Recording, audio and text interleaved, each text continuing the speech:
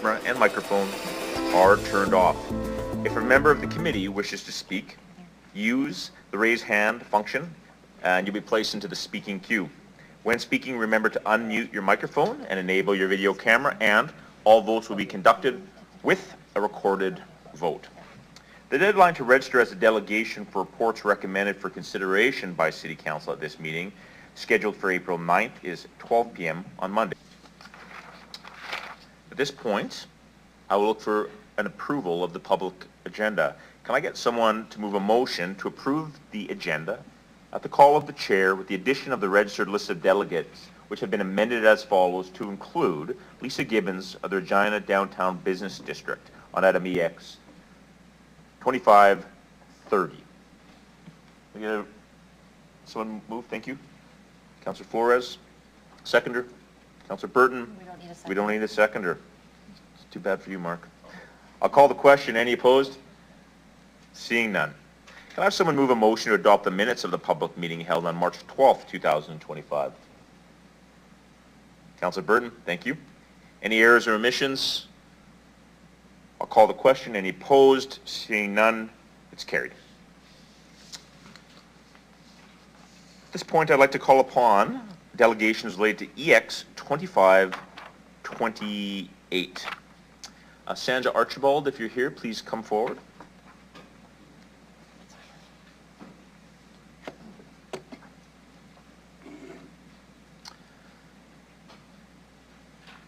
Good morning, Sandra, and welcome back. Please introduce yourself for the record and anyone watching, the organization you're representing, if any, the city or town that you reside in. You'll have 5 minutes to present, after which my colleagues may have some questions for you. Please go ahead. And I'm representing Arch Transco Ltd. and I live in Regina.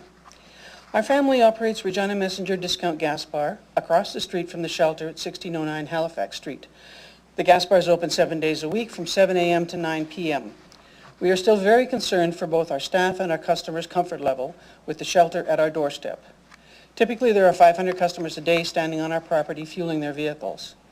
As we've repeated through this process in meetings, we're worried about the hangers-on that loiter nearby the shelter and appear to prey on the vulnerable folks who live at the shelter. Staff and customers need to feel safe in the area and not be confronted with shoplifters, panhandlers, people asking for cigarettes, or much worse. We will do our best to support the Good Neighbor Plan, but the feelings of anxiety and uncertainty are palpable. We understand Ritzis has 5 full-time security personnel at all times, and we would expect Ritzis, as part of the Good Neighbor Plan, to conduct hourly perimeter checks to ensure safety for their residents and neighboring businesses. There have been several productive and collaborative meetings with the administration discussing and confirming some of the tangible items, actively exploring the possibility of gating the alley behind the shelter, paving the alley adjacent to our gas bar, additional lighting on SAS power poles and new lighting, a plan for regular garbage pickup, and bylaw enforcement, if applicable, on some nearby properties. We're still finalizing the 24/7 security piece, including lighting, cameras, and monitoring in the area within a 100-meter radius of the shelter. Administration has advised that all these items have no cost to our neighborhood properties.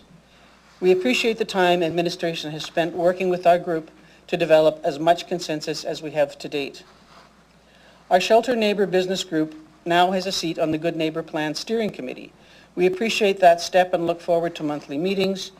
This access will keep our business group up to date on how the community is being affected, what are the success stories, and the ongoing progress reports.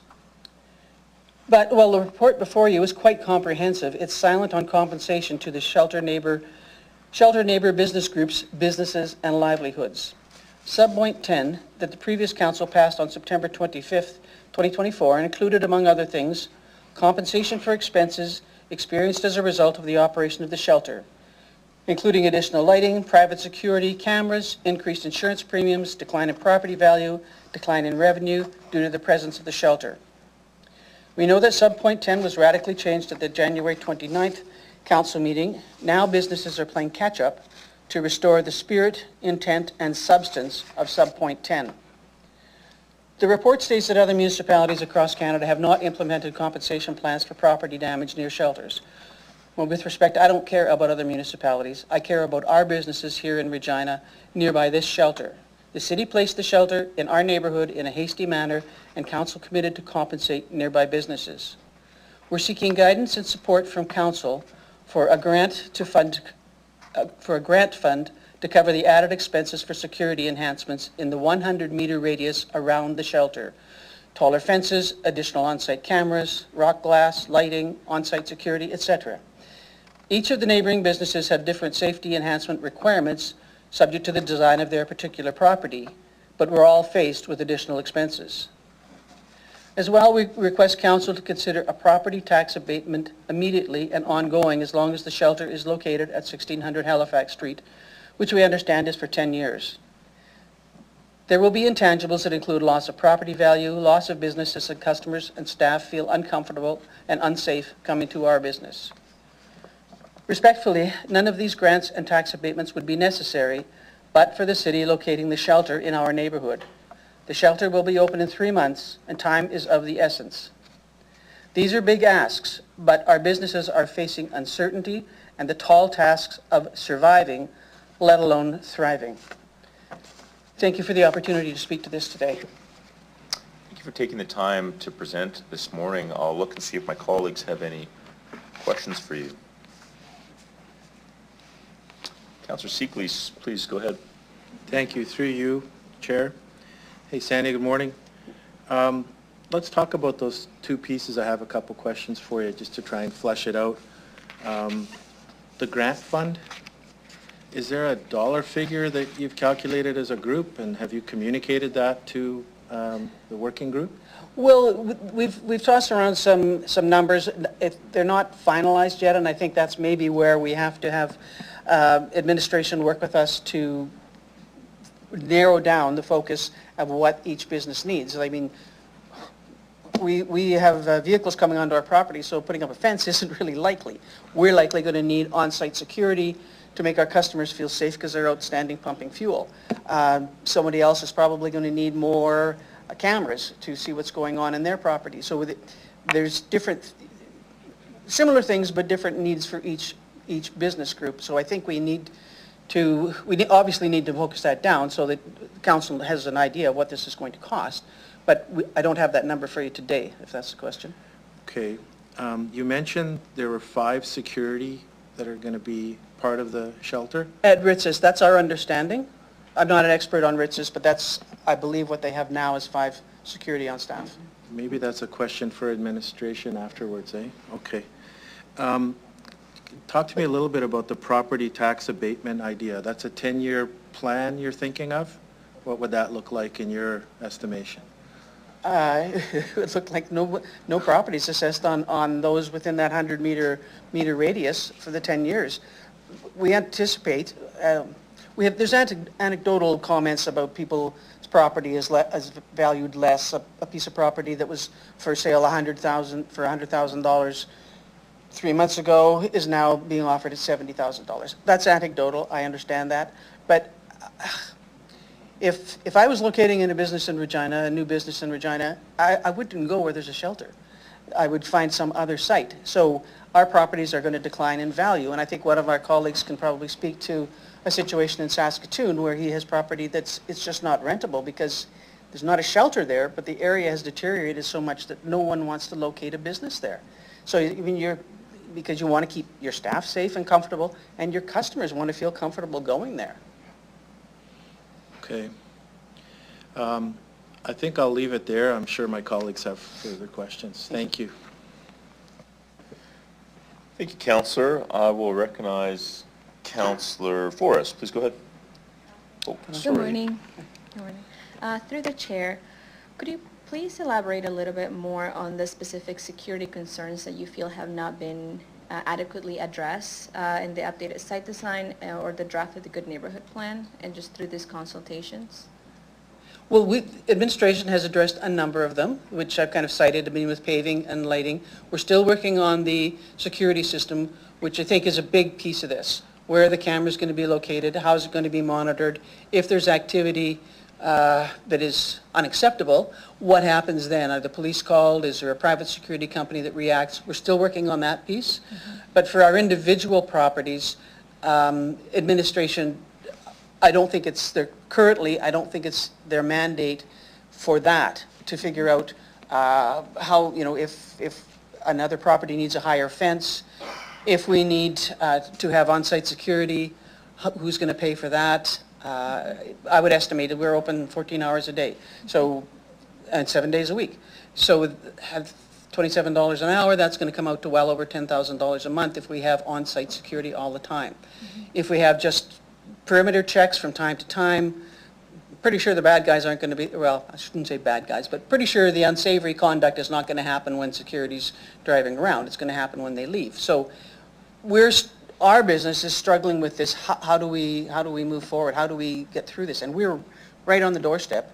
And under the site design, they're funneling the traffic, the pedestrian traffic is going to go down Halifax Street, across from us, right by LK Auto. So there's going to be more traffic down there. And again, it's the hangers-on that is, that come and prey on these people or just hang around them because they know they have money, from time to time, have money. And that loitering is really a large concern for the comfort of our staff, comfort of our customers. All right. Now, I fully understand your concerns, but given that the site's not there, like none of this has happened yet, and we are predicting this, this could happen based on things that you guys have heard and seen, would you say that an approach that might be good for both parties would be to kind of see how things pan out and implement things in phases, or you and the number of businesses around the area are asking to just get everything way ahead before seeing how it pans out in the first few months or year? We need to be prepared now. It's open in 3 months, and you can take a look at the current nest now, and I have a colleague who lives nearby, and the last 2 Saturday mornings, there's several police cars on site there doing something. So there is going to be activity around this site. And we need to be prepared in advance. Beginnings are important. If we set strong parameters around the area so that the hangers-on or whomever understand they can't loiter on our property or on Fella and Fetch or on LK Auto, they understand that right away. That, I think, will, from our understanding meeting with administration, affects behavior, and then they go loiter somewhere else, which isn't good for that area, but it gives us some comfort level. So we need to have these in place right off the hop. All right. Thank you so much for that. That's all for me. Thank you, Councillor. I recognize Councillor Burton. Please go ahead. Thank you, Sandy. Right. Through the chair. The alleyways, I took note of that, about all alleys adjacent to the property to be closed. And so it's between Broad and, I believe, Halifax first, and then Osler is next. And then there's the alley behind your business that's right next. Is that east-west traffic in the alley of particular concern because people would use that as a shortcut and then they end up stopping and problems there? Is that the biggest issue, is the east-west traffic down the three? Down the alley? Down the 3 different alleys that aren't quite in a line, but have a cadence there. Yeah, there's definitely foot traffic that goes through there. There's foot traffic that crosses the tracks and comes through there. The city's working hard on the alley behind our property to clean it up, get rid of the tall grass, the trees, grade it and pave it, which would be great. And so that will allow more vehicle traffic through there, which administration believes more eyes will be on people so that they won't linger and loiter.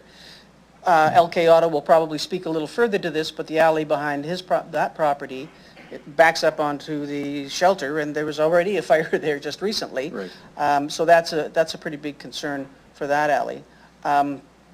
The other alley behind Fella and Fetch, I'm not as familiar with that one, but I understand it may need to be kept open and not gated for business access.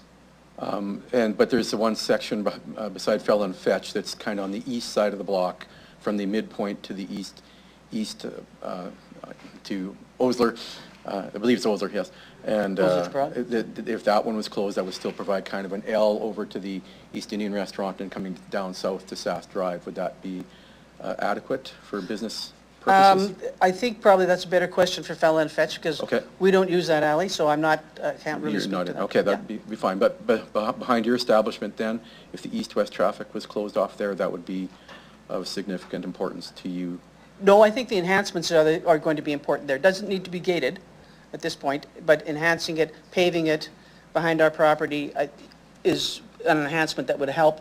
But would not keeping people out of the alley, out of sight, where they feel they can maybe do some Yeah. things that they can't do on Sass Drive, on South Railway, on the kind of the public street, would not provide an improved environment, because they just, if you don't have a path to get through, then they don't, oh, I'll stop here and do something. I'll leave that to your decision here, but to me, that would be of significant importance to reduce somebody lighting a fire or something like that, beside. Yeah, no, I understand, and that's a good point. There are some challenges, I think, with administration as to whether or not that there's snow removal and all of that sort of thing, but if the alley's closed off and there's no traffic, I guess the snow doesn't need to be Well, removed. there's no other, there's a bit of parking to the east of your establishment, and that's it. Yeah. There's no other need for that alley, correct? Correct. So that if it was closed, done, nobody walking, nobody hanging out, no problems. So that'd be something I'm going to be Yes. pursuing. Okay, thank you. Thank you, Councillor Burton. I'll recognize Councillor Rasevich. Please go ahead. Through the chair. Hi, Sandy. I guess I can understand, I guess you guys, the stress. I guess you guys got some stress. My question is, have you talked to, or are you aware of what's going on, like at the Nest? Because that's where the shelter is now. Mm-hmm. Have you spoken at all, or anybody over there? I'm just kind of curious, because Well, some of the others in our group have spoken directly with Ritzis. Ritzis was at a meeting, one of the group meetings, and explained a lot of what does go on in there. Yeah. And, I mean, it sounds like quite a lot of varied activity, from people who are just down on their luck and needing a place to stay to people with serious addictions. And mental health struggles. So it sounds like it covers a wide range of people in there. Ritzis is very cautious, and rightly so, about privacy on their clients, so there's some flow of information, but not a lot. have you got any feedback on, because I know the concern is, I guess there's always loitering, but, stealing or doing whatever. Have you got any feedback on, like, when they've spoken to people over there at the Nest, of those types of things happening there? Yeah, well, one of our got- colleagues who will speak probably a little bit later has spoken with a property owner at the Nest and how the challenges that they've had around there. Just anecdotally, I mean, I drive by, it's much better now in the last few months than it's been. Yeah. A lot cleaner, a lot less people hanging around. Yeah. But in the first year and a half, I mean, there was always loitering out front, and so I think if Ritzis does perimeter checks, and if Yeah. that's part of the good neighbor plan, that they shall do these perimeter checks, that's some level of comfort for both their residents and for the neighboring businesses. So if there's somebody loitering and hanging around, they will move them along.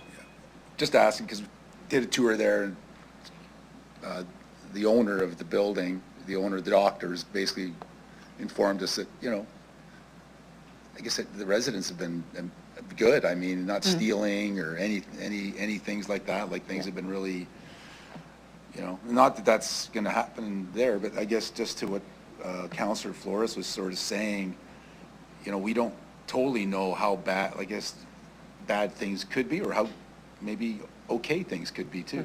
That's all. Yeah, I think there's been a lot of thought put into the new building, for sure, and I think lessons learned, as they say.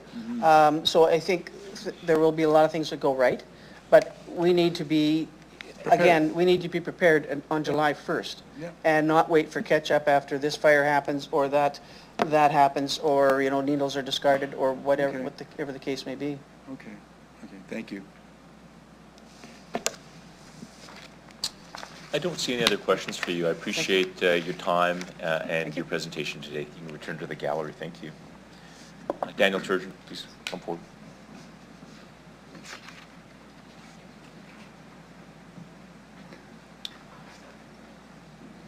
Good morning, Dan. Thanks for taking time out of your schedule today, and welcome back. Please introduce yourself for the record, the organization, if any, you represent, the city and town you reside in. You'll have 5 minutes to present it to council, after which there may be some questions for you. Please go ahead. Good morning, members of Regina City Council and administration. My name is Dan Turgeon. My home is in the Crescents neighborhood of Regina. Today I'm representing Town and Country Plumbing and Heating and Electrical and my investment in commercial property at 1450 South Railway Street. For 62 years we have been contributing to the development of Regina's housing projects, building journey person tradespeople through this SASC apprenticeship program. We are a team of 180 folks. For the last 22 years we have endeavored to be a good neighbor and demonstrate pride of ownership of our facility on South Railway. My request of City Council has two components. These components represent the spirit of the unanimous vote of the previous council in last October. The text of resolution number 10, CR 24-105, is in my delegate submission. The amendment of January 29th, 2025 has not provided administration with the tools to engage with businesses in a meaningful way and has resulted in empty discussions. These two components, number one, provide a clear mandate to administration to fund an emergency shelter neighborhood security and maintenance fund, which supports private property. This fund will have an operating budget of $150,000 annually and will directly fund the installation and operation of a remote video monitoring system like the MSU Pro system provided by Stealth Monitoring. The surveillance provider will be responsible to the businesses and will include sight lines for businesses on Osler, Halifax, and South Railway. This fund will provide ongoing maintenance for alley, fence, and gates as described in administration's report south of the shelter, and as well separating the CPKC rail yard from the Casino Parkade to Toronto Street. This fund will also provide neighborhood cleanup and debris removal in the area north of Sass Drive, east of Broad, and west of Ottawa. Item number 2 of the request. Provide a clear mandate to administration to formalize a public backstop for business owners within 100 meters of the shelter. We accept that the emergency shelter is an integral part of Regina's public homelessness strategy. We business neighbors are committed to active participation in the Good Neighbor Plan. Success of this project for us means that we support the operation of the shelter with no noticeable deterioration of our neighborhood so that we can continue contributing to the city's growth and development. In the unlikely event that we experience a decline in revenue, a loss of lease revenue, or a decline in the value of our properties due to our direct proximity to the shelter, there must be a formal compensation agreement in place as approved in resolution number 10. This should be in the form of tax abatement for properties within 100 meters of the perimeter of the shelter. Additionally, immediate work must begin on City of Regina encampment bylaw to allow for the extinguishment of encampments on public or vacant private property with or without the engagement of the owner. Thank you. Dan, thanks for your presentation this morning. Maybe see no immediate questions. I'll start off. Thank you for taking the opportunity to meet with me. I guess it was last week. One of the things that stood out for me when we met was your comments around public safety for the potential clients of the shelter. Could you speak to me a little bit about your concerns and some of the ideas as it relates to keeping clients safe? You know, you've referred to fencing and the railway. I think those comments were well made and I appreciate them, but I'd like my colleagues to hear them as well. So with regards to that particular component, fencing of the CPKC rail yard from the Casino Regina Parkade through the back of my property on South Railway, all the way through to Toronto Street. Eric from the city has been engaged, and we had a Zoom call last Monday with the folks from CPKC, 12 of them, for an hour and a quarter, to discuss that fence line and whose responsibility it is, whether it's the city's responsibility for relocating or locating a shelter close to the CPKC property, which they've owned for 120 years, or if it should be jointly funded by myself as the property owner of the South Railway property and CPKC. So the idea behind that is that the officers, the directors, the chief of the police for CPKC are very concerned about the proximity of the shelter to their active rail line. And there's more conversation going on with regards to the fencing and ongoing maintenance of that fence. Thank you. Understanding, Dan, that, we also have a fiduciary responsibility in terms of public resources when we think about compensation. I wonder if you can share a little bit more about when you talk about property tax abatement, and I've heard you say maybe amortized over several years. In your mind, what's some guardrails around that look like that are fair for business owners, but also being mindful of the fact that we have to think about, scarce public dollars as well? Yeah. So with the previous council, the discussion around Resolution 10 and the location of the facility was the notion that we accept that a facility is needed. It will be for the benefit of our city. The costs of which should be a public cost. They shouldn't be borne directly by 6 business owners that are in direct proximity to the shelter. Now, those costs, I think as Councillor Flores had mentioned, may not be realized. And so in my statement, I said, in the unlikely event, there should be a formal public backstop. And that's so that if we are in trouble, there's a mechanism to claim relief through the process of tax abatement. So for example, my property has annual taxes of around $30,000. If there is some security enhancements or something that needs to be done on my property to ensure that I can successfully manage and operate and grow my business, then I'd be able to capitalize those expenditures, those approved expenditures by administration, and receive a tax abatement for those values.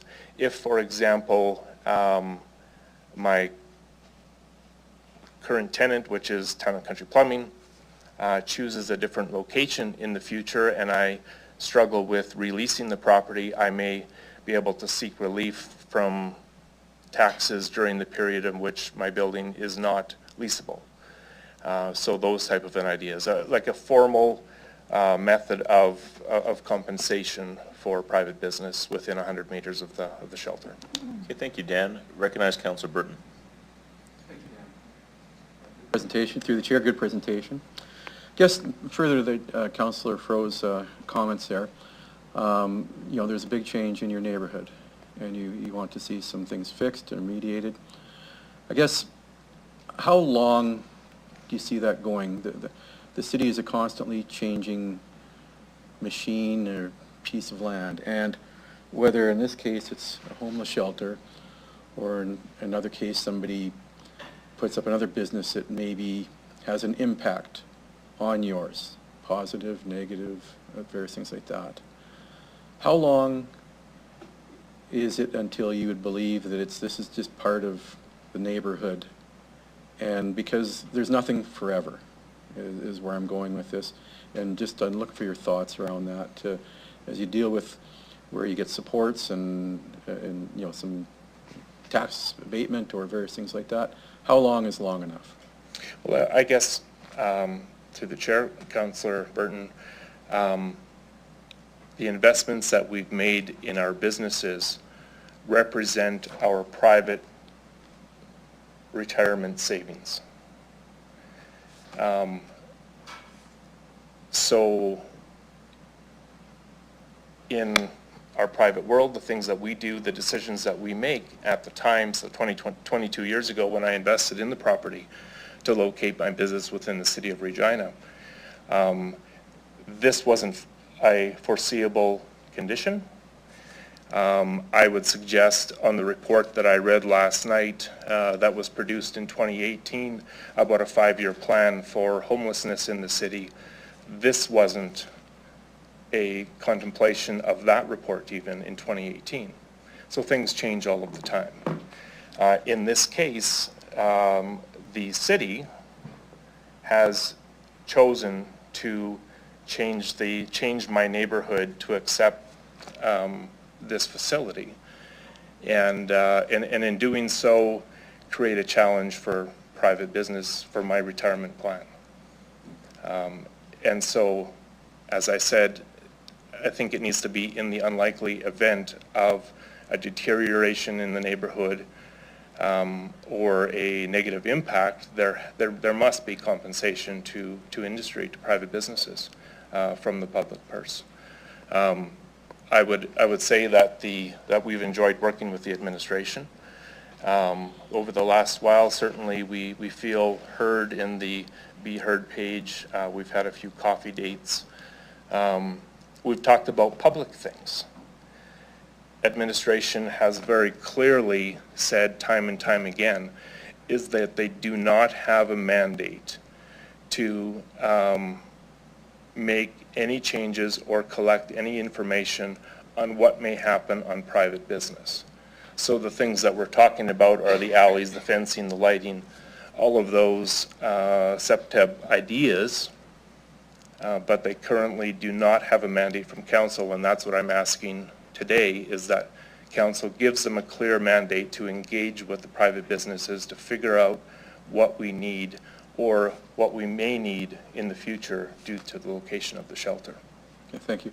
So, I'm going to kind of push on this here. Just, I'm all for working on some solutions and stuff like that, but how long is forever? And as I say that, I have friends that worked at CP Rail, and they talked about many people going through the yards or stuff like that, and I'm going to assume, and you can correct me if I'm wrong, that you've had people going along the railway tracks or scooting through property there as well in the past, that some of the stuff is not new. Right. Yeah, those items are not new. However, we expect, I guess anecdotally, because we don't have the resources as private industry that the city administration may have or the CPKC may have, is that we may experience an increase in those behaviors which will contribute to the deterioration of our neighborhood. Okay. And if we've all done our job perfectly and we've been able to foresee all of the potential challenges and we've put all of the backstops in place, this is a moot point. Nobody's asking for a public handout. What we're asking for is a backstop. Okay. Thank you. If you recognize Councillor Flores, please go ahead. Through the chair, we've talked about the possibility of an increase in loitering, garbage, perhaps crime, and you said you agree that that may or may not happen, but in the case that it does happen, you want something, right? So to be able to do that, on your guys' end, do you guys have any data in terms of just a rough understanding, what does that look like now? So we could measure against whether there was an increase, decrease, same, to be able to, if there were any measures, to be able to deploy that appropriately.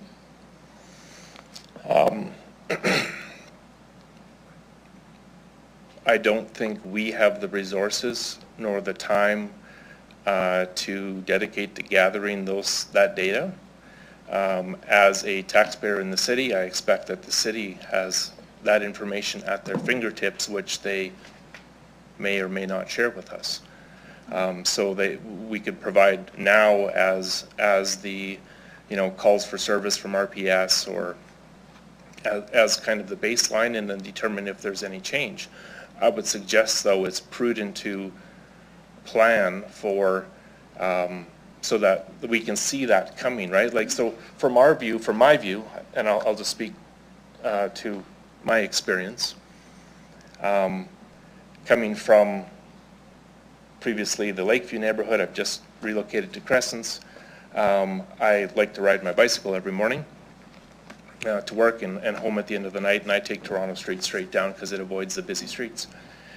So from a bicycle, you can see things that you might not see in a vehicle. You can feel things that you might not feel in a vehicle. And from what I've witnessed,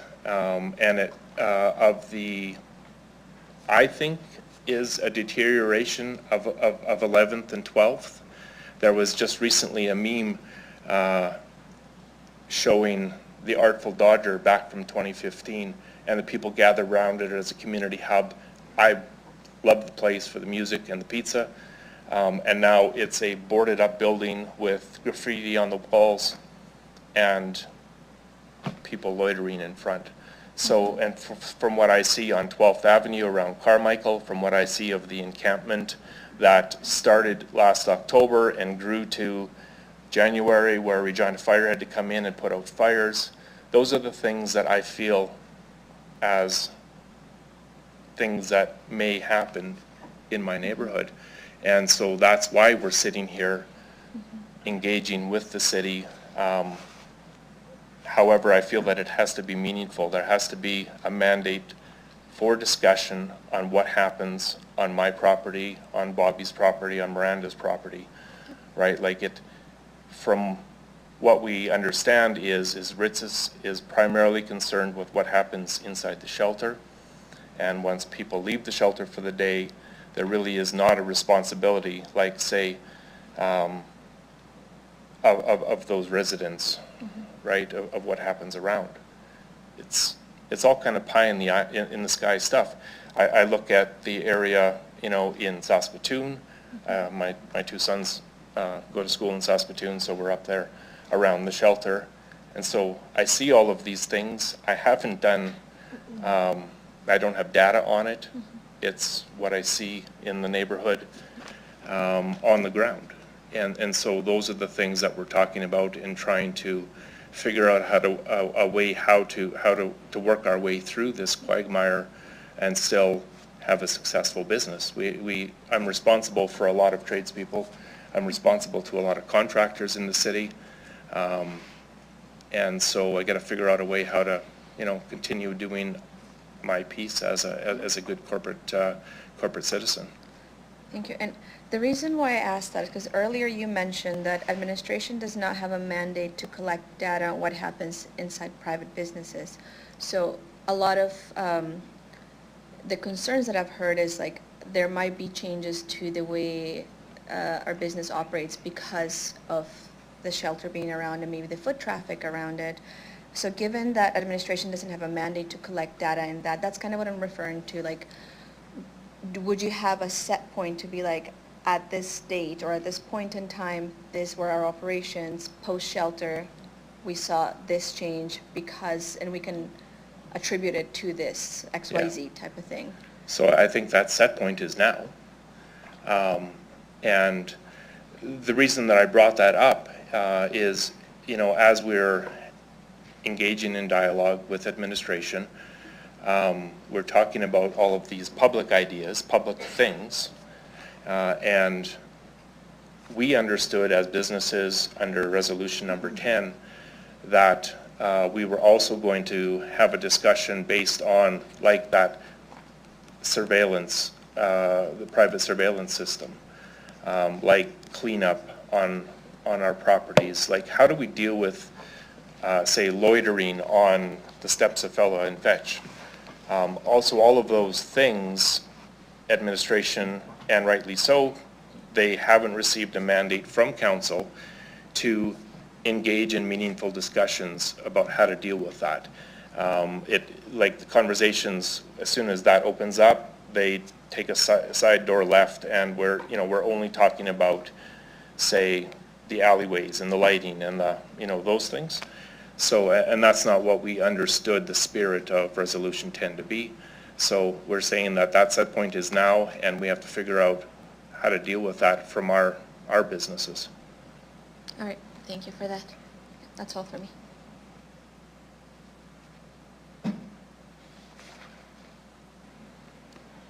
Okay, next I have Councillor Mancinelli. Thank you very much, through the chair.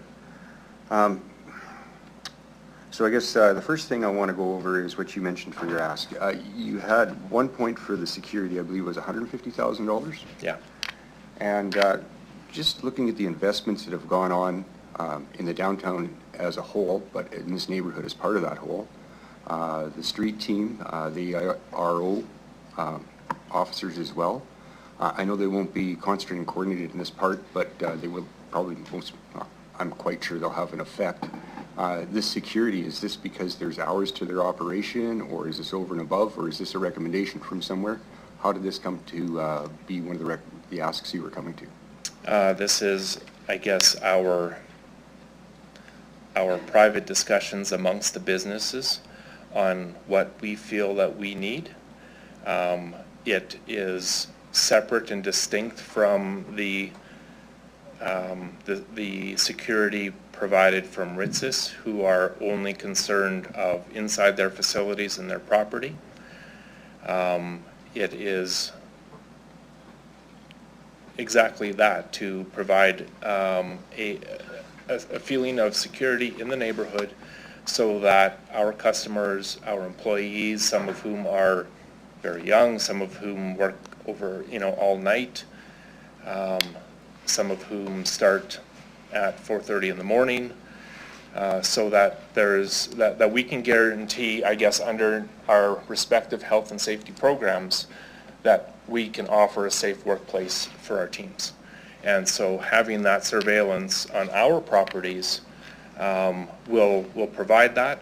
It may be for a short period of time until we realize that, heck, we don't have a problem at all, or it may need to be an ongoing surveillance program that we put in place through private industry. And I say private industry because RPS, AROs, publicly funded, that's all good. They have an immense job to do, and I don't want to take away from the job that they're already doing to, I guess, add another dimension of things to their schedule, because they just don't have the infrastructure, they don't have the ability to deal with that as we see that we might need it to be dealt with. I appreciate that clarity. Okay, and going back, when this was talked about, you're located in the Heritage neighborhood. In that Heritage neighborhood, we have properties that we don't want to devalue because of age, so we put up an incentive for people to keep their houses up, to keep the housing supply up, knowing that there was challenges to the neighborhood due to age. And so basically, watching Saskatoon open a permanent shelter, watching the temporary shelters and what happened, the suggestion came to preserve the neighborhood. There should be the same type of a fund with the same type of a circumstance, a tax abatement available for capital investments. And to put that to use in an example would be what you're describing with your proximity to the tracks. You have a proximity to the tracks that has a risk to you as the landholder because people might gain access from your property. There's an increase in that risk because of placing more people who might take those actions. Just, I think that's a known example. People tend to wander. And so now if no one else would step up as a good corporate citizen providing safety in the city, you would want to be able to put fencing up and have some form of a tool to recapture those costs.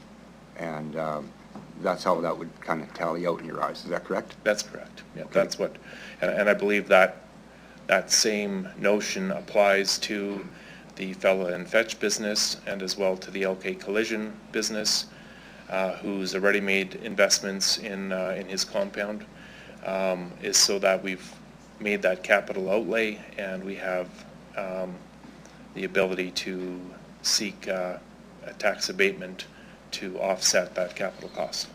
And here again, when this was a temporary shelter in other places, this wasn't going to be the next decades long. Yeah. And this was kind of brought forward from looking at what happened to other shelters as well as permanent shelters to try to be wise from other people's actions so we could open smart. Is that correct as well? Yes. Okay, thank you very much. And I'm just looking, I think my other question was already answered. If not, I'll get back. Thank you. Thank you. Recognize Councillor Radens. Please go ahead. Hi, thanks for being here, Dan. So how far is your business from the future shelter? To the chair, Councillor Radens, it's kitty corner. So the corner of the shelter on the opposite side of the street that my property starts. The start of our property is a parking area that we use for our staff and our team, and then our building is towards the other side of our property. So I would say, I don't know, 50 meters. Is it 50 meters? Because Yeah.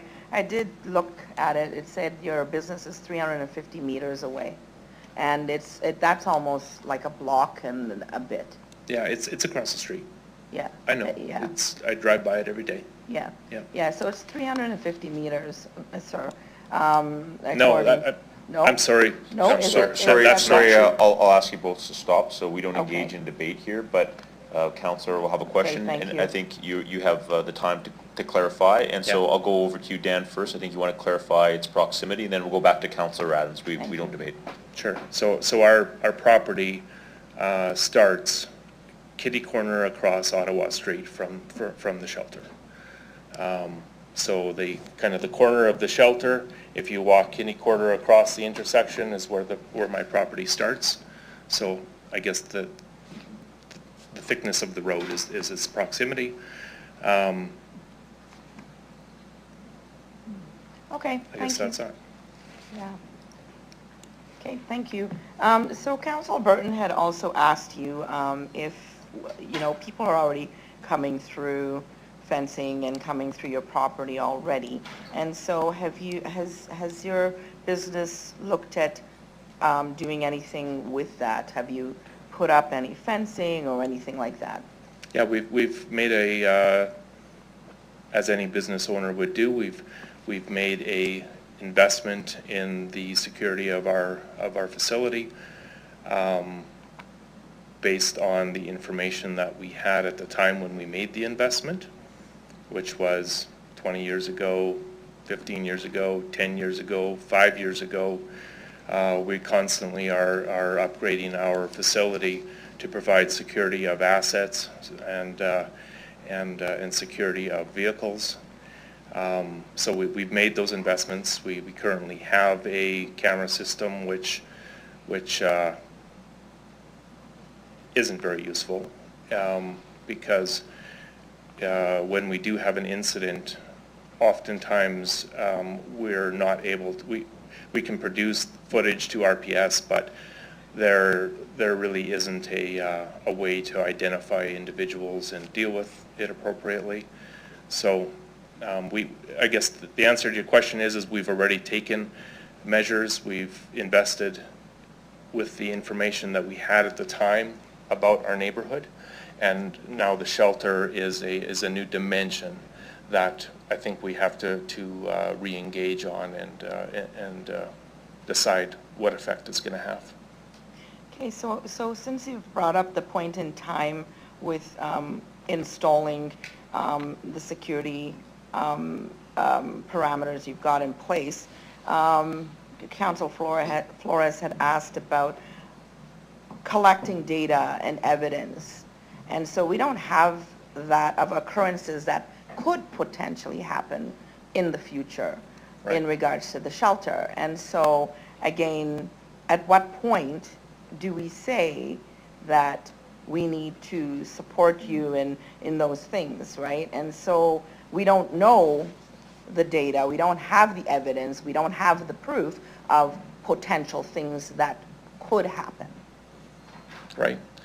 Through the chair, I believe the previous council had that very question in mind when they voted on Resolution 10, which was to support the neighboring businesses with a public fund for for security, for cleaning, for removal of graffiti. If you read through item number 10, that was the information that the previous council had in voting on that item, and they included that in a unanimous vote. So even though I think that they didn't have a crystal ball neither, all of us, whether it's public officials or business people, I think it's prudent for us to imagine that we have a job to do to protect the taxpayers and the voters of the city of Regina. Okay, so also, so we talked a little bit about the nest. It came up, and Councilor Rasevich, brought that up.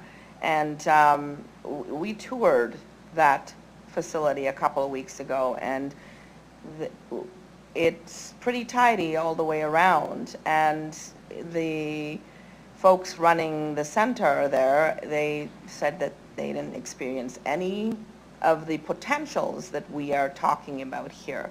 And reference to police also coming on a Saturday morning was mentioned. And so I would just like to say that police can come at any resident in the city anywhere, right, to deal with whatever is happening.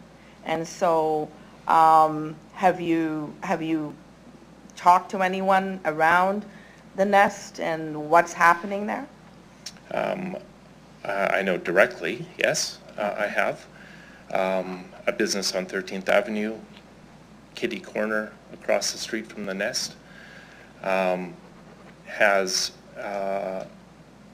informed me that their incidences of loitering has gone up substantially during the day. And I believe that that's one of the key points. Maybe that's not the best characterization of it, but the key item of discussion, and I believe that Eric the other day in the Zoom call that we had with CPKC, it was said directly when he was explaining about the operation of the shelter and the fact that the residents, the people who are benefiting from the shelter, that they're encouraged not to stay on the property during the day. And the individual from CPKC said bluntly, well, that's exactly what we're trying to talk about or trying to engage on is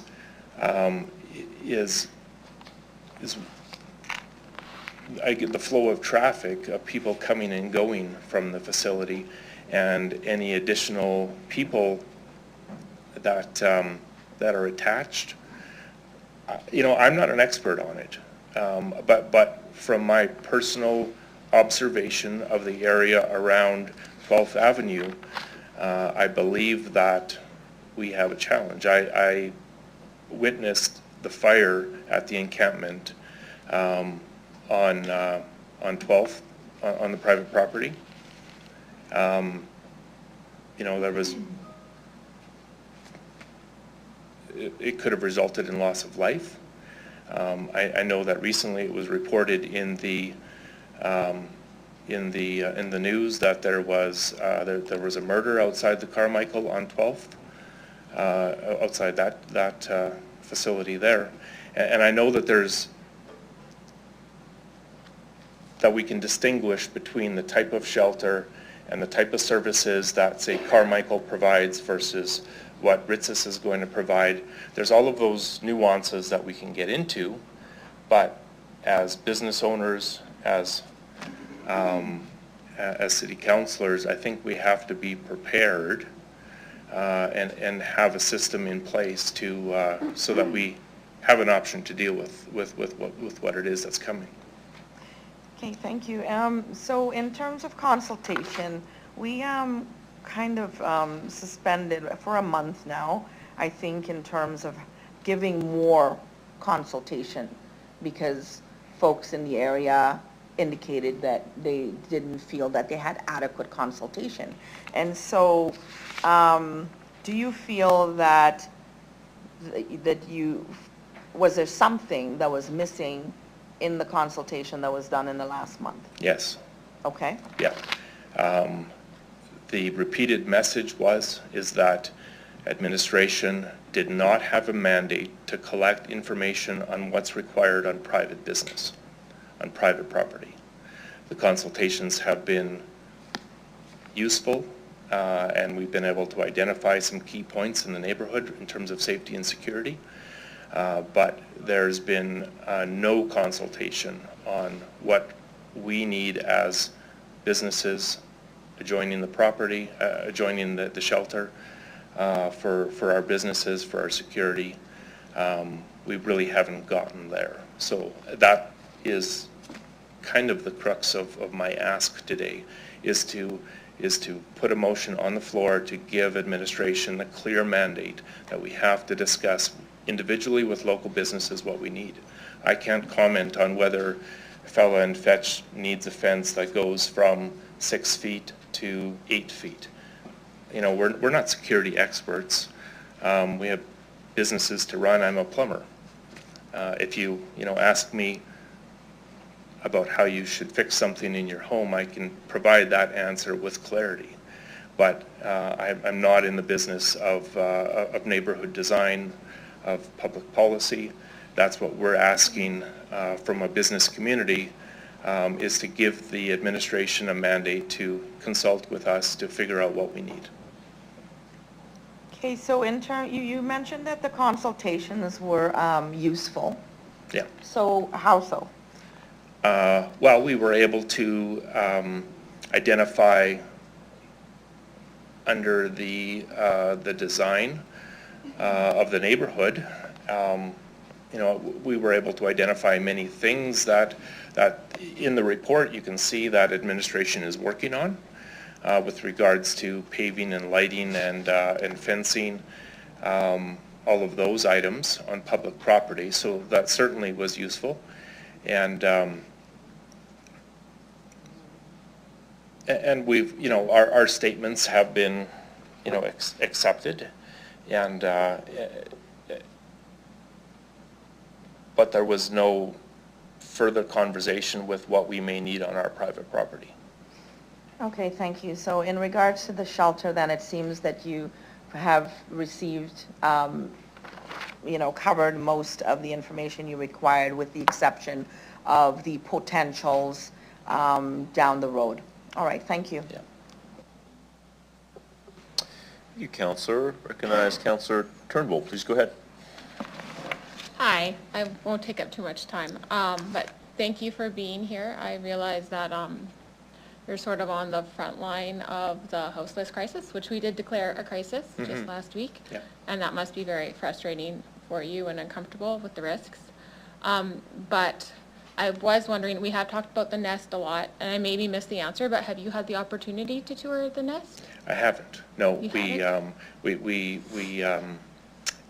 In one of the evening presentations last fall, we were able to hear from Natasha about their programming and what they do with the nest. But I feel it's kind of like a private facility that we might not be welcome. So I haven't Okay. That's added that to my daytimer, no. Is that something you would be interested in? I think that there's probably enough of you that have, and enough of city administration that have. And so, really that's, I'm, as a business person, I'm relying on your expertise to talk, to understand what it is that they do. And I guess we're not debating whether or not it's a useful, or that we're helping people get into a different level of shelter, of home ownership, of employment. All of those things are great and wonderful, and so, we're supporting that from our businesses. We're supporting that from, as being a part of this community. And what we're primarily concerned with is what happens outside of the shelter. And so we're relocating, or we're locating a new neighbor. And so we're just trying to be prepared and know enough about it so that we can deal with it and how to change our business operations around it. Okay, and were you aware, and I'll ask administration more about this when we get to them, that the Nest and programs all around downtown, this council in the past few months, and I'm going to get the acronyms wrong, so I will ask administration, approved some incentives. So there was the revitalization incentive program, and the Nest itself was able to get some 5-year tax abatement, but that is for things, and so that's actually for our certain areas downtown, because it is a houseless crisis, not just affecting your block, but the whole city. So we did actually put in some Councillor Turnbull, do you have a question? Oh, yeah. I will ask, so I was just wondering if you knew about any of those programs, or if that had been mentioned to you during any of these consultations? Not during the consultations, but as a member of the community, I'm interested and following. And yes, I was aware of those programs. Okay, well, thank you so much, and I'll ask administration more about those, and yes. Okay. Thank you, Councillor. I'll recognize Councillor Seek, please. Go ahead, please. Thank you, through the chair. Hi, Dan, welcome back.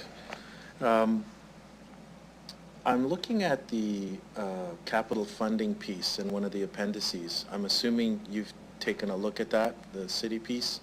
You've Yeah. seen that? Okay. In 2025, I see a line item of $93,500 for neighborhood safety investments, and in 2026, a line item for $450,000 in neighborhood safety investments. In your discussions with administration, do you know what those are? Just at our last coffee meeting, we asked that question about what the $93,000 was, and maybe administration can expand on that. I believe that maybe the question was lost in more conversation and we didn't get a clear answer on it. So maybe administration, if you could expand on what that is. Sure. I guess I'm not able to speak on that directly. And the 450 for 2026, same? Same. Same? Okay, yeah. Were you made aware of any bylaws that would affect the various security enhancements that you and other surrounding businesses have suggested? Has anyone mentioned that to you? No, that was not. I'm not aware of any either. I believe, I don't think Yeah. that, no, we, in conversations, we had a conversation around the bylaws around encampments and encampments on private property, and heard some frustrations with regards to our municipality's inability to engage on those circumstances. And so at the very end of my presentation, I stated about that. I believe that there's work to be done on that particular bylaw, so that, say, if there was an encampment in one of the vacant properties across the street from me or next to the shelter, that there could be action on it before it becomes a large challenge that Regina Fire has to step in on and only exercise the disbandment of that encampment underneath the fire bylaws.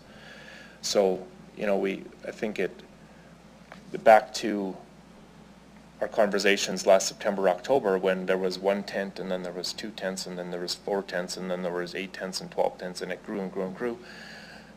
Very similar to front courtyard of the city of Regina. Those it's not what I as a business owner want in my neighborhood. I think it leads to the deterioration of our community around our space. And so part of this houselessness mandate and the state of emergency that was just declared is figuring out how to house people directly, how to get all of the folks that need help in our society into a continuum of housing, so that the emergency shelter is just that. It can always be a 55-bed emergency shelter. We don't need to add on to it or grow it or add another one here, add another one there. There's got to be more to this public discussion than providing for these emergencies. We have to figure out how to get folks into housing, and we have to figure out how to, get folks being able to engage in our community and in the economics of that housing. In the discussions that you've had to date with city officials, was anyone from fire and police available in those meetings? They weren't. However, we received a seat on the steering committee. There hasn't been a meeting yet, and I don't think we've nominated somebody from our group. But on that steering committee are members of fire and RPS. But we haven't been there yet, or maybe invited. Okay. And my last question was, your written submission is different than your verbal one because you added some numbers to it. Through the chair, is there a way to get the updated version? I can certainly provide that. Yeah, I mean, I think Dan has provided his statements for the record, and I think offline we can connect with Dan and distribute that to council members, if that's agreeable to you, Dan. That's agreeable. Okay. Thank you. Dan, I don't see any more questions. Thanks for taking time out of your schedule to come again today, and appreciate your perspective. I apologize, I've missed Councillor Rastovich. Please go ahead, Councillor. Hey, through the chair. Hey, Dan. So it just sounds like, we've been doing a lot of talking, but so basically what you're looking for is, I guess, funding. I guess the private business wants some funding for lighting, cameras, security, because that's not in place, right? True. And number two, some tax abatement possibly, for, I guess, just to wait. I guess the tax abatement would be for, like on your property taxes, some sort of decrease, I guess, to help offset maybe some costs that you guys might incur? Yeah. I guess for speaking for myself only, Yeah. not for the other businesses. Yeah. I've got a lease with the current owners of Town and Country Plumbing, which ends in October of 2026.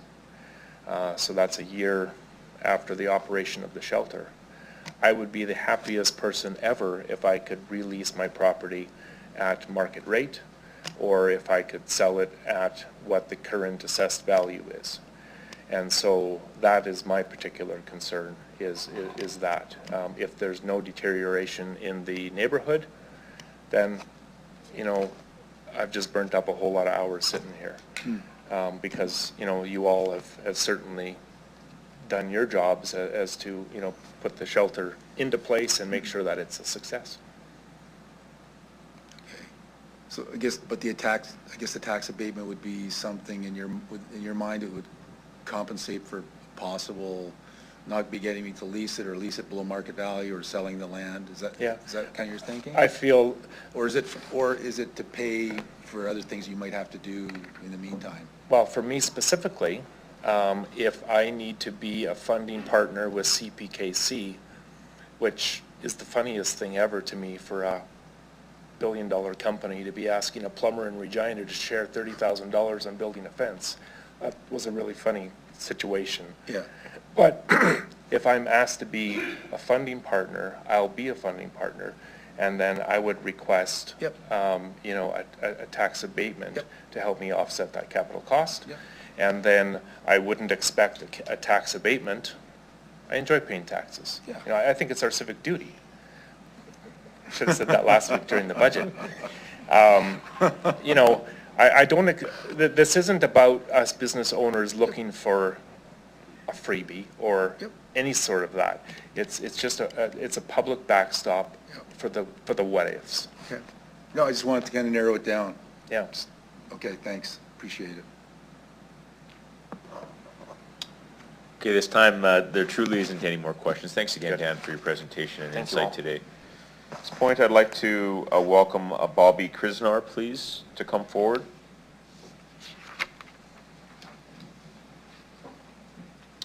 Thank you, Bobby.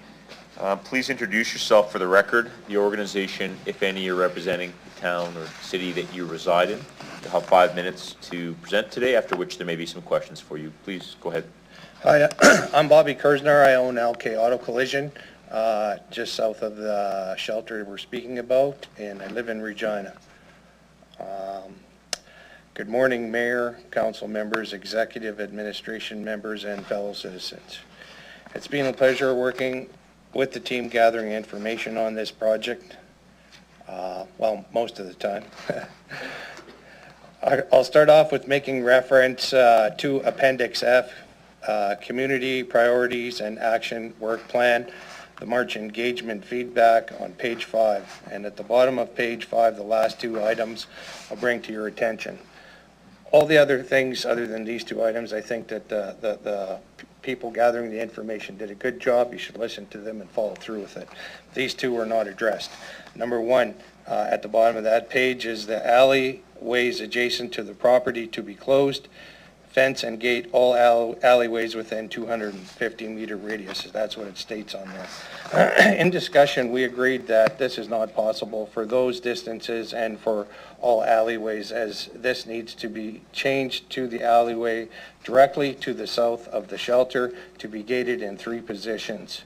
On the Halifax Street entrance, the Osler Street entrance, and the 3rd position to be gated in the alleyway on the property line between LK Auto Collision and the Oscana Center.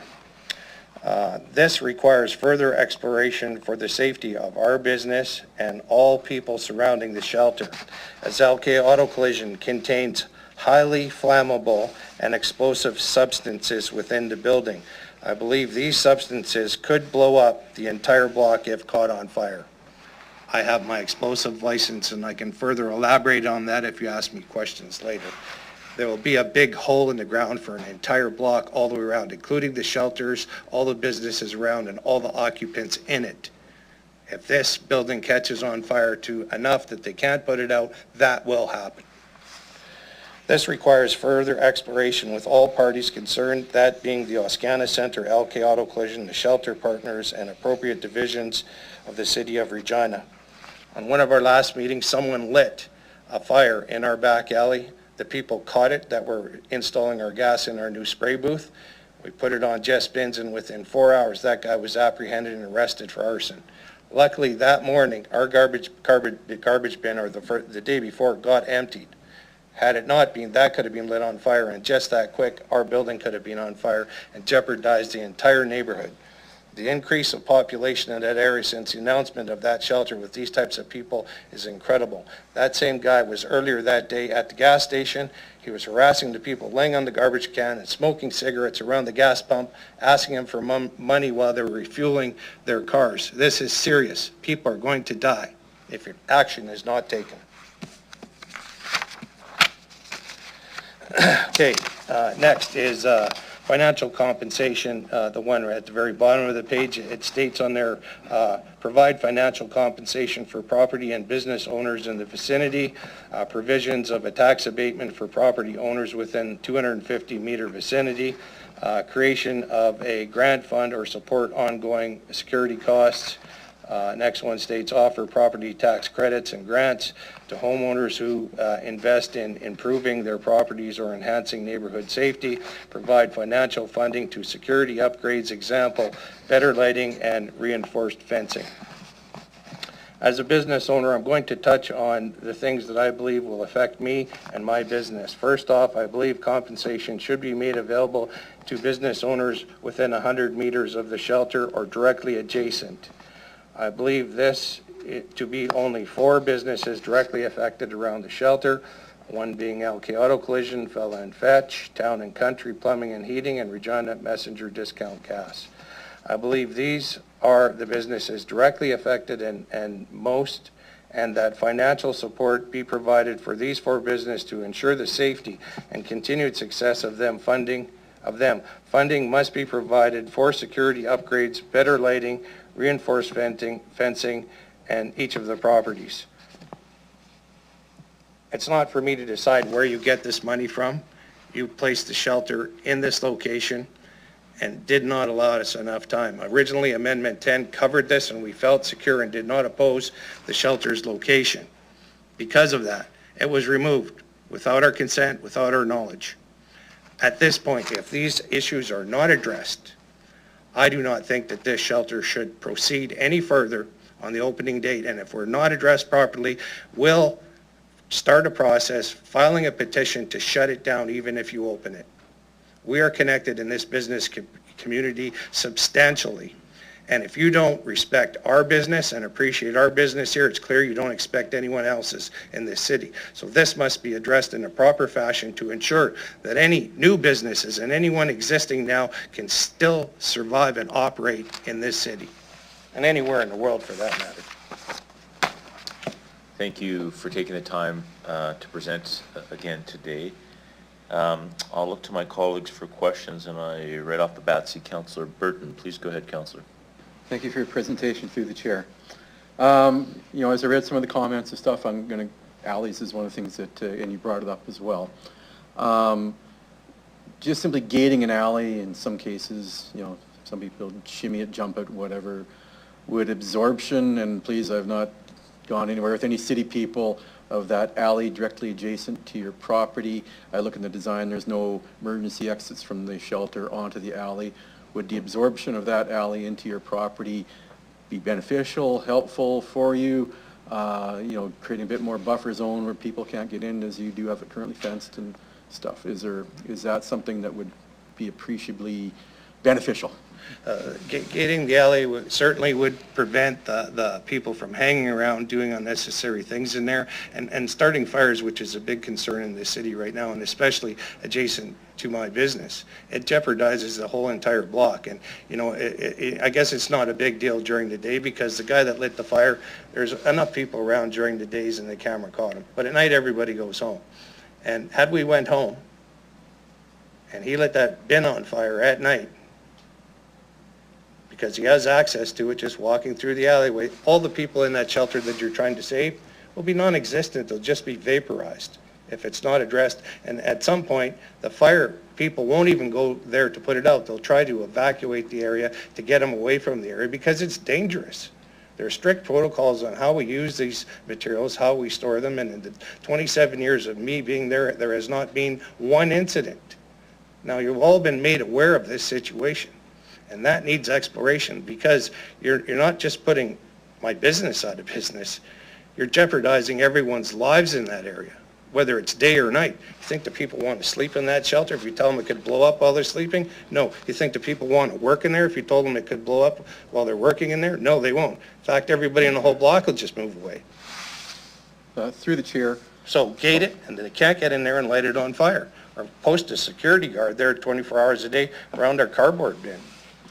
Thank you. Your choice. Through the chair, would any other businesses in the area be impacted by the closure of that alley immediately adjacent? I spoke with the ones surrounding it, and they're all okay with it. Nobody uses it. The shelter should also put their garbage in behind there in the gated area, because then that can't get lit on fire, and that could easily be opened and closed. And speaking with Eric, the city manager, he says, well, you can't just gate an alleyway, but he says, because how do you clear the snow and how do you open and close them in the wintertime?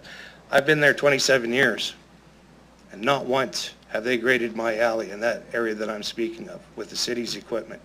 I've always went in with my own skid steer and the people I've hired to remove the snow and move it out of there and off the street in front of my place because they hardly get there either. So if it's gated, gladly, we need to use it ourselves. We will open it and close it during the day, and we'll remove the snow in front of it to make sure that it works. It's doable. There's many businesses I can show you in the wintertime. SGI Commercial Claims up north, they have a gate that opens and closes in all weather. I'm there 2-3 times a day conducting my business, and it works in all weather all the time. There's a reference right there. If you don't know how to do it, I'll take you and show you that one. Thank you. Thank you, Councillor. Recognize Councillor Seeklees. Thank you, through the chair. Good morning, Bobby. Morning. Thanks for coming back. You're welcome.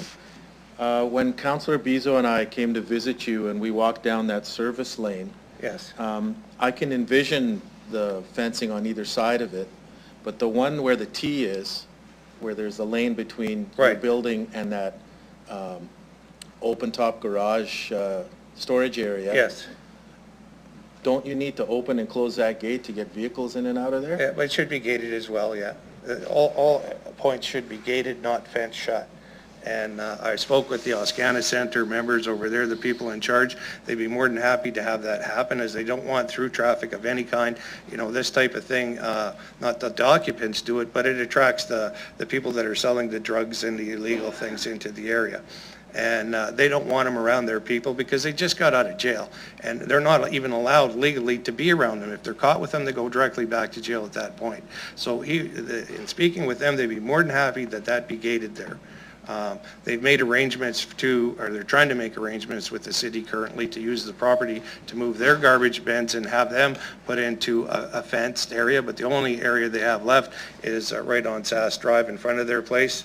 The people there told me that they would fence it in such a way that you couldn't see it from the street in any way, otherwise they have nowhere else to put it. So, and their garbage cans currently right now are on the other side of my building, by the two main gas lines that come in there that are huge compared to most businesses, because they run my spray booths, and they have 12 million BTUs to each spray booth. That's the amount of gas volume that's in there. So they're acting upon moving those garbage bins now, so again, they don't start the building on fire and blow the whole block up. They are aware of that. Thank you for that. Could you, for the benefit of my fellow councillors and the public watching, talk about the special conditions with respect to unlocked doors and keys in cars? Because I thought that was pretty important. It is in that alleyway there, and we have in the plans to install 2 more doors in on that side alleyway there, just for easier access in and out. We have to, the overhead doors are open in the summer. There's no way to air conditioning a building of that size, so the doors must be open. If I don't open them, my staff will quit and I'm out of business. So in the summertime, those doors open up so they can cool off, but then also the vehicles have to go through diagnostic patterns where the keys are in them, the cars have to be running, and the equipment has to be hooked up to them, and the exhaust must go out the door. So passerbys see an opportunity with a running vehicle, the keys in it, and no one around, they just hop in it and drive it away. That could happen every day, 10 times a day. We do the diagnostic to these vehicles before we start working on them, while we're working on them, and once they're completed. So this is an ongoing thing that is continuous. And so this must be gated in this area to prevent these people coming by. There's just no way to, unless you put security guards at every door all the time and keep the people away from them, that cost is too much. And finally, I asked Dan about whether police or fire were part of any consultation that you had. Were any Indigenous elders involved? No, there's no, not that I'm aware of. And there was no police or fire at the meetings there. They should have been, and I think that we've been put on a thing where we can go and speak and listen to what's going on there. Fire in the city is a serious problem now. Everything's burning down everywhere, especially garbage bins. That's it for me. Thank you, Bobby. Yeah. Thank you. Recognize Councillor Adams. Thank you for being here and presenting. Just a question in regards to the consultation. You indicated that everything on there was good to go ahead with that, correct? The rest of the stuff on it, yeah, I'm in Right, so- agreement with what they want to do there. Yeah. I don't have any issues with it. Okay, great. As long as they implement it, of course. Right, okay. So the consultation then was good in terms of, addressing your concerns? Other than the items that I've listed here. Right. And I can't speak for the rest of the people, so. Right, okay, and that's fair. So in terms of, you know what, no, that's okay, thank you.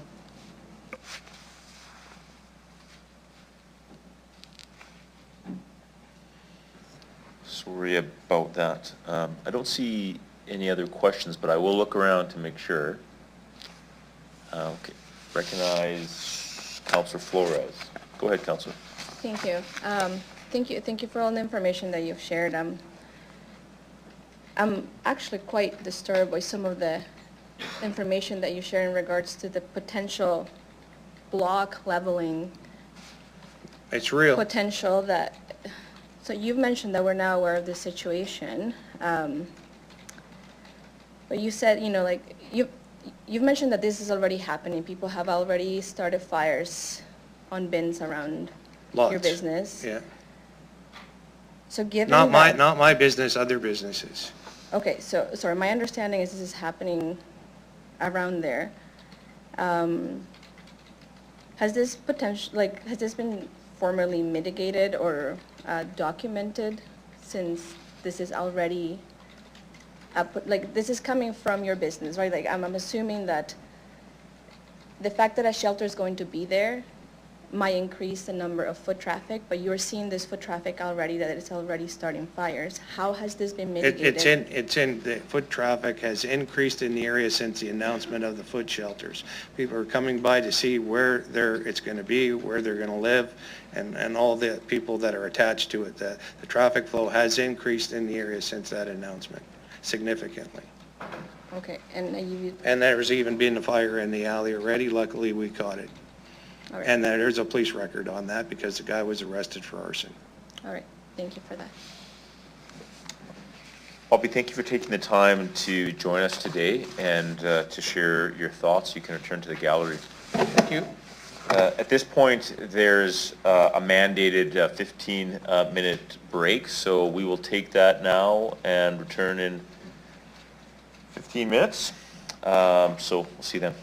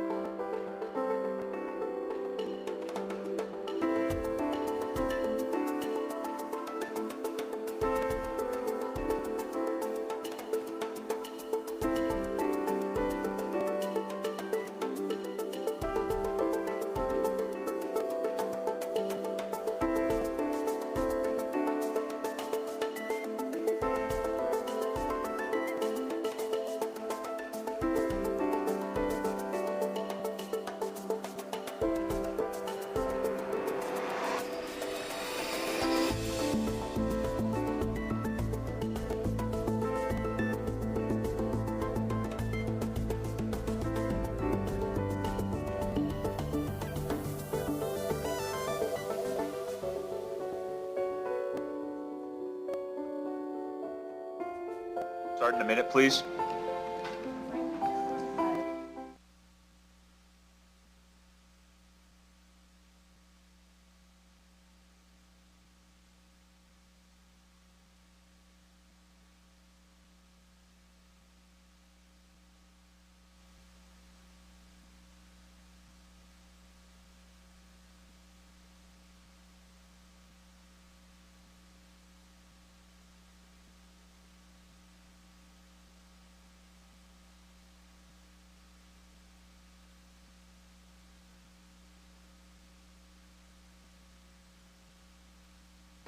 Okay, we're going to get started. I'll ask that everyone take their seats, please.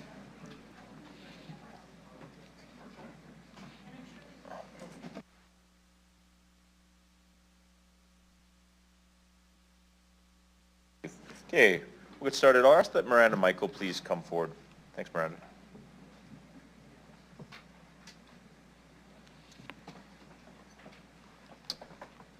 Good morning and welcome back. Nice to see you. Like always, please introduce yourself for the record, the organization, if any, you represent, the city or town you reside in. You'll have 5 minutes to present, after which there may be some questions. Please go ahead, Miranda. Ellen Fetch, and I reside in Regina. Local businesses and residents have actively engaged with city administration, proactively exploring solutions to ensure the successful integration of the permanent emergency shelter. Our mutual goal remains clear: to create a safe and supportive environment for shelter residents, local employees, and roughly 2,000 daily visitors to our businesses. We fully agree that we cannot put a price on a human life. Our focus is firmly rooted in ensuring the safety and well-being of everyone in the area, residents of the shelter, local employees, clients, and visitors alike. Safety and security must be top priority for all individuals who interact within this community. As we proactively participated in city engagement sessions, businesses like mine conducted our own due diligence by reaching out to those currently surrounding the Nest shelter. Their experiences highlighted a notable increase in safety concerns, resulting in necessary security measures such as property fencing, additional door security during business hours due to increased loitering, hiring of private security personnel, increased garbage and needle cleanup, and enhanced lighting and camera systems. These concerns were previously shared with council members, but the businesses felt like they were not adequately addressed. Sergeant Ryan Giroux provided specific safety stats at a previous council meeting in September, noting that calls for services around the Nest shelter rose from approximately 58 calls in 2023 to 82 calls in 2024.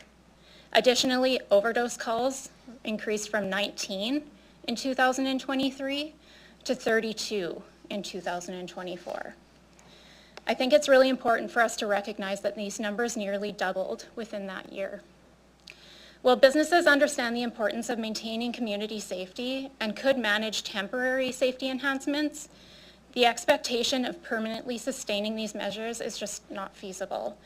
The permanent expectation was never accounted for in my original business plan or financial models and could lead to businesses closing their doors permanently. It is therefore essential that we establish strict and clear expectations immediately to ensure the long-term success. This proactive approach was strongly advised by the Oscana Center, which effectively upholds high standards of safety and order. By setting a definitive standard for safety from the outset, we aim to safeguard everyone who lives and works in this area. However, we remain concerned about the removal of the city's initial commitment to a compensation plan. This change has left businesses feeling without adequate support, despite the clear necessity for substantial safety measures. You have a group of dedicated business owners who are actively and passionately engaging in finding realistic, budget-conscious solutions. We have proactively explored every potential avenue to ensure the shelter's successful integration. We've suggested practical measures, such as alleyway closures, to significantly reduce security manpower needs, But after understanding the complexities identified by city feedback, then we proposed a monitored security program designed to enhance safety effectively and efficiently. We are grasping at every possible solution to balance safety with financial realities, demonstrating our unwavering commitment to making this integration successful. Therefore, we recommend clear, actionable steps to support immediate implementation before the shelter's opening. We need a clearly defined good neighbor plan with actionable timelines, measurable accountability, and immediate steps to ensure full operational readiness before July 1st. I recommend establishing a focused community impact grant fund. Understanding the financial constraints, we proactively suggested reducing the original proposed 250-meter radius to a more reasonable and impactful 100-meter radius. We recommend pooling property taxes, specifically from this 100-meter area, to create a dedicated fund for essential ongoing safety measures, security, maintenance, graffiti removal, garbage cleanup. By pooling these taxes, we provide the city with a clear financial cap and dedicated resources, addressing previous concerns about open-ended financial obligations from the city. We genuinely believe we have an opportunity to make the shelter a leading example of effective community partnership and successful coexistence. Ms. Miranda, about 20 seconds left, please. Okay. For this to happen, the city needs to re-engage with us meaningfully, providing essential support and clearly demonstrating its commitment to everyone's safety. Thank you for your consideration. Thank you for your presentation, Miranda. I see Councillor Turnbull. Please go ahead. Oh, sorry, Councillor Burton. Thank you for presentation through the chair. I guess with you're saying just to reduce some of the size there down to 150 meters, would a better way to be, say, kind of bounded by the railway tracks, St. John, Sass Drive and Broad Street would be the boundaries, that those 3 blocks plus the the Town and Country land, would that really be? Town and Country falls within that 100 meter, so okay. I did my due diligence and did a 100-meter radius around the property from every point. And yeah, it does cover St. John. So nobody east of St. John's has really been in communication with your group or, no. or on the east side of the street there from that? So further to going back to the alleys, if there was the alley between yourself and Time Art Construction, was not simply to just be closed and gated and people try to find their ways to Jimmy or stuff like that, let's say it was absorbed into your lot or something like that. Yeah. And then you could have an expanded dog, I'm assuming it's a dog run you have in there. Yeah. Beside that maybe you get some benefit from it as well. That would then, would that both satisfy some of your needs about to decrease traffic down the alley, but also then be constructive and be beneficial to your business? I think safety too, right? Alleyways seem to be a point of concern for safety. Doing my due diligence, when I looked at security systems, when alleyways may have proposed a concern, my security system alone to cover the alley as well went from $1,200 a month to $3,600 a month. So again, we're trying to be budget conscious. We came up with the alleyways as a means of being realistic. It's an immediate capital cost. It's not an ongoing cost. It was something that us as a business would maintain the alleyway, absolutely. Yeah, and cut down on our cost for security long term. My thoughts through the chair are more around not just maintain as an alleyway, but to make it part of the lot parcel that makes up the business there for that. Now, as people around there, you know, so there's been some concerns raised that, you know, if the security arrives, things stop and security goes away and things start. Is there any thoughts about technology and cameras and speakers that if somebody is monitoring something, if there's some facility nearby that has cameras and people doing stuff, if you have to go outside and it's minus 40 or 20 or whatever, and you got to put on your boots and trudge around and go find who somebody's around the corner, would some technology be something that would make a big difference that somebody monitoring cameras could then holler at somebody to get away from the bins, back away from the door, whatever? Would that be a possible way to provide some of the security and reassurance that you're looking for at a using technology to reduce that cost and effort of somebody trudging around buildings and alleys. So it is something we brought up with the administration team we've been working with. My husband uses cameras with Havana Homes. It is linked to a monitoring station. I think it takes a lot of pressure off of us businesses too. I mean, we have to I employ 45 staff. I know Dan has 180. That in itself is a concern, trying to keep those people safe too. I'm 24/7. So my thought was that with the stealth monitoring, there is somebody who's monitoring all the time, whether it's crime or an overdose or whatever it might be, there's somebody overseeing it. They can speak through the camera system. They can notify whatever EMS or police or whatever is necessary. Okay. And through the chair, I am aware of various companies of the alarm, you know, the ones that might answer your house alarm or I fall and I can't get up alarm, that they also, there are companies that do have camera monitoring solutions. I'm aware of one personally where they monitor card locks to make sure people are following proper safety protocols near those. So I'm very much aware of technology that can be deployed to save money and to do it effectively and efficiently. So thank you. That was my... Do you recognize Councillor Turnbull? Hello, thanks for being here. So currently at Pell and Fetch, your accessible entrance is through the alleyway, is it not? No, my main entrance? No, the one for wheelchairs, like with the lift and things? Like I'm pretty sure I've been told we'd have to go through the back. So we have a ramp that is on South Railway. So they would have to go through a gate. The front of our building is our main entrance. There's just stairs there. If in the case that we had to have an accessible access, it would be through the side on Railway. Okay, so would a proposed fence block this? I have a gate there. I can open the gate. There's access to that area. Okay, so a proposed fence would not block your accessible means for wheelchairs or anything like that? Okay, that was my question. Thanks for being here. Thank you.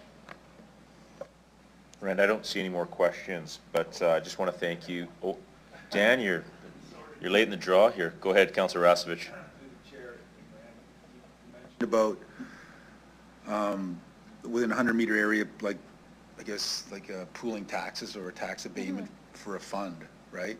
That's kind of is that an idea that you threw by administration, I'm wondering? We're trying to be proactive. You're being proactive, okay. We're told that there isn't a budget, so we're trying to think, okay, well, how can we come up with a budget? Tax abatements were one thing that were brought forward. Okay. Some people had some concerns about that, you know, are we just giving these businesses money? But I think if that grant fund is sitting there, you know, a lot of councillors have said, what if you don't need to use it? But at least it's a fund that's available Just if we need it. in case. Yeah. Yeah, I think because from what I understand, I think I'm trying to figure out how to ask this as a question. Are you aware that, I mean, that there are some funds that we have to use for lighting and et cetera, like maybe some security possibly and et cetera to help in the area? Are you aware of that? No. No? Okay. I think we do. Okay. I think there is, so anyways, okay, thank you. Okay. Thank you, Councillor Rasevich. Miranda, thanks for your presentation today and for being so collaborative and proactive in your thoughts and willingness to work with us. You can return to the gallery. At this point, I'll ask Steve Klippenstein to come forward, please.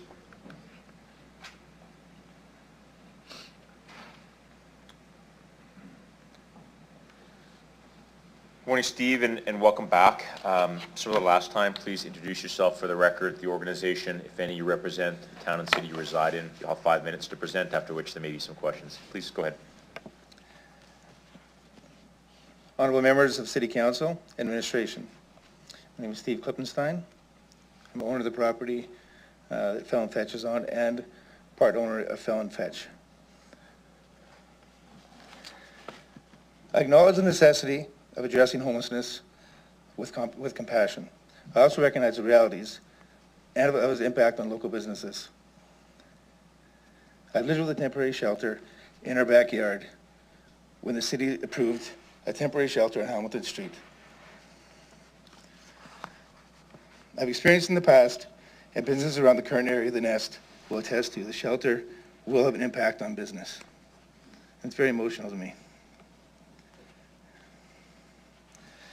The previous city council understood this and took proactive measures to mitigate the effects by approving a motion on direct city administration for a plan of budget, safety, and security, lighting, fencing.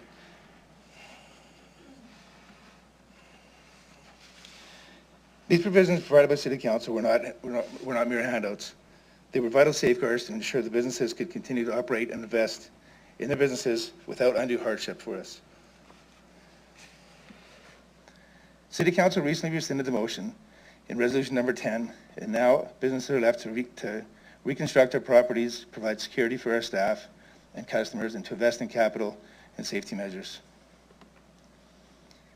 Previous City Council knew this was going to be an issue, so they committed to offset the cost with Resolution Number 10. City administrators, Dave, Eric, Audrey, Bill, have met with our business community on several occasions and is greatly appreciated. However, they've received no mandate from the city to approve budgets or capital requirements. Additionally, there's no consensus on what the city is willing to be responsible for, who they're going to be responsible to, and for how long they're going to be responsible for. The shelter is permanent, therefore the commitment needs to be permanent. This is the reason we are before City Council again today. The city approved the shelter when the council only agreed that the city would take responsibility to help our businesses and our properties, and we need this help now. The shelter is under full construction today and will be opening soon. Regardless of construction dialogue with the city administrators, our business is no further along this process than it was 6 months ago. Soon, our businesses and our property will have the Riches clientele at and on our properties. Riches has 5 security guards, security cameras, lighting, property, maintenance, and repair. Their facilities will be secure and safe. Their staff will be secure and safe. Ours will not be. The neighboring businesses will also have additional burden of dealing with the drug dealers, the drug deals that are visible, the garbage, the loitering, the dangerous needles, as none of this is allowed on Rich's property. Businesses surrounding the nest will confirm the endless activity, which is contrary to what we heard today, of what they call the Easter egg hunts, where dealers hide the drugs in the neighboring properties for the customers to retrieve. We need council to honor their commitments made to our businesses to ensure that our livelihoods are not unjustly sacrificed in this process. We need council to recognize the funding for security measures and economic support is not an optional gesture. It's a necessary responsibility. I have 3 asks, and none of these asks are out of the ordinary, as they were approved in the past. Number 1, that this executive committee and city council make a motion to reinstate resolution number 10 in its entirety. Number 2, direct city administration to act on purchasing fencing, lighting, security staff, cameras, etc. for the businesses within the 100-meter radius of the shelter. And lastly, I'm asking that the city stamp their commitment to the business community by approving a motion to agree to only allow the shelter to open after the businesses within the 100-meter area have their lighting, fencing, security issues installed, as well as contractual agreement within the Good Neighborhood Plan that holds everyone responsibility to deal with issues in real time. With the approval of these motions, we have a fighting chance to maintain a safe, secure, and prosperous environment for our businesses and for people that live in this area. Thank you very much. Thank you for your presentation, Steve. Councillor Mazzanelli, please go ahead. Thank you very much. Appreciate this presentation in the past as well. Bringing back a little bit of history from the previous council, Resolution 10 it was found to be a little bit too open-ended. No matter what happens, we're going to have to close that down a bit, so I want to have a couple questions just for clarity. There was mention of a grant or some type of reimbursement. There was a couple different ideas, from pooling property taxes to just a general grant. When the conversations were being had, I'm going to repeat another example I used. It's a heritage neighborhood. To protect the building stock in the neighborhood, there was a heritage program designed many years ago. Houses with associated costs to protect their design and their heritage functions can write off their capital investments on their property against their property taxes over time to preserve the heritage neighborhood as well as their home. To use that example and apply it to this instance, some of the things you're asking to be supplied by administration or by a grant, for an example of what we might be able to ask for as a council or set up, in my line of sight from the conversations, would come back to a funding mechanism like that, where for Town and Country's example, they lay out $30,000 worth of fencing to secure their area, make it safe for all residents and users of the shelter as well.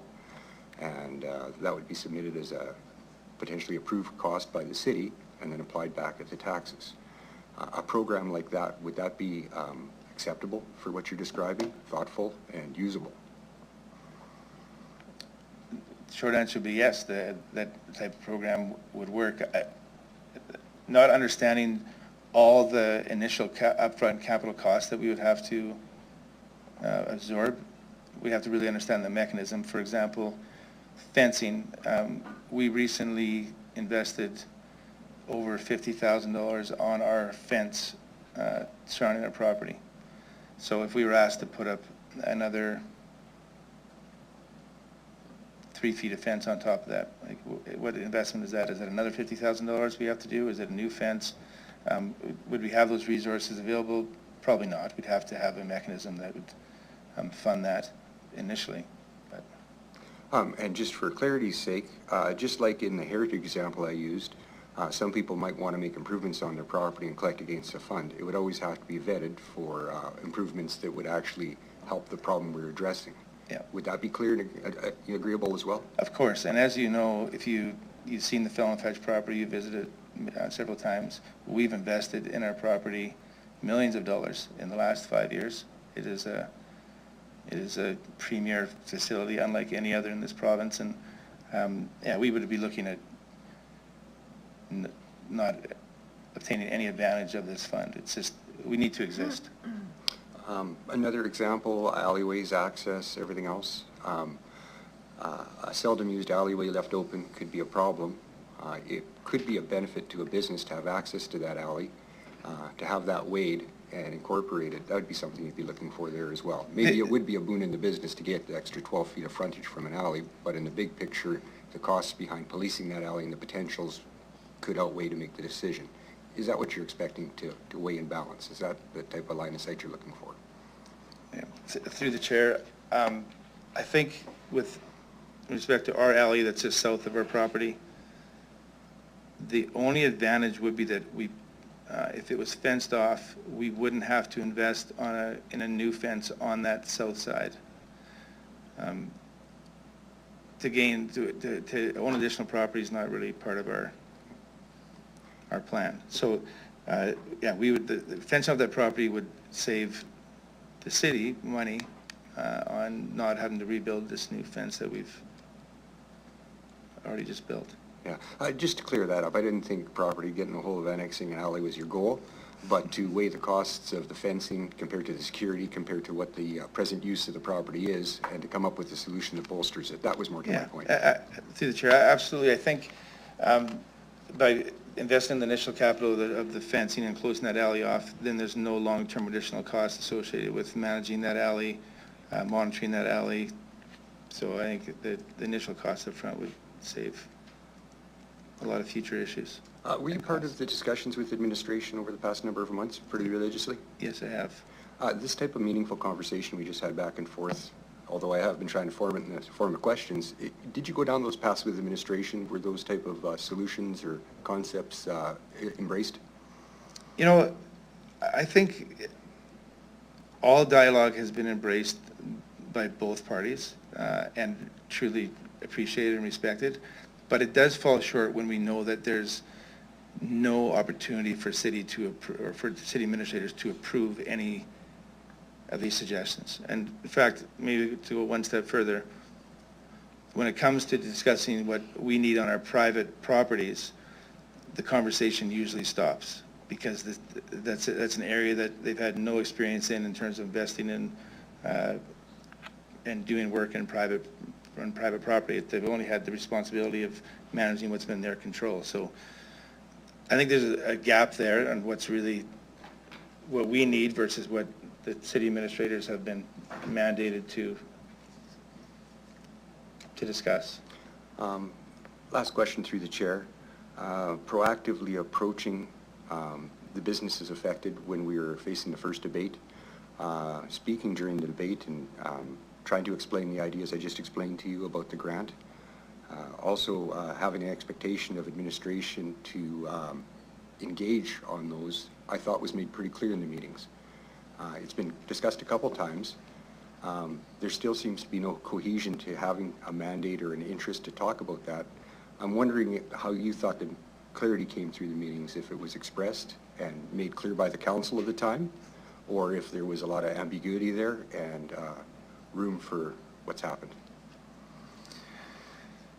I think both parties would have their expectations. Our expectations were that the city would really focus on, I guess, two fronts: the property, our individual properties and our individual concerns, and the second would be the area, and then come with hopefully solutions for solutions for both concerns. And maybe the challenge is that the city simply doesn't, or the administrators don't know what the budget they have to work with. You have to ask administrators that question. I think it's more analysis than you need to give me. I got you. Thank you. Thank you. Thank you, Councillor. Recognizing Councillor Adams. Hey, thank you for being in and presenting. So in terms of the consultation, just to kind of follow up with what Councillor Mancinelli was getting to, that you said that both sides embraced you know, what was discussed and consulted on in terms of both sides, correct? Yeah? I would agree. Yeah, okay. To the chair. And so regarding that, so specifically, he asked if you had inquired about the camera with the security pieces, and was that discussed throughout the consultations with everyone? And there would be no discussions that would happen about private property. Okay. However, in city streets, in city alleyways, yeah, cameras were discussed. Okay, thank you. Seeing no other questions, Councillor Burton, please go ahead. Thank you. So through the chair, there's concerns about the open-ended aspect, I think, with it there. And, just one of the things that was in there, was talking about insurance premiums, decline in property value, and decline in revenue. There's, I think, a big appetite to deal with the security, the people, the issues and stuff like that. Looking for your thoughts on the other aspects that, to me, are a bit open-ended, and how I speak to that as I asked the first person when I was up.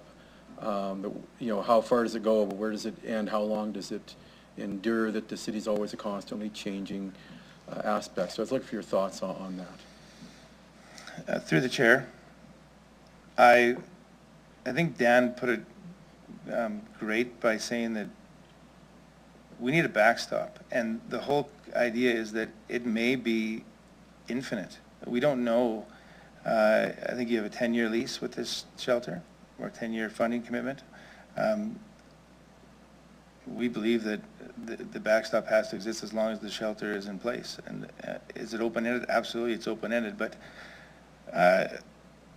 we've invested millions of dollars in our facility without the shelter being in place, and we operate an incredibly successful, safe business. And there's no foreseeable reason why that wouldn't continue, other than the placement of a shelter. So I think it has to be open-ended. And as long open-ended as to the security, graffiti removal, cleaning, lighting, No. those types of things like that, but you're suggesting for insurance and decline in property value, that because there's many aspects that come into property value, and to try and to ascertain the cause of a change in value can be difficult in some cases. You could point at the shelter as one aspect, but other people might point at other aspects. Through the chair. So there is an incredible amount of data available on property values and the effects on businesses in areas surrounding shelters throughout North America. Most of the studies are done throughout the U.S. So there's lots of data that suggests that they don't increase, property values don't increase around shelters. And I think really, when in our company, we always ask the question, what are we pretending not to know? And I don't think anybody here would pretend that property values are going to skyrocket or even maintain at the same level when shelters are placed in their vicinity. So knowing that, and I think there's enough data to support what I'm saying. Yeah, the city should be responsible for this decision to put it in areas that private business owners have invested in. Okay, thank you.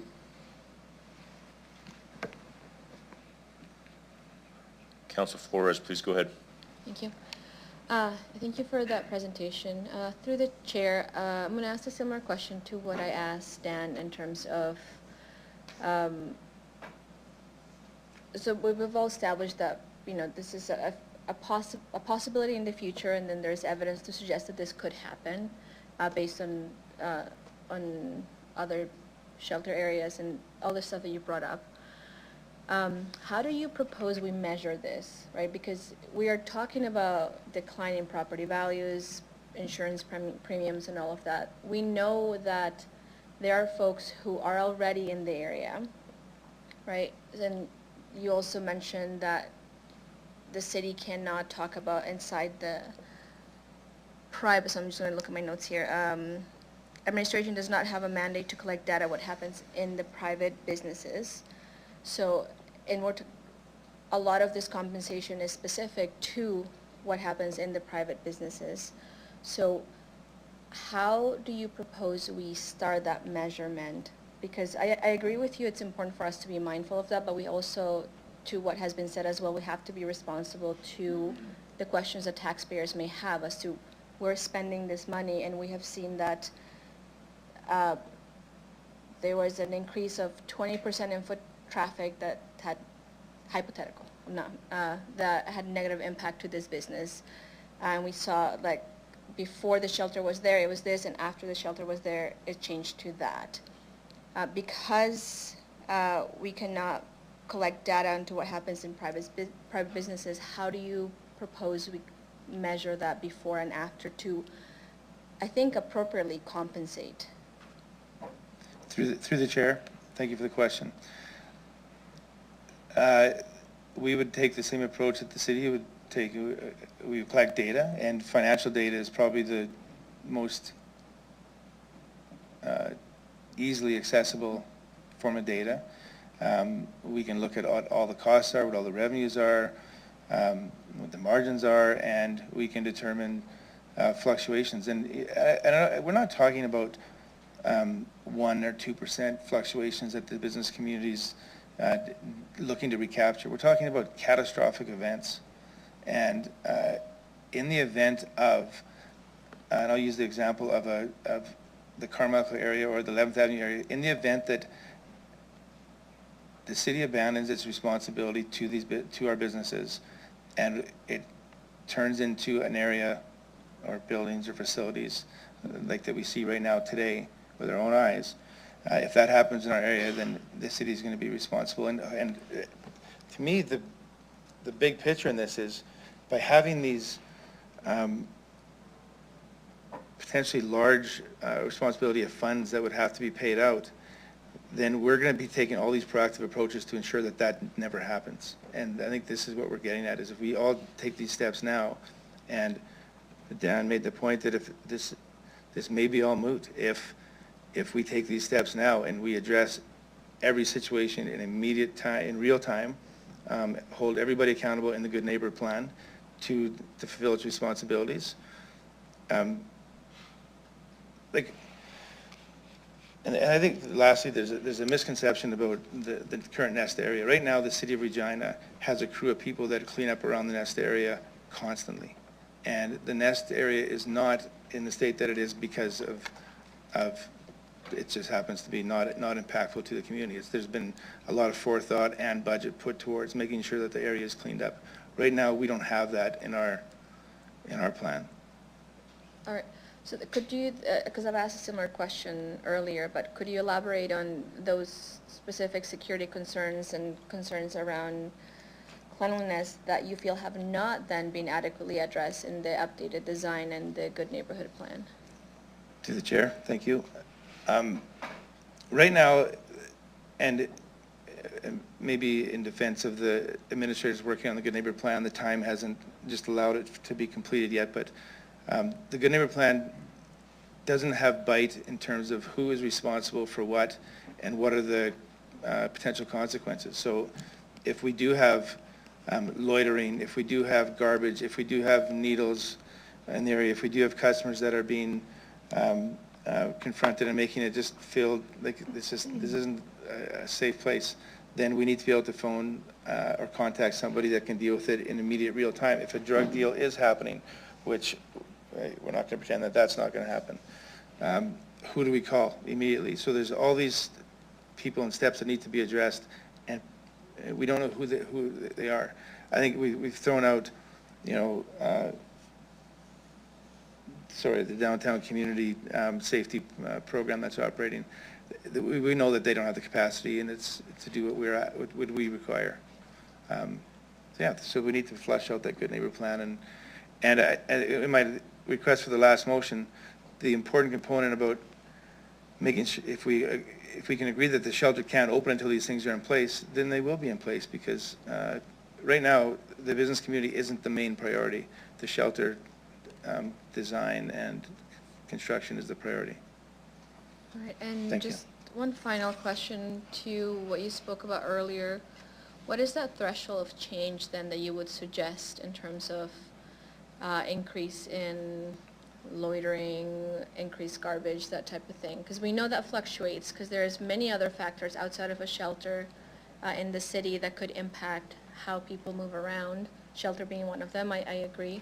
So to your request of the city providing support to businesses in the area, what is your suggested threshold? At what point then should the city start compensation, if there were to be one? Through the chair, a catastrophic event for our business, I can't speak for the other ones, would be a 20% loss in business would be catastrophic, and we would be out of business. So if we lose, like right now on a daily basis, we have approximately 400 to 500 people going through our business. So if we lost 80 to 100 people, then that would be catastrophic. All right, okay, that's all for me. Thank you very much. Thank you. Can I ask Councillor Masnelli, please go ahead, Councillor. I hope I was listening carefully. Did you already have a proximity with the first shelter on Hamilton Street that you lived through? Did I hear you correctly? To the chair. Thank you for the question. Yes, at our other business on Broad Street, we had the temporary shelter that was put into the warehouse district across from the Sears Center. Now, this shelter was not operated by Riches, as I understand. But I don't think this is about who operates inside the facility. It's only about what happens outside the facility. And I've been in meetings several times where we've heard about the increase in police call-outs, the increase in needle use, the fecal matter that would be on doorsteps, business owners' doorsteps often. And it was, our area changed overnight in the warehouse district. Appreciate that. I'm going to put my head on the chopping block here, but I got to do it. You made a comment about the nest and the investment made by administration and the effects that had on the neighborhood. And by your comments just a moment ago, compared to your previous comments to Councillor Flores, you've noticed the difference in how the nest is in the surrounding neighborhood. Am I putting words in your mouth, or am I understanding your explanation of what you witnessed? Well, I think I really don't want to make this about the nest, because I don't know enough about the facility. All we can do is say, okay, what do we see? What do we know? Where's the money being spent? Who's responsible for what? And every council here, and we've all heard how much resources have been put into trying to clean up and find the solutions for the downtown area, including the Nest area, in addressing the loitering and the garbage. And in my warehouse district experience, none of that was available. So it didn't exist. So I think we're all learning about this issue and how to deal with it over time. And I think the warehouse district area was the first wake-up call for everybody to say, okay, well, doing nothing is not an option. Just making a shelter is not an option. You have to have a really strong community plan, holding people accountable, and that's what I'm asking for. So Totally agree. Just to follow through with my last question, if we could see the amount of investment by administration and council from the first shelter to the second shelter at the Nest and the changes that occurred, knowing the amount of effort that went through to organize a downtown cleanup team and the AROs, and knowing the effect they've had on the Nest neighborhood while it's been temporarily, in moving that to a permanent shelter, knowing the investment's been made and practiced, I don't think optimism is the right word, but maybe some understanding that maybe this might not be what you saw the first time, and if there is some movement forward to a positive outcome through lessons learned. Could that be on the plate too in your eyes? Through the chair. Absolutely. I know that if we can see the actual plan being in place, that was the key learnings from the building of the Nest and the surrounding area plan, and taking the key learnings from that, moving it into our area, to this area, and expanding on that. Absolutely. I think all those things are, but I think the misconception would be that the knowledge has been transferred at every step, because what we've experienced right now is that it's like you're doing it for the first time. Appreciate that insight. From this side of the equator, I guess, it was the knowledge transferring through to get better each and every time. So maybe that's one of the pieces we have to talk about more and make sure comes through. Appreciate you coming out. Thank you. Thank you. Thank you, Steve. I don't see any more questions. You can return to the gallery. At this point, I'd like to call upon Wendy Miller. Please come forward, Wendy, if you're here.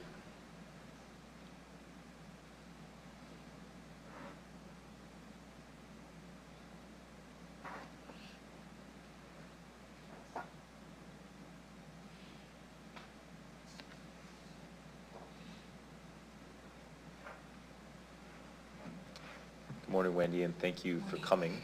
Please introduce yourself for the record, the organization, if any, you're representing, the city or town that you reside in. You'll have 5 minutes to present, after which there may be some questions. Please go ahead. Good morning. I'm Wendy Miller. I'm the Executive Director of the Heritage Community Association, and I reside here in Regina, Saskatchewan. So this morning I am joined by many of the business folk in our community, and I would like to validate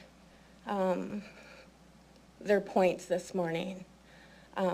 Sitting and listening, they have done their homework. They've been very clear from the start, and I think there needs to be some respect within that. I would also like to thank the team of Dave Slater and Taya. They have gone above and beyond this last little bit to engage with the businesses and other folks in the community to bring information to you, the council. In saying that, I did read the report that I received, and a few things did stand out. So maybe I'll do those first. I did notice the numbers of 600,000 to go to the street team and 450,000 to go to community safety specific initiatives. And a question that came up to us in HCA are these numbers specific to the shelter area, or are they specific to the heritage community, or in regards to the street team, will they be specific to the city of Regina in which they serve? Because that does play a huge role in this new project. Some of HCA's main goals within this process is to create a good neighbor agreement. And I agree with the businesses. We need to look at real time. We need to look at real phone numbers. We need to look at expectations of CBOs close usually by 6, most at 4. A lot of the supports are done, and many of our businesses do not have those same working hours. And that is a real concern because, for instance, the street team is 9 to 5, Monday to Friday. We already know our gaps are weekends and evenings, and many CBOs struggle with that, and for sure the folks on the street struggle with that. I think we need to be proactive versus reactive, and that's why the open dialogue is so important at this time. I do want to point out a couple of things. Security. We do know that downtown had security. We do know that downtown security kind of went away with more RPS presence and the alternative response officers. We do know that downtown has a clean team. We do know that Heritage has a huge problem with not being clean. Numbers that were given to me tell me that the downtown clean team, who currently clean east of 11th and Broad, just to Halifax Street, from the middle of January to the middle of March, twice a week they clean, removed over 1,000 pounds of garbage. We do know that over 100 needles were picked up in that time, and over 20 crack pipes were also picked up at that time. So we do know that garbage will be an issue. We do know we're struggling already with that. And so that is why the businesses are concerned. Because we know from Broad, I would say 9 blocks over, going east, and then from Sass Drive going up about 5 blocks, we call it 9 by 5, is a saturated area that we do not want to see move past Sass Drive or go across Victoria. But we also know that there will be the folks traveling across Sass Drive to come. We do know that the shelter will be safe inside, and that crew really will try to keep those folks inside because the goal is to help them and to move forward. But we also know that there are a lot of tangibles around the shelter. And I think we just need to be very apparent, very realistic with what could happen. Sorry to interrupt you. I just want to let you know you've got 30 seconds left. Thank you. That's fine. We just need to be realistic of what is happening in the community and what will continue to happen and move across the community. The last thing I'd like to say is, today I felt a huge disconnect from many of you councillors of what our community is. And I actually invite you to set up a time to come and walk in our community. And then maybe you will understand what the people are saying today and the reality that you might see and hear and feel when you walk with us. Thank you. Thank you very much, Wendy, for your presentation. I'll certainly take you up on that. I suspect many of my colleagues will as well, and thank you for your work.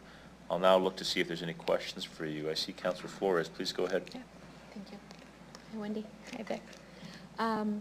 Through the chair, I know you spoke about the supports that the business community is asking for based on the experience they have and the knowledge and that they have in the neighborhood. And you also talked about the limitations that community-based organizations have through the hours and the work, and now the already low resources that they have. I know that the Heritage Community Association does a ton of work, either through their own programming, but also in playing a connector role that not only connects the businesses, but also the other community organizations. I'm wondering, what support is the Heritage Community Association getting, if any, and if not, what supports would help, as you said, proactively make these plans more impactful once once the shelter opens? I think it's even before the shelter opens, to be honest. I think there's a lot of conversations. I think we need to be realistic of the collaborative efforts and bringing people out of their silos to work together in the community and in the city at large. HCA is literally a community association. So we're not really a whole lot different than any other community association in the city of Regina. We're funded to provide recreational activities and to connect with our community. By default, this community is one that's been in crisis for quite some time. And currently HCA has myself and one other full-time staff. And then we have a couple part-time staff. And so to be viable, HCA needs funds for contracted services to support, I guess, the community on this project by all means. I think we need to be, just realistic of the fact that most organizations are 9 to 5 or 9 to 4 in the community. There are huge amounts of gaps that are felt currently before the shelter even opens. I do recognize that the city passed a motion last week, declaring the citywide houseless crisis. And that is wonderful and all, but what are the actions? HCA is very committed to supporting to make this project successful because we know that this is not the only shelter that Regina needs, and we need to do it well so that we can do it again. Potentially not in our community, but in other communities as well where the need is. I think, I can speak even as a customer of Felon Fetch. So in dropping my grand dog off and picking her up, I never really thought of things, but as I'm parking where the construction is, it's becoming more real. And yesterday when I picked her up, and she was a street dog that was surrendered to us, she was triggered because there were some street folk in that back alley behind the shelter.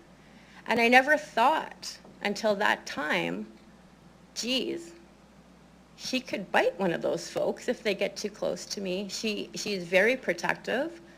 I can be in lineup with 20 other people dropping a dog off.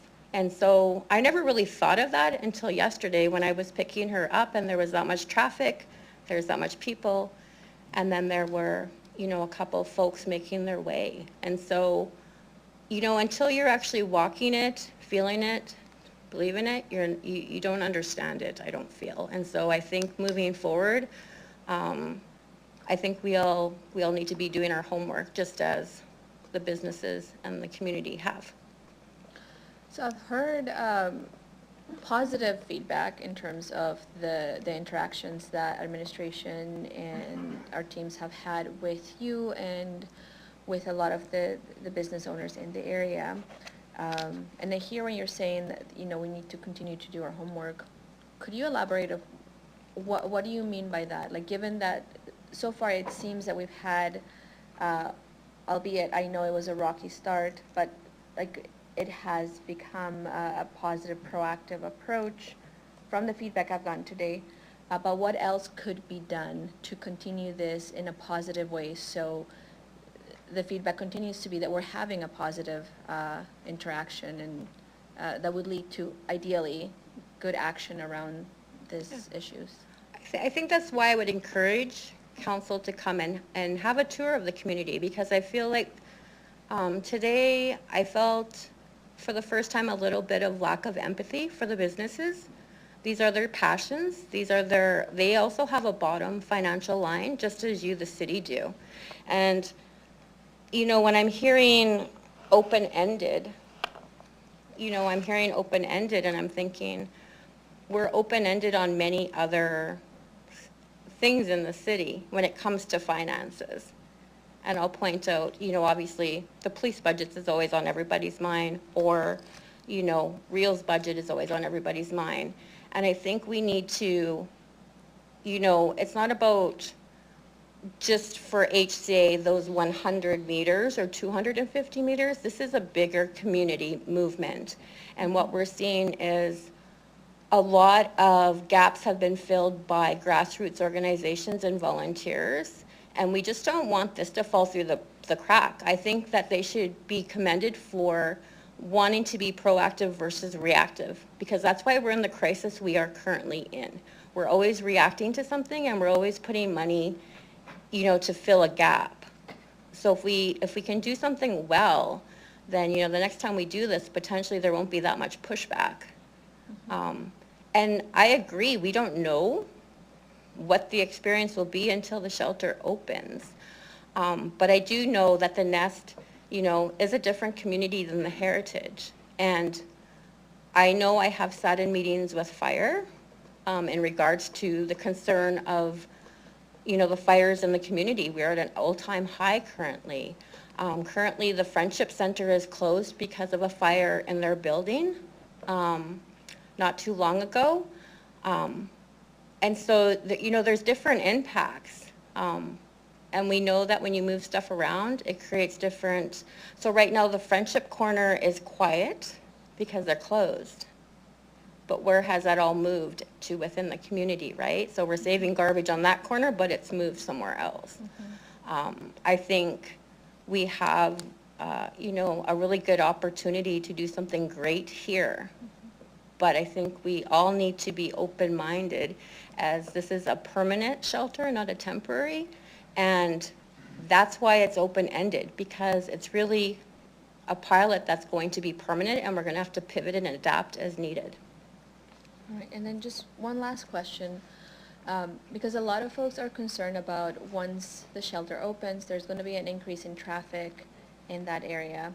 Now, just having been in that community and just knowing a lot of not only the businesses but CBOs in the area, my experience and understanding is that a lot of folks during the day, once the shelter is closed to access services or food or things like that, would likely often travel south to 11th Avenue, where many of those services are. Could you, do you think we have sufficient support? What would that look like to make sure that that traffic, if or when it increases, doesn't negatively add, because it already is a tough situation on 11th Avenue, but how could we proactively support that? And that's why I asked earlier in terms of, is there any support to HCA, given that you guys are doing a lot of the work in terms of liaising with the many community organizations? What are the missing pieces there to make sure that during the day there isn't an increase in negative impacts in that area as well? So with this shelter location, folks don't have to leave during the day. Our hope is that they will stay in the shelter and be doing, getting the help that they need from Natasha and her team. The traffic will pick up in general because it's not going to be minus 50, and so we've already seen that as the sun comes out, so do more people. That's just how it works.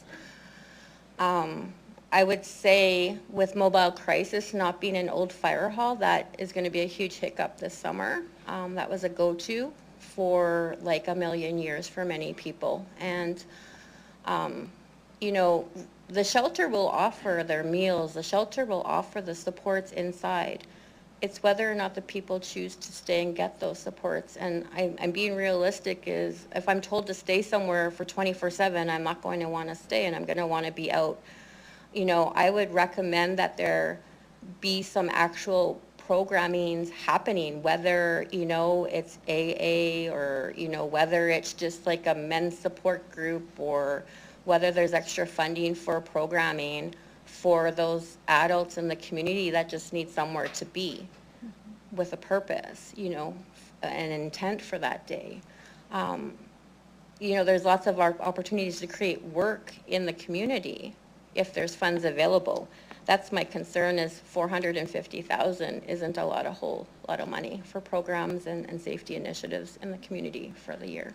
Would you say would you see those programs being delivered by existing CBOs in the area? Or like, I'm just trying to imagine when you say programming, what you mean. Yeah, like, I don't think you would be, they should be run by the CBOs in the community ultimately, but I'm saying that when the CBOs close at 4, you know, there should be evening programs, there should be evening drop-in, and I'm potentially saying there should be a priority, potentially even within where we're housed at 1770 Halifax, to have priority for more community outreach programs, and potentially maybe not so many bookings that are paid for. You know, what is the investment to the people in the community?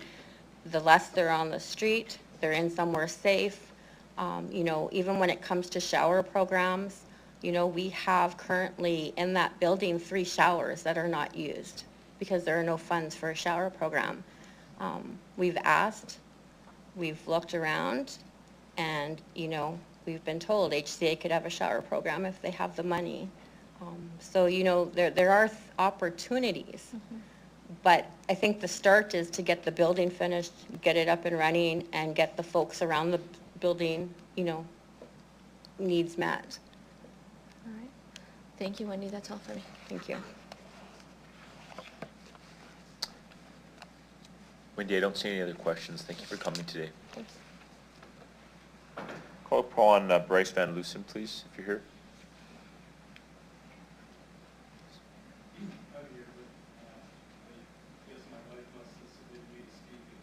Oh, no, that's quite all right. No, that's quite all right. Thank you, Bryce. No, all good.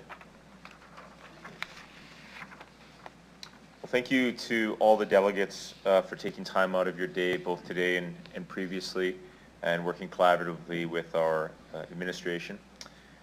At this point, we'll now consider item EX 2528, the Permanent Emergency Shelter Engagement and Budget Update Supplemental Report. Have Nikki Anderson please introduce the report.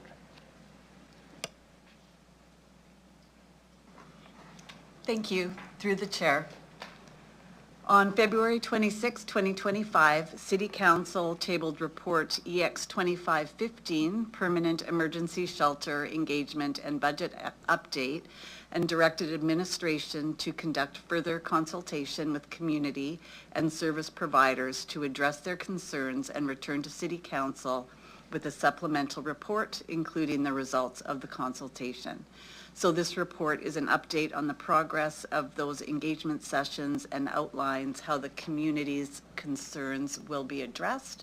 I would like to thank administration for their hard work in the engagement and promise to our very important business community that we will stay engaged in those conversations. And with that, I will just say thank you. Thank you, Ms. Anderson. At this point, I'll ask for a mover of the report, and as a reminder, there will still be opportunities for question and or potential amendments, but I'll ask at this point that someone move that report. Thank you, Councillor Flores. Are there any questions from councillors on this report at this time for administration? Councillor Turnbull, please go ahead. Yes, so I'm wondering about what the city has in terms of grants and things that they could already apply for. Specifically, I know in January we were talking a lot about the revitalization incentive program. I think we got presented that, and I believe we have a report coming sometime with a new framework. And I was wondering if there's anything through that that could possibly be applied for these businesses to meet their needs.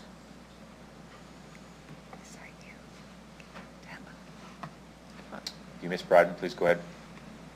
Thank you. Thank you for that question. Through the chair, so currently there is no grant or exemption program that would meet the needs of the requests that we've heard today, including those that we've recommended that we will be bringing forward in terms of revitalization and intensification. Okay, just to follow up, so there is a report coming to us Through for the chair. incentive program? Sorry, yes, through the chair, there is a report coming. Council approved some changes to the existing policy. And those suggested changes would not support this type of program. Okay, is there any way that we could use that incentive program or tweak it or something to address some of these concerns? Because I think there's storefront, like primary focus on business improvement districts, grant or tax exemption. Is there any way we could include safety within that incentive program to help these businesses? Thank you, through the chair. So I think administratively, the objectives of the program are quite different. And programs are a lot harder to administer when the outcomes and the objectives are broad. Okay. And it's really hard to track outcomes. So I would suggest if council or was going to support this, a program that would support these folks with the requests we've heard today, that a different program would be developed Okay, to support. so I guess to the chair, so there isn't any current programs that would fulfill these needs and we would have to create something new? Through the chair, that's correct. Okay, thank you. Apologize, just procedurally, Councillor Flores, what we should have done was receive and file EX 2528. We can still speak to, question, and make any amendments as it relates to EX 2515. So Councillor Flores, would you be prepared to move a motion to receive and file EX 2528 Permanent Emergency Shelter Engagement and Budget Debate Supplementary Report? So we will receive and file that, and then we'll move on to the main motion to discuss that. Thank you. Any opposed? Thank you. So now we're back to EX 2515, the Permanent Emergency Shelter Engagement and Budget Update. So we'll need a motion, please.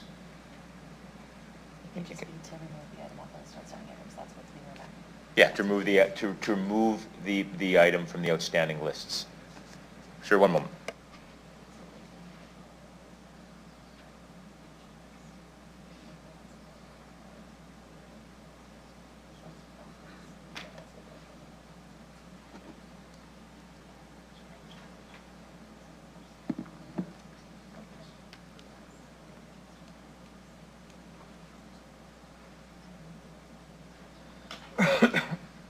Sorry, thank you for your assistance.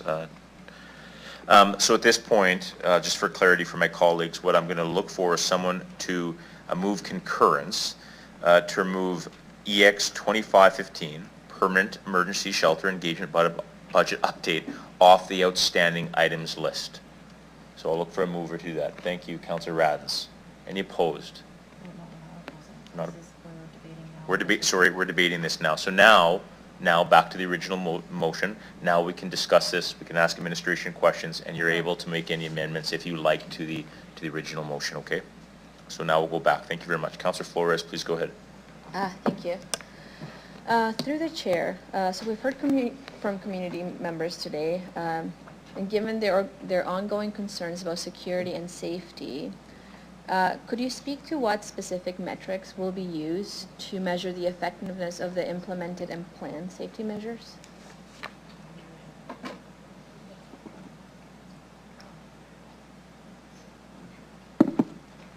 Ms. Anderson?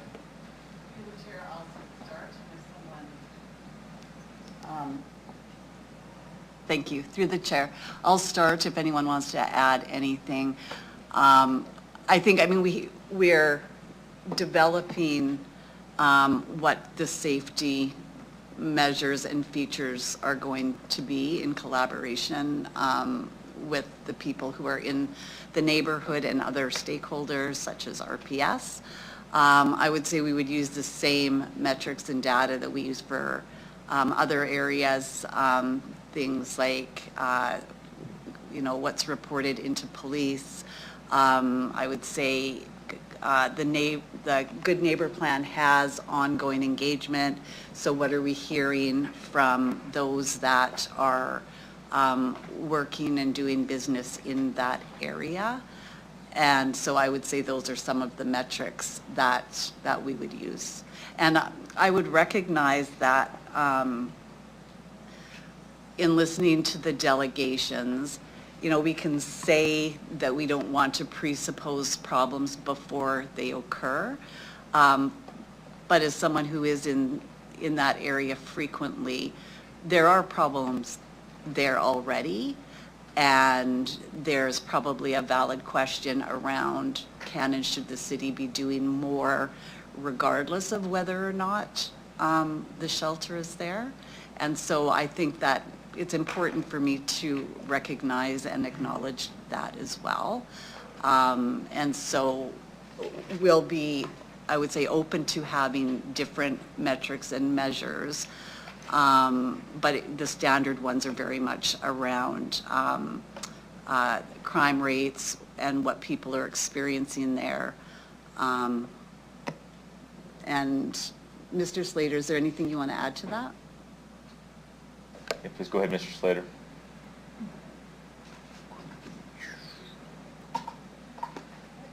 Good.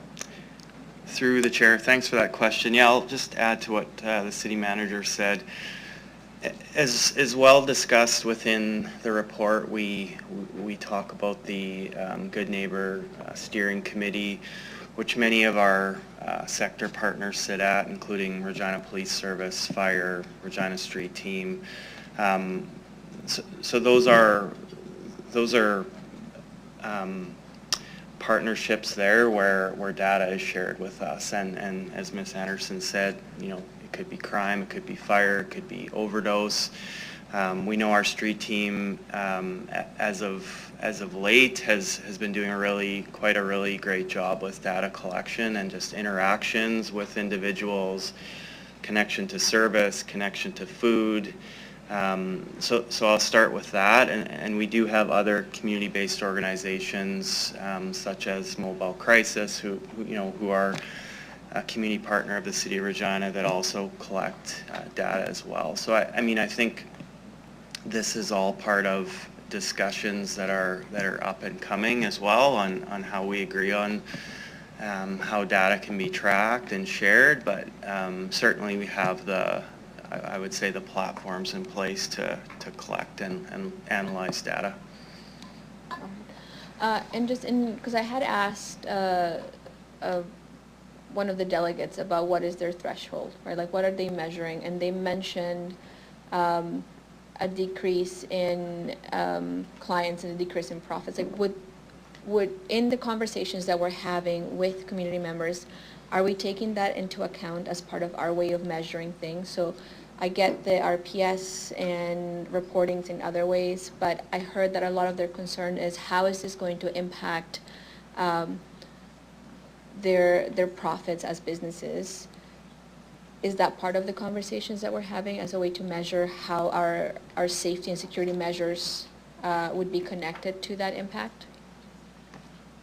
Through the chair, I would say, I mean, we're open to all measures. I'm always very cautious on making sure that there is a clear causation and things to do with whether it's property devaluation and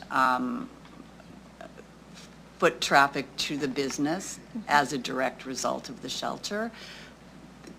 It can be more difficult to show clear causation. I'm not saying it's impossible.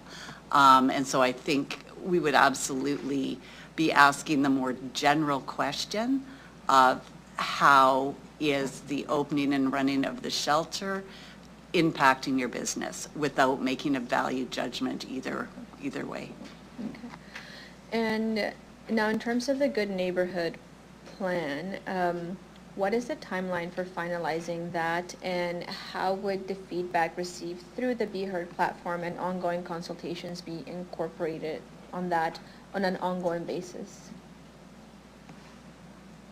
Mr. Slater will take that one. Through the chair, thanks for the question. Certainly we need an agreed upon Good Neighbor Plan in place before opening of the shelter. So at the moment, that's our goal. We need to ensure that we continue to work with business, service providers, community association. The reality is the plan's not complete right now. What's in there is items that we've heard, concerns we've heard, issues that have come up through consultation, engagement. I'd say the next step in that is defining that accountability piece and that policy piece, and sort of the next steps on now what. So if an incident occurs in community, whose responsibility is that? What are the responsibilities of RITSIS or other service providers in the community or the city? And I think we're trying to understand and develop what different levels of service might look like throughout the community. At a certain time, this group, X group, might be responsible for this piece of work. So, certainly our goal right now is we need something in place and agreed upon before shelter opening. All right.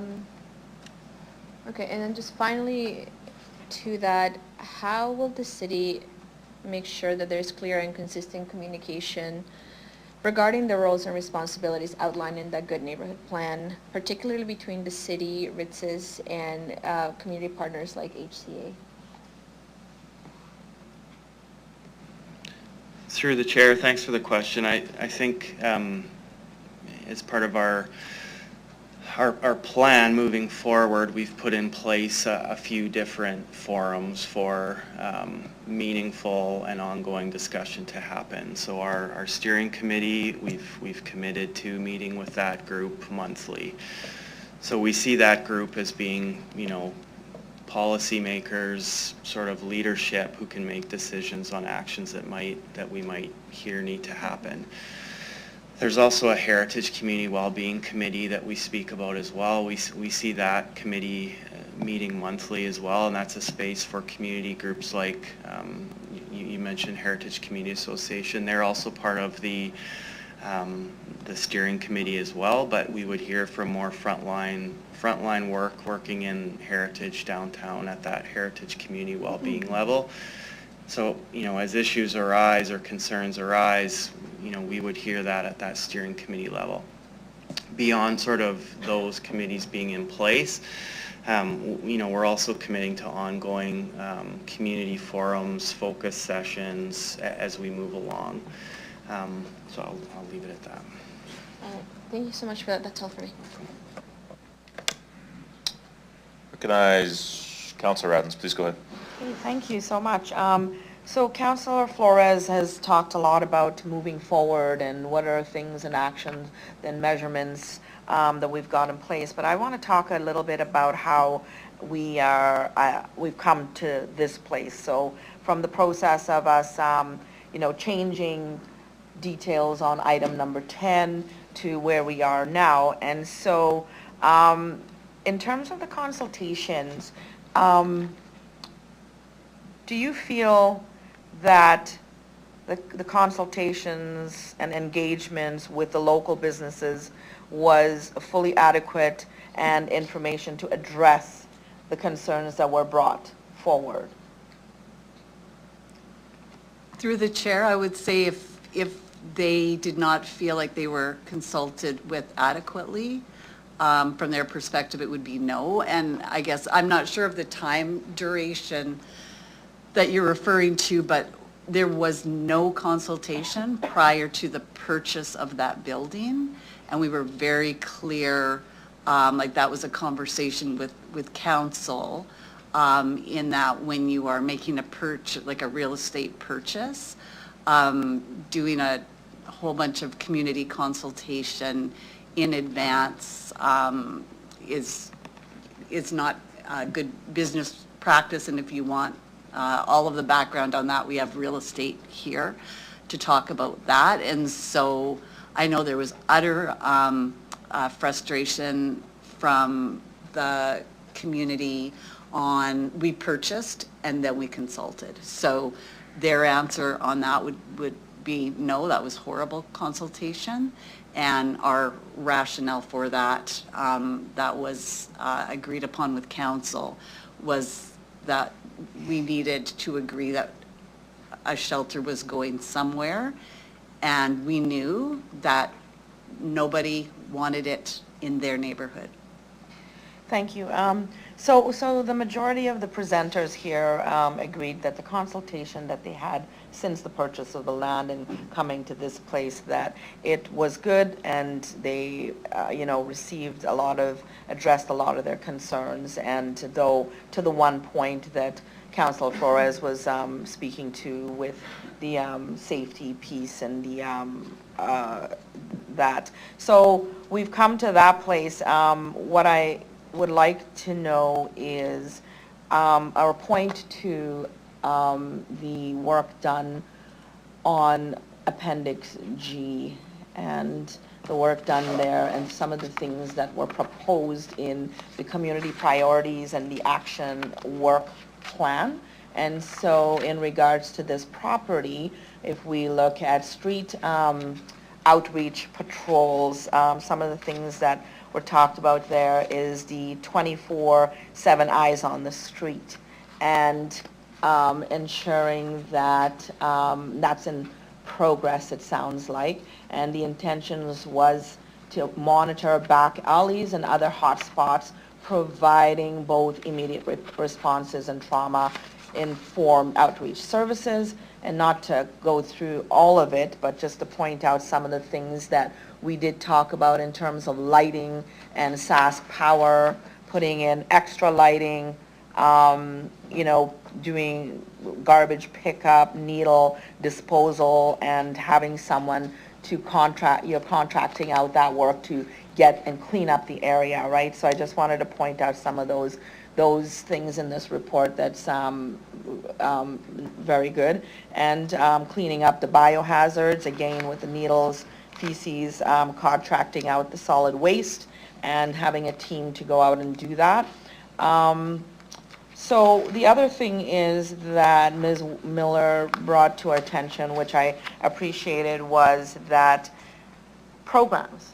And so she's indicated that perhaps $450,000 is maybe not enough to provide programs. And so maybe I'm wondering if you can speak to that and how that would roll out in terms of having programs for folks during the day and in the evenings, and if that is adequate.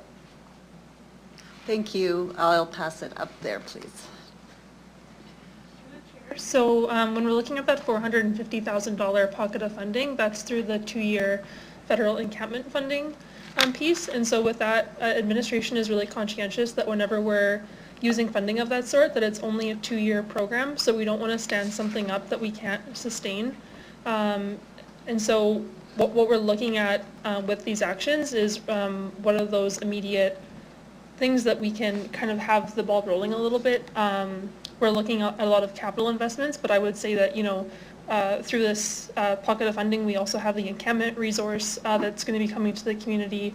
We also, we do have the ability to look into programs, and we have the ability to leverage other pockets of funding, leverage other community resources, just by being at the table with the Good Neighbor partners and being able to be more collaborative.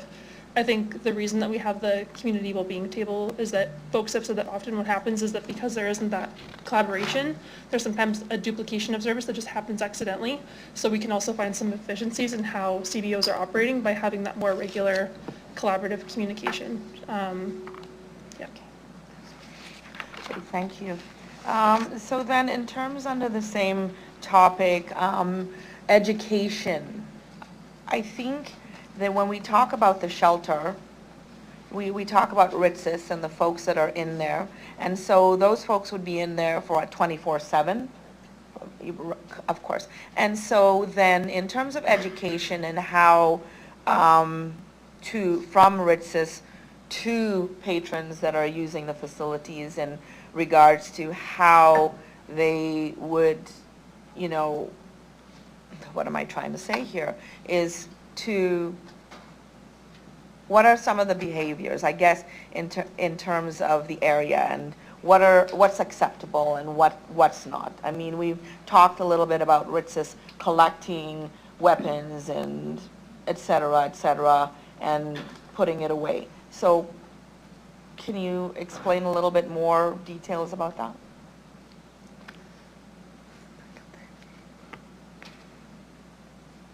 I can speak to the education piece of it. So when we talk about education in the safety plan, we have identified that there are some folks in the community that do want the ability to have that support. Like, actually, how do I, go about picking up a needle on my property if I do see one, if I do feel comfortable doing that, or if I, do want to be aware of what naloxone training is involved in, what's required there. So some of those pieces, and just, setting up the opportunity for existing resources that are already in the community to be able to educate folks on what services are available. How do we actually all participate in supporting and uplifting the community? That's really the goal of what the education and training component is too. And I think in the past, we've, even with our engagement sessions in early January, actually having the service providers come out, show what they're doing, it also breaks down some of those barriers to know, like, here's actually what the service looks like on a day-to-day basis. So.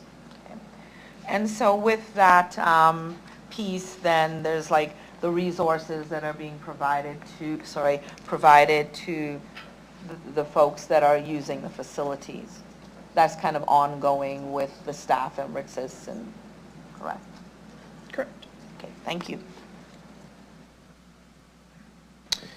Thank you, Councillor. At this point, our procedural bylaw says we break at 12:15.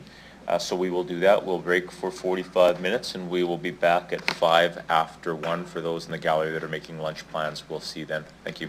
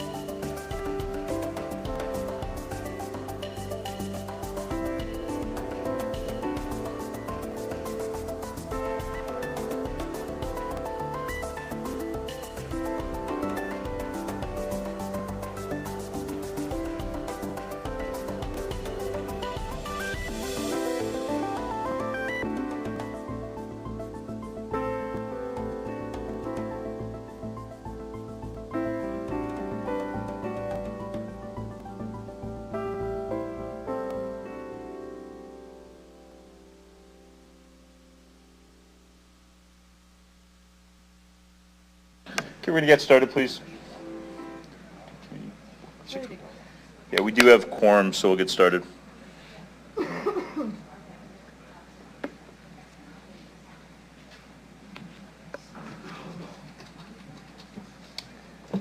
Okay, well, good afternoon and welcome back.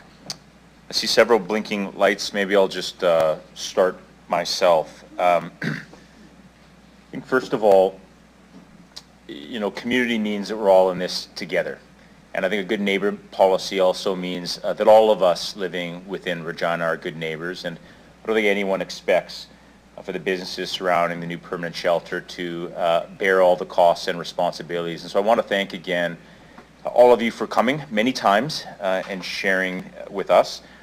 You know, I do believe, and I suspect most do as well, that, you know, I do reject the premise that the clients moving into this shelter are going to be engaging in criminal activity. We treat them with respect, and we plan to support them. We plan to support the businesses. In my view, given the previous council's decision to place the shelter there and to set the expectation of some financial supports, I think we, in good faith, have to find a balance. We have a fiduciary responsibility to have parameters around those funds and ensure with public dollars that we have criteria and can illustrate causation to protect public dollars, but that also supports the businesses that have found themselves here today. And I've heard full stop from every single one of you that we should plan to be good neighbors and plan for this to succeed. I think quite honestly, until we address the root causes of houselessness, we're going to find ourselves building more shelters in this city. Shelters aren't the solution, but it's where we find ourselves. So we have an obligation as an entire community to get this right. I'm certainly committed to that myself. At this point, we'll go to questions, and we may have an amendment here coming up right away as well. Please go ahead, Councillor Rasevich. Through the chair. I heard one of the delegates or somebody mentioned that we have investment with the Nest in terms of monies, I guess. Are we directing any funds around the Nest in terms of like cleanup or graffiti, or is there money, are there funds that we're already directing towards that? Go ahead, Ms. Young. Through the chair, we have, through locating the emergency shelter, the temporary emergency shelter at the Nest, we have some measures that we've undertaken. So of that is we have security folks going several times a day from City Hall, a contracted service we have here. What I believe is that the Nest or Ritzis operator has staff doing cleanup in and around that building and where they operate out of. Beyond that, outside of the operations for capital within that building, we don't have any other investments there, other than our requirement to return the space as we had first found it when we signed the lease with the owner of the Nest. Okay, so really, we don't have really, I guess, in terms of the city, we don't have a lot of investment. You just mentioned maybe some security? That's correct, through the chair. Okay, so that's, I guess, something that could be, if it goes to when it goes to Eagles, we could redirect some of that? Certainly, through the chair, we would consider that in terms of what would that look like, and where is that incurring in timeliness. What we've heard from community is, as been expressed by the delegations, is this wish for 24/7 security support. We're trying to find our way into what does that actually look like. Yeah. Wholeheartedly, what is the cost to that? And then what are the other service providers who can assist us in creating safety within the community as per their work, what they do for community and in community. Do we have a dollar figure for that? For that security that we're spending? We know? We do, I just have to check. Okay. And then I guess my other question was, just in terms of, I guess, funding, because the main things, what I kind of hearing is like, we want to close the alley off, we want funding, improve security, fencing, lighting, cameras, et cetera. Then the other topic was tax abatement from the delegates. Those seem like the top three things. And in terms of money, I guess I was once wondering, like, I know we got that federal encampment funding, and there's $800,000 of that, and I think I read in the report that $93,000, that's going to safety and investments. Is that particularly just going to the Eagles Club specifically? Through the chair, I'm going to ask Ms. Trifo to answer that question. We're sourcing out the costs for security at the nest. Thank you. So I'm just wondering, is $93,000, that is $800,000 federal encampment funding? Does anybody know if that's, because I read it's going to safety investments. So through the chair, we have the $93,000 through the federal encampment funding allocated for the 2024-2025 fiscal year. So that takes us to March of this year. And then that pocket of funding we have allocated to lighting. So that's the work with Sask Power to get more lighting in and around the shelter, especially in the alleyways. So we've heard that as a really core need, and the focus there is directly surrounding the shelter and expanding as we can. And then there is that other pocket of encampment funding that we have, kind of after we've looked at all of the shelter renovations, there's an additional general pocket available. So with that $450,000 specifically for safety investments, if you look at the work plan, the work that we have yet to do is to actually prioritize and figure out the full scope of how those activities will look. But for right now, what we're able to map out in this Appendix B for you is the general activities that we're looking towards. So some of the things that will actually have cost and will be considered for that $450,000 pocket would be your things like improved wayfinding, would be your things like short-term programs potentially, the security, cleaning, things like to actually put in a needle bin. There is a small investment generally from the city. So things like that we could use the funding for. There are additional things such as, just trying to go back here, but in general those sorts of items are what we're looking for in Appendix B, and they do have a cost tied to them, so we could use the funding for that. And then there's the additional encampment funding that would be used for the street team. So that is the $600,000 figure that we have. But that $450,000 that's for 2026, right? Or is it not? Correct, yeah, that's for the, that is for the 25-26, yes. And so everything else, maybe Mr. Nair is better to speak to this, but everything else that takes us to that full amount is used on the shelter renovations. Okay. I'm just trying to figure out what monies we got available besides, anyways, trying to figure that out. It doesn't seem really clear to me anyways. So our general approach is to focus on, when you look at the whole pocket of encampment funding, the things that apply to this particular shelter, there's two items. So there's the items in and around the shelter specifically, and then there's the street team. So the street team is meant to increase service to the heritage area. And so when you look at the street team is self-explanatory, but the piece around the shelter is that the first tranche of money is being used to fund the building itself to make sure that those renovations are completed, and then the pocket that's left over, which we've identified as $450,000, that is the amount that will be spent on the safety investments. Okay, will that be like within 100 meters where we can improve things, that $450,000? In general, we've started scoping it, trying to create as much safety in and around the shelter site as much as possible. We recognize that there is a bit of need directly outside. So for example, Mr. DeWall is better to speak to like lighting, for example, but that stretches slightly outside of a 100-meter radius. But yeah, the general focus is to add supports and safety as close as we can to the shelter. There are some items that might benefit the wider heritage community. Okay. So, because it sounds like what I'm hearing is some of that money will be used within that 100 meters to improve lighting, I guess maybe some fencing in the alleyway that we've been talking about to improve that potentially. Okay, those are, just wondering some dollars and cents, where we're gonna find the money, and then I guess obviously we'll talk about an amendment here, I guess. Thanks, Councillor Rasevich.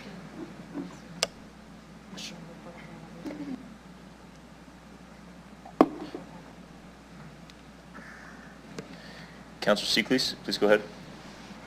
Thank you. Through the chair. Speaking of, Councillor Rasevich, let's get on with it. How about an amendment or a motion? I'm sorry. Shall I read the whole thing? Is it an amendment or a motion? We're just gonna, one moment, we'll just put it up on the screen, and then once it's up on the screen, feel free to start reading it now if you like, Councillor Seekles.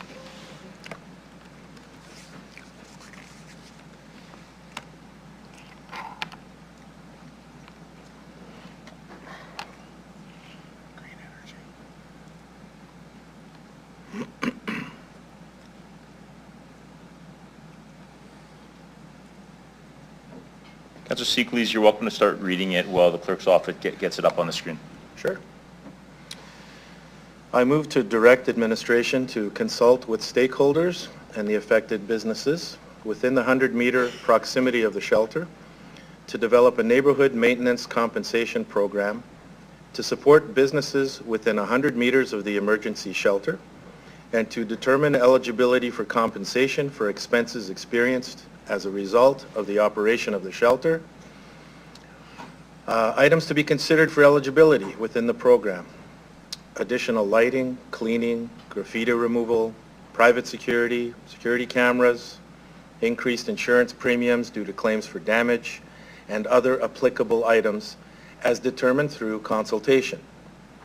And further directing administration to look at property tax abatement as a mechanism to offset costs. And further to develop eligibility requirements for surrounding businesses and financial parameters to balance support for businesses and our fiduciary responsibility to manage public resources, notably tax dollars.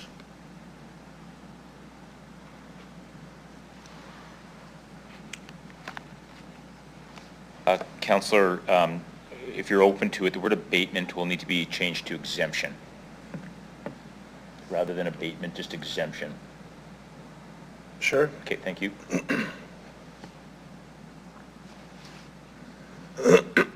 Excuse me.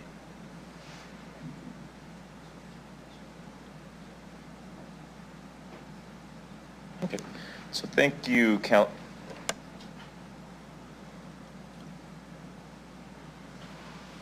Seekles, would you like to speak to this before we open it up to your colleagues? No, I think we've spoken enough this morning. Sorry, I can't speak for everyone else. For me, I've spoken enough. Thank you. Thanks, George. So at this point, as a reminder to my colleagues, we'll each have 3 minutes to speak to this motion or ask administration any questions as to the implications of this amendment, rather. Councillor Turnbull, please go ahead. No. No, sorry, Councillor Burton? Put you back on. Awesome. Thank you. Through the chair. To the administration here, so as we have the amendment here that has a variety of things that are in the report, we talk about the Good Neighbor program and actively exploring things. But the question for the people that are here in attendance in the chamber is, when do we think we'd be able to have some? I don't know if we'd be able to have all of it, but when would we be able to start implementing some of these things, whether it's the cleaning, whether it's some cameras, whether it's lighting or alley closures or moving the property to some of these things, street patrols, fencing. When would we be able to start doing that? The citizens in the chamber have concerns about things are coming pretty darn quick. And I'd like to know if there's any kind of time frame or schedule we'd be able to even estimate at this point to help these people understand and allay some of their fears. Ms. Anderson, please go ahead. Through the chair, I would say we're meeting with them, the stakeholder group, how often? Weekly. So we're currently meeting weekly with the stakeholders, and what I would say is we're currently working within the budget that we have. So I would say focused on, I would say, the design of the shelter, lighting, and I know that there's our conversations being had around the alley and all that type of thing. So I would say our commitment is already there. I would say for and this is a big motion, so I'm both trying to read it and you're trying to pin us down to a date. 2-hour window. So I would say what I would say is we're committed to continuing to work with the stakeholders with the budget that we have. And what I should be answering is when we would be able to bring this report back.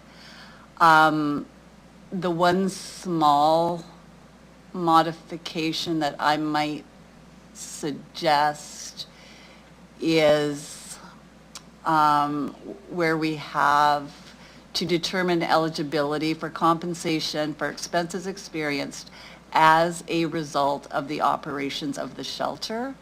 We often don't know if something is a direct result of the operations of the shelter. If somebody calls and says remove the graffiti, most of the time they're not going to be able to prove to administration that it was a direct cause of the shelter. So much of the things is that we would be looking at here, there's an assumption being made.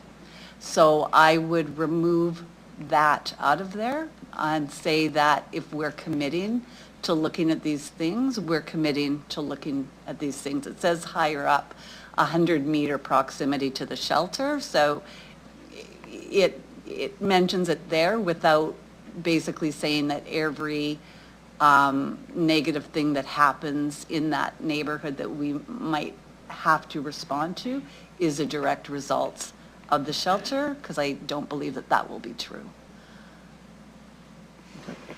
And then I actually would look to the members of administration who are going to have to do the work as far as when we could come back with the information asked for in this report.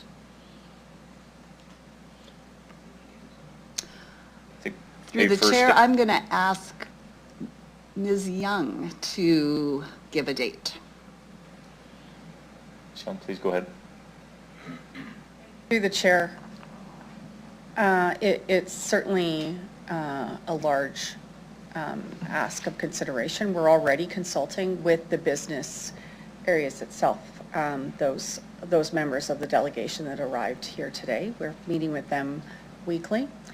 We have set up a steering committee to start in a couple of weeks. We would have to sort of bring those meetings in sooner and more frequent. So that means other community-based organizations within the community around that sort of consultation piece. I don't want to overpromise and underdeliver, recognizing the interests of the delegation was to have these things in place before occupancy of the site of Ritzis and the residents are. I'm looking at my colleagues and I'm not getting a good sense of what that is. So, if I could maybe interject just a bit. Sure. Through the chair, that around the time of the shelter opening, if there's a couple of key, we're not going to get it all done, okay, we in the time frame to get done. But if I guess my ask would be then, and if you aren't able to give it today, we have something in near future to say that by the time the shelter opens, we're going to have a couple of key things in place. We're going to have some security patrols or some cameras up, a couple of items like that. And I don't want to get too prescriptive. Is I just, if you were able to at some point to then help the citizens here that have the concerns to have some help there. So if I may, Councillor Burton, if I hear you correctly, might you be delineating between the Good Neighbor plan, which I've heard council say they want finalized in collaboration with the businesses before its opening, and then you're asking for a date, if I hear you correctly, whereby this compensation fund and its parameters would be reported back? Or you're looking for both? No, I am looking for some, the entire fund and the numbers of things to me is down the road, but on day it's opening, to me, the citizens here have expressed concern that they have some people in the area to provide security, patrols, or things like that, so that they have the confidence for their businesses. Okay, so then I think maybe to you, Ms. Young, and please do feel free to correct me, Councillor Burton. What I hear the Councillor Burton saying is, are you confident that by the time that shelter will be ready to be open, that the good neighbor policy will be complete, is the first question. And then second, given your point is well made, we don't want to overpromise. When might be a reasonable date to report back to executive committee as it relates to the specifics in this motion, which goes back to point number 10 in the original motion? Please go ahead, Ms. Young. Chair, we're hoping by occupancy of July. For the Good Neighbor Plan, we would like to have something, concrete is probably not quite the word we think. We see this plan as evolving in a living document that would change with respect to the change in neighborhood or expectation or need. So there's flexibility to pivot, but have a structured framework. So we would hope to ask our colleagues within this city to help us build this compensation or this piece of the motion within our administration alongside of the consultation with community and businesses by July.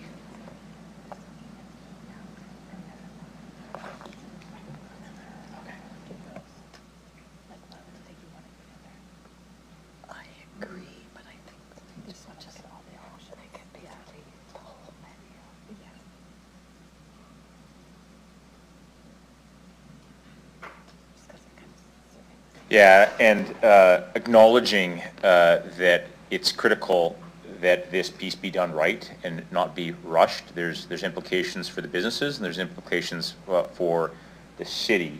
So I want to acknowledge that. But saying that, we do need some parameters here. And what we're talking about, just for clarity again, is this specific amendment. So how much time we think we may need. It can be revised, but how much time we think we may need to develop a compensation program so that we're not rushed and it's done properly. And that's separate, of course, from the living document and the good neighbor policy, which you're building in good faith with many of the folks here today. So as it relates to this, just because we need a general date as a starting point, you know, can we put something out there?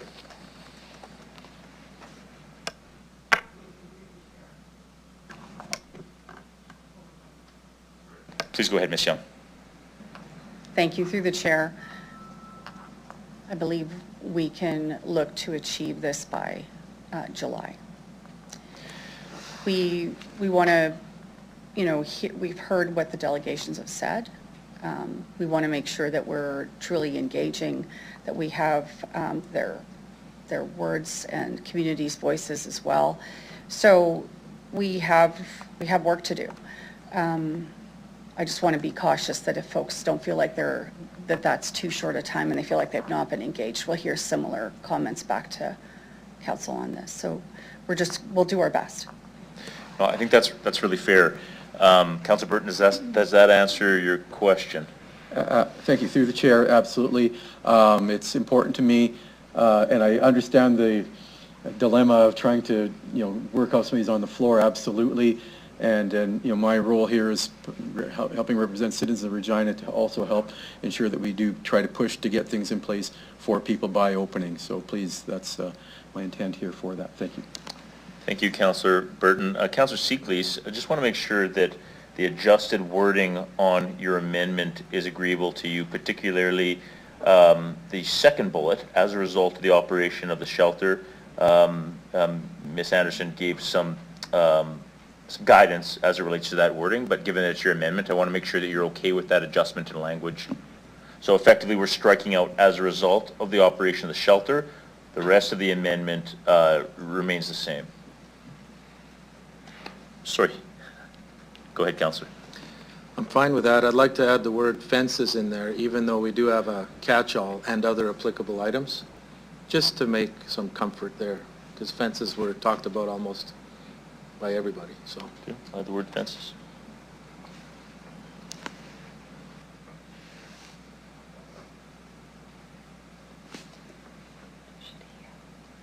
Recognize Councillor Mazzanelli.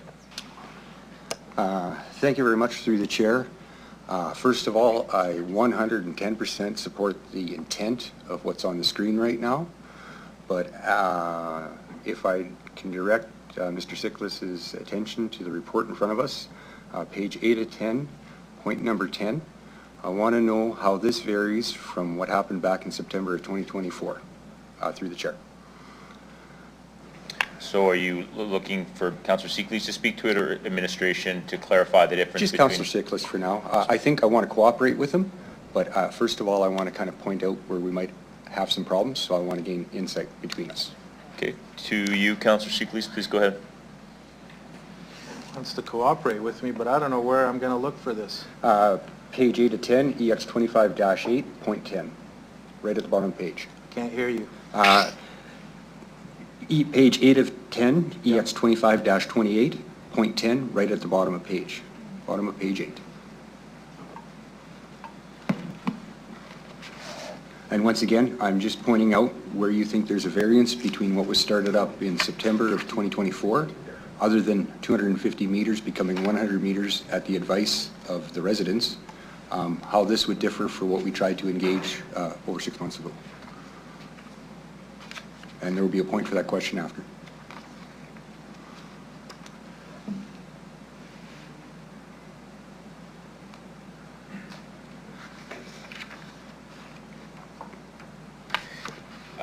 If I may, given that we're looking for it in real time, the adjustment in the language may be specifically as it relates to foregone revenue or property valuation, but I'll look to Councillor Seekles, given it's his amendment. That's the part that's missing here. Yeah, I guess what I'm trying to get across, sorry to cut you off, Councillor Seekles, but it's really hard to differentiate a change is what I was kind of coming to. Listening to the delegations come through and talk, and also gaining for their acceptance of a proposal I put through to multiple delegations. When I look at this, administration came back at us with the worry of having too many points that are too pointed, as well as too many points that are way too open-ended. They came back to us early in our new tenure with their updated interpretation, which took kind of all responsibility behind what you're trying to achieve out of the equation totally. At that point, I understood that maybe they would be tightening up what they were trying to look for in their mandate. In other words, hard fixed capital costs that you could describe like a fence or a, as opposed to something tangible like a property, and come back with a proper recommendation for us to show an investment in towards the neighborhood. And I think that's where we want to get with this. I would like to support a referral back to administration with those intents in mind. I explained a grant program mimicking that of the heritage property incentive to bring back the neighborhood in reference to a parallel system for this, for the 100-meter zone. I thought that was pretty vivid of an example. I talked about capital hard costs to be part of that program. I thought that was a pretty vivid example. Administration struggled with some of the bricks and mortar aspects of the original motion and its intent. I think what we're doing is putting back that original motion to them, and I'm scared that we're going to one of two things. We're going to get a houseless solution that comes with a $25 million price tag, like what I experienced before, which is really like a big deal in the eyes of the public and hard to implement because it's overshot because there's lots of intangibles here, or else maybe something that misses our mark for what we're trying to achieve. So I think by referring it back to administration for them to clean up with all the information they've received at this meeting, they might have a better pen and paper in hand to bring about what we're trying to do right now than for us to craft this right here and right now. So I support the intent. I don't think we should be this pointed and prescriptive in how we implement that. And I think by doing it the other way, we save some surprises and some back and forth misrepresentation that I've experienced in the past is what I'm putting to the debate today. Does that make sense? So yeah, instead of supporting this, I would like to refer it back to administration to. So Councillor, if I may ask a question, we are asking administration to report back because you're concerned that it's too prescriptive. I see two pieces, just as level setting context as a reminder for us. In January, we changed the language of the original amendment from September. And my understanding and hearing from the delegations today is they were concerned that it removed language around a fund. Yep. Right? And so today, what I've heard is Councillor Seekles bring forward an amendment that removes language around offsetting costs as it relates to valuation of a property or revenue, but does look at capital expenditures associated with that fund, as well as some parameters around eligibility, just as context. So is your concern, Councillor, that we're being too prescriptive in this particular amendment, and are you requesting perhaps that we allow administration to then report back? Is the main concern here we're being too prescriptive for what might be included in this particular fund? Exactly what I'm concerned about.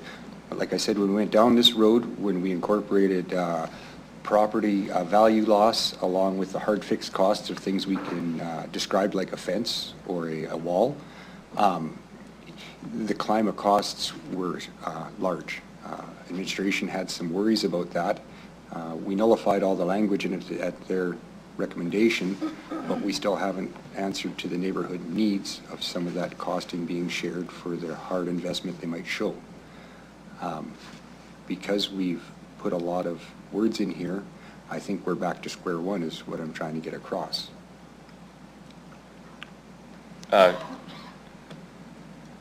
Councillor Mazzanelli, in that case, if I hear you correctly, and please confirm or not, you're not concerned about what this excludes. You might be concerned then about what it does include, as in it's too open-ended?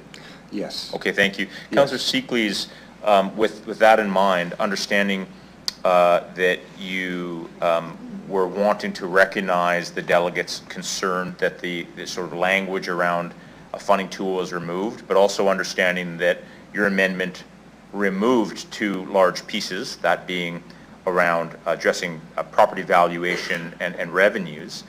Can you respond to Councillor Mazzanelli's sort of concern, or are you interested in keeping it as is, or are you open to adjusting some of the language to allow administration to craft what would be eligible as opposed to us being prescriptive on the floor? Through the chair for a second, I think you might have misunderstood me. Well, please go ahead. I wasn't trying to point out the missing of the property values. What I was commenting on is, rightfully so, administration mentioned that that's hard to measure and implement in policy. I didn't want to hold up the policy by that coming into the debate a second time when this comes back. And that would be for the insurance as well. There's some things in here that are hard to measure. And because of that, that could cause the cost of this to grow insurmountably. Okay. I don't want to take a chance of that happening because there's some hard fixed costs in there, and there's other examples in our city of costing mechanisms like that Heritage Incentive Plan. So I want to make sure that we actually have the rubber meet the road and not get caught up like we did last time with the same motion. Okay, so I hear your concern being we are too prescriptive in this amendment. Councillor Seekleys, I want to give you an opportunity to respond and to Councillor Mazzanelli as it relates to the wording and or whether you might be willing to adjust that wording to direct administration to develop the eligibility and the specifics as opposed to being prescriptive in the language. Please go ahead. Sure. I think that means he's happy to refer it back for what we described. Okay. One second. I'm just going to ask for a minute, please, to confer with the clerk's office.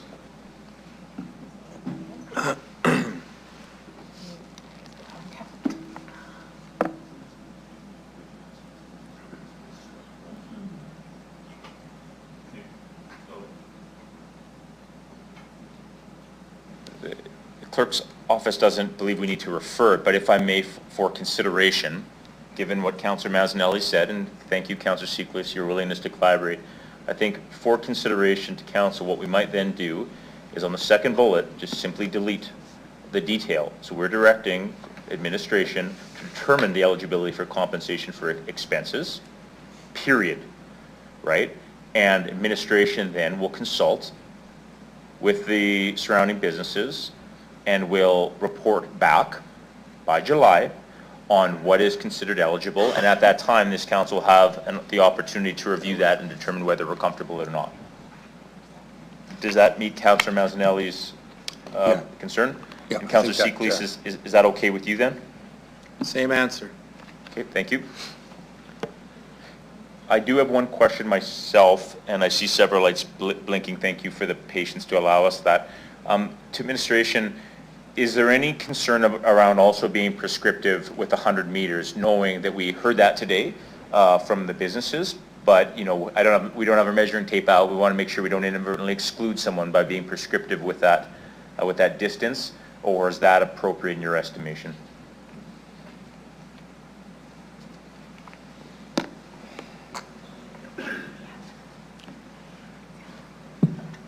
Ms. Thank you, Anderson. through the chair. We're fine with 100 meters. Recognize Councillor Zakiniak. Okay, so,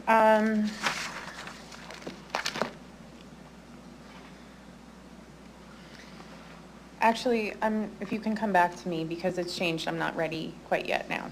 Absolutely. Councillor Flores, please go ahead. Sure, thank you. Through the chair, just based on some of the conversations that we had with delegates and administration, I just want to, and again, once this comes back, I just want to make sure we're able to the best of our abilities, be able to determine what is the situation now and post when the shelter is there, to measure how are we appropriately compensating.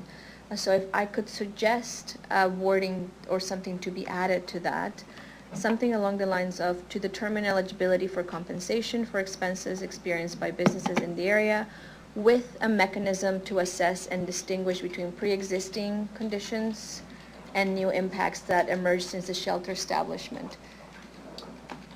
Would the mover be open to that, or would? Councillor Seeklees? Okay, I see Councillor Seeklees nodding, thank you.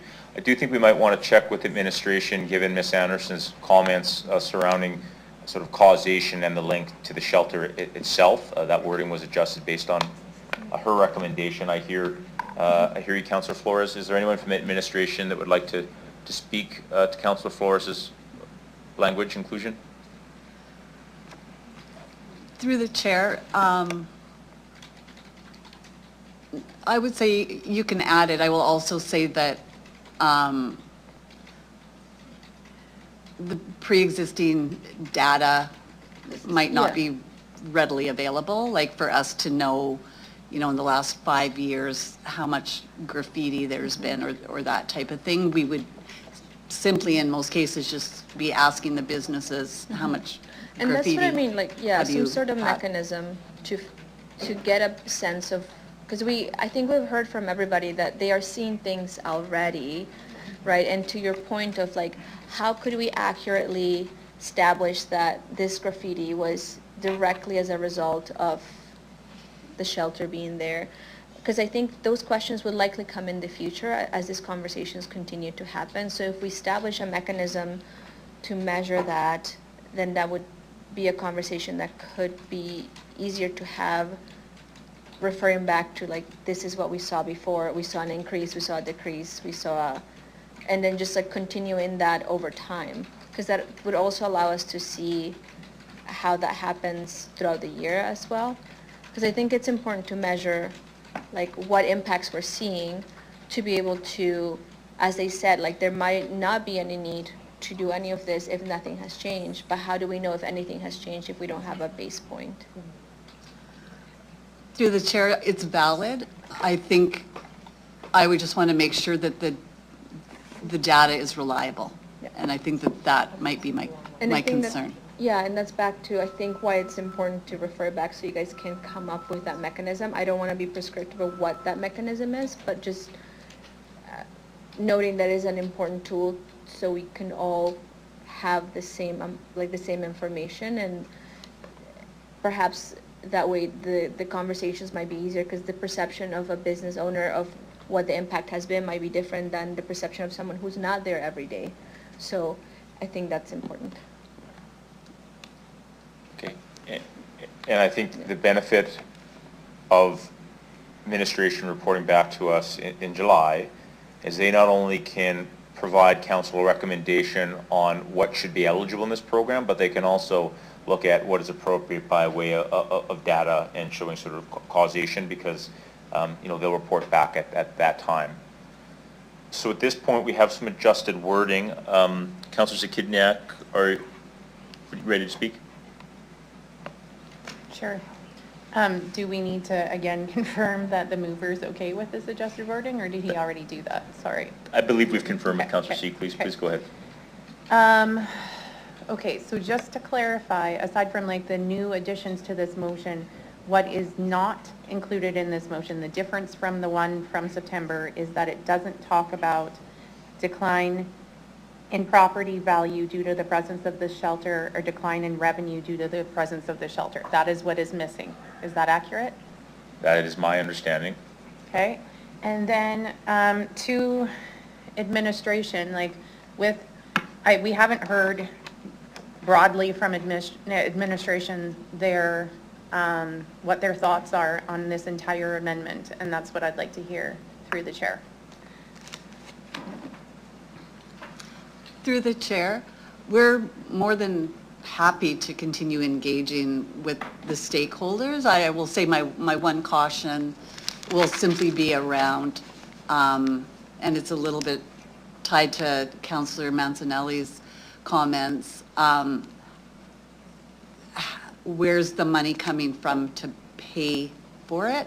So we talked about some funding that we do have available for the programs. And I think that if we are going above and beyond the money that we have available to us, then the more difficult conversation will be around how do you want to pay for it? Okay, and then so that would potentially be something that would come back in the report, like this is what you asked for, this is the money we have, and here's the amount that's unallocated that would need to be figured out by council. Is that accurate? Well, through the chair, I've had 0 conversations with administration. Yeah. But the way my brain is looking at it is that we would basically say, here is a compensation plan, and this is what we can do with the funds that we already have available. And there is some other mechanisms that we don't have money for, and here they are. You would have that information before you go into next budget deliberations. So that might be a more appropriate time to talk about potentially funding additional items that are not covered under the funds that we have allotted to us already. Okay. Now, this amendment just talks about a neighborhood maintenance compensation program, but there's like no, speaking of money, there's no dollar amount there. So, I mean, that's pretty wide open. Are you comfortable with that being left completely up? Like, I feel like that doesn't give you a lot of direction. And is that just me, or is that a concern for you as well? Like, there's no dollar figure, like there's no parameters, like how much money are we looking to spend? Through the chair, the maker of the motion in the last point does say that we have to balance fiduciary responsibility to manage public resources, noticeably tax dollars. So to me, that is a gentle way to say to administration, don't come back with a plan that would put so much additional costs on that we wouldn't even be able to consider it. So again, I think what council is tussling with right now is making it like that fine balance between prescriptive and not prescriptive, too prescriptive, not prescriptive enough. I think this hits a nice balance. I mean, we've all been sitting here listening to the conversations. We know the ideas that stakeholders have. We know the ideas that council has. And so it's not like we're going into this blind. And we're also continuing on the conversations with our stakeholders. So we will try and make sure that we're staying really open to the opportunities without bringing a report back that would never, ever be able to see anything actualize out of it. There has to be practicality to it. Okay, that's fine. In terms of this mechanism to assess and distinguish between pre-existing conditions and new impacts, like how would you do that? Like what sort of mechanism? Like, I don't understand. I'm trying to picture what that mechanism would be. Do you have I'm struggling with that piece, that I'm not understanding of what a mechanism would be that would accomplish that, through the chair.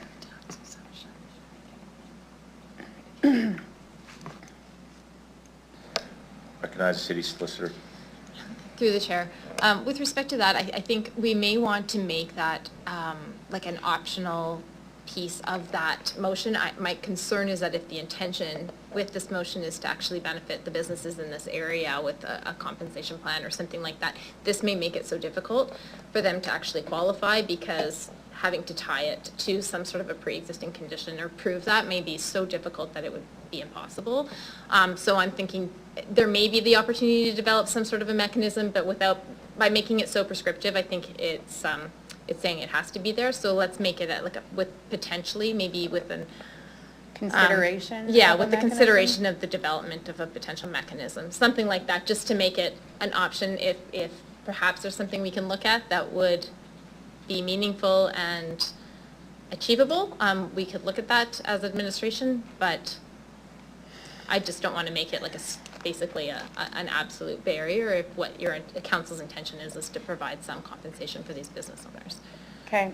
I also need, Sorry, I apologize, Councillor. The clerk's just conferring with me. One moment, please. Councillor Seeklis, I just want to briefly look to you. I apologize, Councillor Zakidniak, to make sure that you're okay with the adjusted wording, which now reads, with consideration for development of a mechanism, with the intention behind that to not inadvertently exclude business owners if they can't sort of demonstrate direct causation. Is that okay with you, Councillor?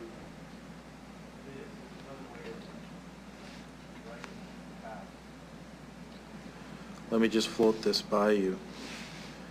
In this case, would admin agree that they have the onus of proving that problems are not consequences of locating the shelter? Is that kind of what you're trying to say there? Is that what this means? I think what they're, if I heard the solicitor right, Councillor Seeklis, it may be impossible, it may not, but it may be impossible to prove a direct correlation or causation between some damage at the property and the shelter. So I think what administration is saying, if we bring our language up a little bit of higher level, we won't inadvertently exclude someone if there aren't the data points to show that causation. Yeah, seems reasonable. Okay, thank you. So I apologize, Councillor Zakidniak, back to you. No, that's fine. I'm also needing some clarification on the property tax exemption as a mechanism to offset costs.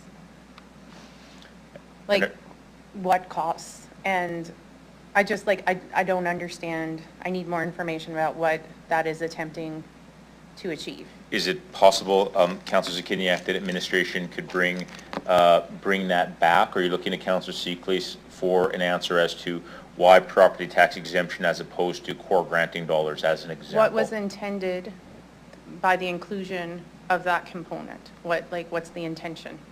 So I guess that's to the mover, or if somebody else can... Councillor Seeklis, why a property tax exemption as opposed to, say, granting dollars to you? Well, it's using tax dollars to pay for the expenses. Since we don't have money in the budget for it, if we hear that we don't have money in the budget for it, it's coming out of the tax exemption, So which over 10 years would be about $1 million. So you're saying we would give an exemption to these property tax owners within 100 meters to offset some of the costs that they've incurred. That's one of the things that you're proposing. Yeah. Okay, and then my perhaps final question to administration. If this didn't pass, my understanding is you're still going to do engagement. I guess what is not currently in your plans, and I'm wanting to clarify this, is a compensation program for the businesses. That's the part of this motion that is, or amendment, that is not included in what you're currently planning. Is that accurate? Through the chair, yes. Our conversations thus far have been focused on what we as the city own and control and coordinating responses between other external partners.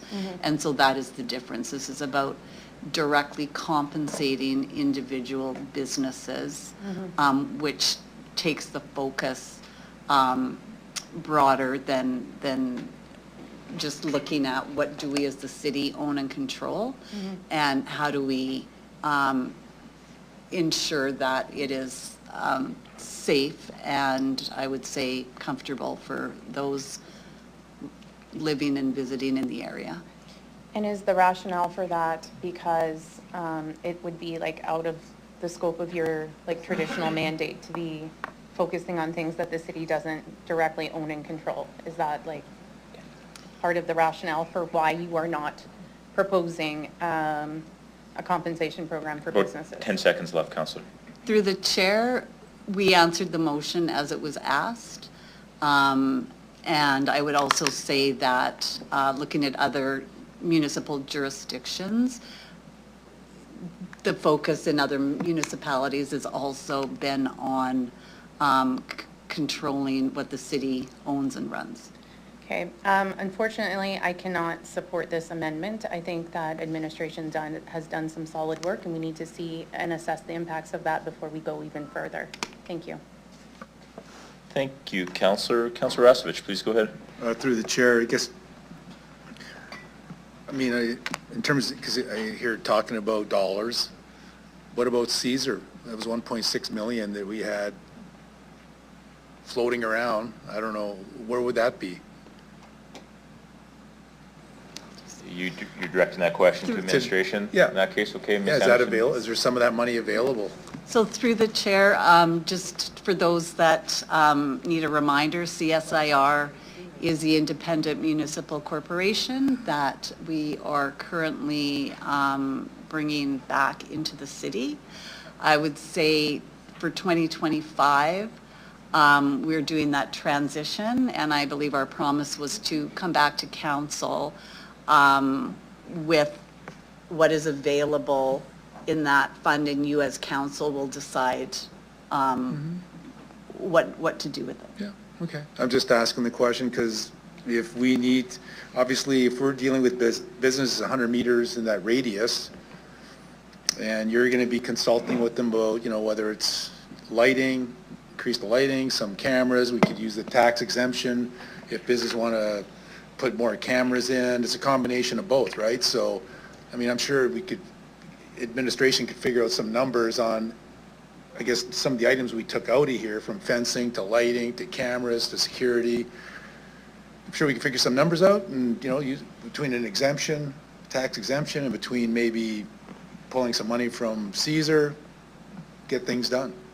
And through the chair, we're doing that analysis. There, like, one example is currently the street team is paid through CSIR, and so there are, I guarantee you, things that CSIR is providing to the community that you will absolutely want to keep doing, and those associated costs will still exist. But absolutely, we will be coming back to council with that conversation. Okay. And I guess even, I guess the question would be, I mean, we've got numerous things from lighting, security, fences, cameras, et cetera, and maybe some are priorities over others right away to, you know, make that 100-meter radius and more, just, I don't know, better for the businesses. Yeah.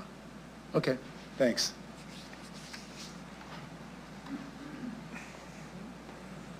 Okay, thank you, Councillor. Thank you to administration for all the work that you've been doing on this. Thank you to everyone in the gallery that came to present again today.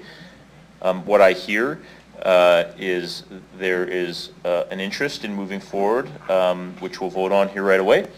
And the language has been adjusted to allow administration to consult and identify some eligibility and some financial parameters that look to strike a balance. Thank you, Councillor Seeklees, for the amendment and for your flexibility on adjusting some of the wording.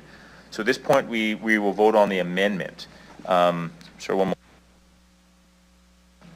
Okay, so we will now vote on Councillor Seeklees' amendment. Is there anything else, Councillor Seeklees, that you might like to add?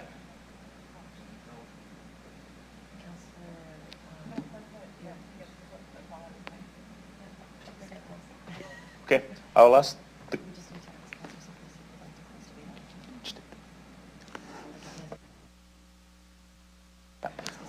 Thank Thank you. We'll now ask the clerk to start. No, sorry, one moment, please. I'd like to recognize the city solicitor. Please go ahead.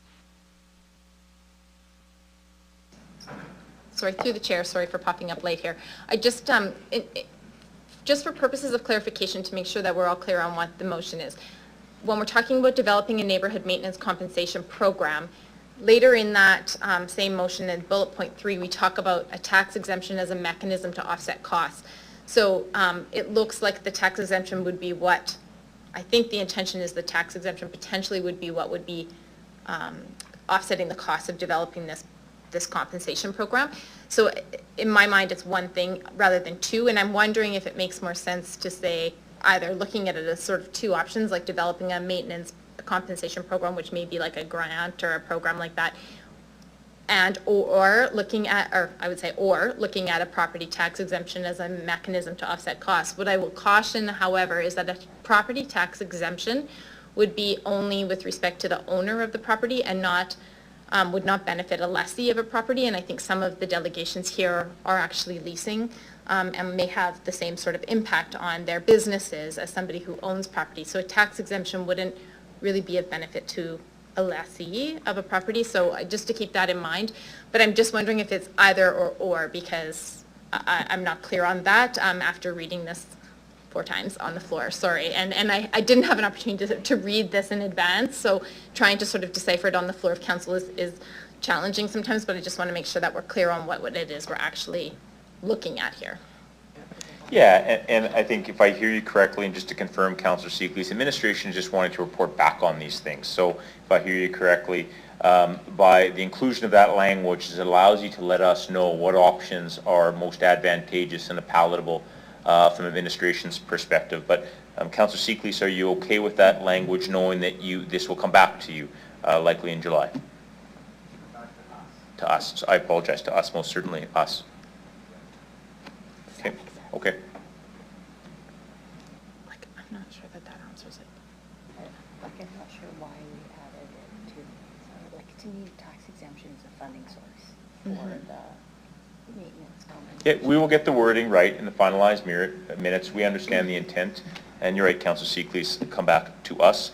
Thank you, Councillor Seekley's, for the amendment and your willingness to collaborate. Thank you for the questions. I think at this point we're ready. Let's call the vote, please.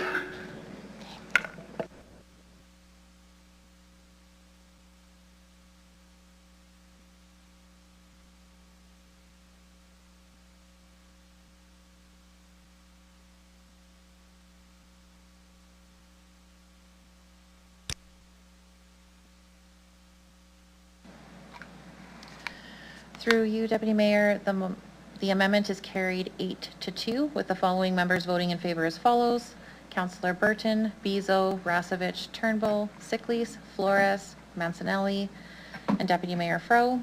The following voting against are Councillor Zakidniak and Councillor Radens. Thank you. Are there any questions at this point in time on the main motion? The main motion. If not, we will vote on the main motion as amended. Councillor Radens, do you wish to close debate or anything else you want to add? No? Point of clarification, go ahead, Councillor Zakidniak. So when you say we're voting on the main motion, is this now just the receive and file, like with the amendment? Like just to clarify this vote? Thank you. I'm going to ask the clerk to speak to it. Deputy Clerk, please go ahead. Through you, Deputy Mayor. So the main motion that's on the floor is to remove the item from the list of outstanding items. That item was directing administration to provide you with a supplemental report. So that is the main motion. So the amendment that was put on the floor is just added to that. So this action will take place and the item will be removed from the list of outstanding items if council votes in favor of the main motion as amended. Thank you. Councillor Flores, it was actually you that moved the main motion. Is there anything else you wish to add? Okay. With that clarification, I'll ask the clerk's office to please start the vote.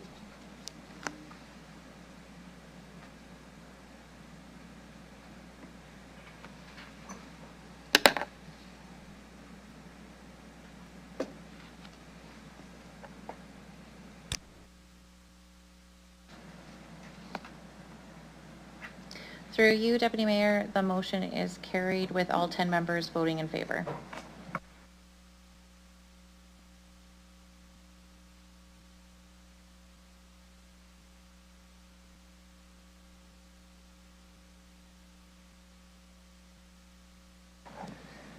So thank you to administration. Thank you for those in the gallery. Well, we'll be moving forward to our next agenda item at this point in time, which is delegations related EX 2529.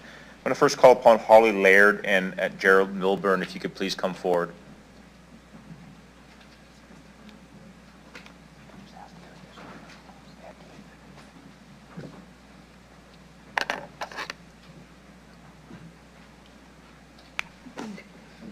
Well, welcome, and thank you for your patience. Holly and Gerard, please introduce yourself for the record, the organization you represent, if any, the city and town that you reside in. You have 5 minutes to address council, after which there may be some questions. Thank you.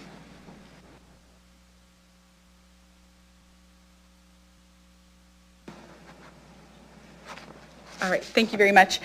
I'll start off here. My name is Holly Laird, and I live in Regina, Ward 10. I'm the Executive Director of the Regina Farmers Market, and I'm joined today by our Board President, Gerard Milburn. Hello, I'm Gerard Milburn. I'm a resident of the RM of Karen, RM 162, and I'm the President of the Board of the Regina Farmers Market. Great, so we want to thank you for the opportunity to speak in support of our organization and to introduce you to the remarkable story of the Regina Farmers Market. Many people think of the farmers market as a fun place to spend a sunny morning, and while they are that, farmers markets are also vital infrastructure in our local food system and play a key role in building strong, resilient communities. The Regina Farmers Market is a nonprofit cooperative that exists to support local farmers, food producers, and small businesses by creating opportunities to sell directly to the public in a welcoming, community-focused environment. While farmers markets provide access to fresh, locally grown food, their impact goes far beyond food. They bring people together, build relationships, and help create vibrant public spaces that boost nearby businesses and act as an economic engine. At their core, farmers markets are not simply transactional. They're about connection, culture, and community. In 2025, the Regina Farmers Market will be celebrating 50 years of connecting farmers, food makers, creators, and the community. What began in 1975 with 22 vendors at the exhibition grounds has grown into a year-round institution, anchored in downtown Regina and proudly supporting more than 180 small businesses and community organizations each year. The Regina Farmers Market is unique. We're the only authentic farmers market in Regina. Everything sold at Farmers Market is made, baked, grown, or designed in Saskatchewan. We are a trusted and cherished space where residents and visitors come together to experience the best of our local food, art, and culture. Every week we transform the area that we set up into a community gathering space, a place where rural and urban life meets and where people can connect directly with the people who make, grow, and create. The Regina Farmers Market is also essential. We're an economic engine, and we provide low barrier entry for entrepreneurs to generate revenue and keep dollars circulating locally. Research shows that every dollar spent at a farmers market generates 3 times the local economic impact of spending at a chain store. We create opportunity, especially for young businesses, newcomers, and rural producers. And we support food sovereignty and sustainability, with over 85% of our vendors traveling less than 100 kilometers to be here. In 2025, our 50th anniversary will be more than a milestone. It's a moment to tell our story, share our vision, and show what's possible when local food, local business, and local culture come together. We are planning 2 major free public events, a summer season kickoff in Victoria Park and a 2nd annual Tomato Festival at the Legislative Grounds. These events will showcase what makes Regina special and help us build momentum for the future, one that includes a permanent home for the Regina Farmers Market year-round. We've got a history of doing a lot with a little, and now we're asking for your support not just to mark 50 years, but to invest into what comes next. With the City of Regina's support, we can bring our community together, support small businesses, and ensure that the Regina Farmers Market remains a thriving, visible, and proud part of our community for the next 50 years. And I'm going to hand it over to Gerard, who will take you into the future. Thank you. So the Regina Farmers Market has a strategic plan to find a permanent home for the market. So COVID and the various challenges that are going on within the city, within the community, hurt us in a lot of different ways. The farmers market almost failed during the post-COVID period, and we can kind of see the issues going on with Folk Festival, Fringe Festival, even an event hosting space like Real has really struggled to make sure that they can remain financially viable. So at this moment, the market is very successful. It's stabilized. We're in a very good position to kind of build on the next steps. But what we've realized through the work that we've done is we face a lot of different kind of risks. We're a short-term landlord for one point. We don't have necessarily a full pipeline of new vendors coming on as the market kind of evolves and businesses move on in their own particular ways. So the four-season canopy project is our jauntily named thing. We're looking to build a facility. Basically, we think of it as a tent at this moment, but it could be anything. That would be heated. It would be in use all year round. It would have community facilities like a commercial kitchen, and it would spill into the outside during the summer. You have about 30 seconds left, please. Thank you. This facility would be a very interesting community hub within the city of Regina, and we believe it will cement our legacy for another 50 years to come, making sure that as a community we can move forward in terms of food security and providing this place for vendors to meet with the community. Thank you very much. I'll now look to my colleague for questions. Councillor Bizo, please go ahead. Thank you very much for your presentation. I want to run through a few numbers and I have a few questions for you. Right now, where are you located? We are located both downtown. We do a Wednesday market during the summer outside. We're also located at Banner Hall inside the Real facility during the winter and outside in the Real parking lot, Confederation Park, during the summer. Okay. With the location of the Real District right now, what would it take for you to be kind of more of a permanent residence there versus building your own facility?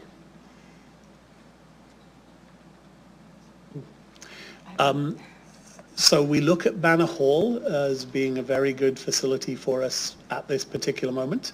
There are certain politics within the city about where the farmers market is located. So the city, as a general whole, is interested in having the farmers market downtown. This is something that we are certainly interested in, but certainly our vendor base at this moment does love the Banner Hall location. This is not to say that it's a great location. It's a great location right now.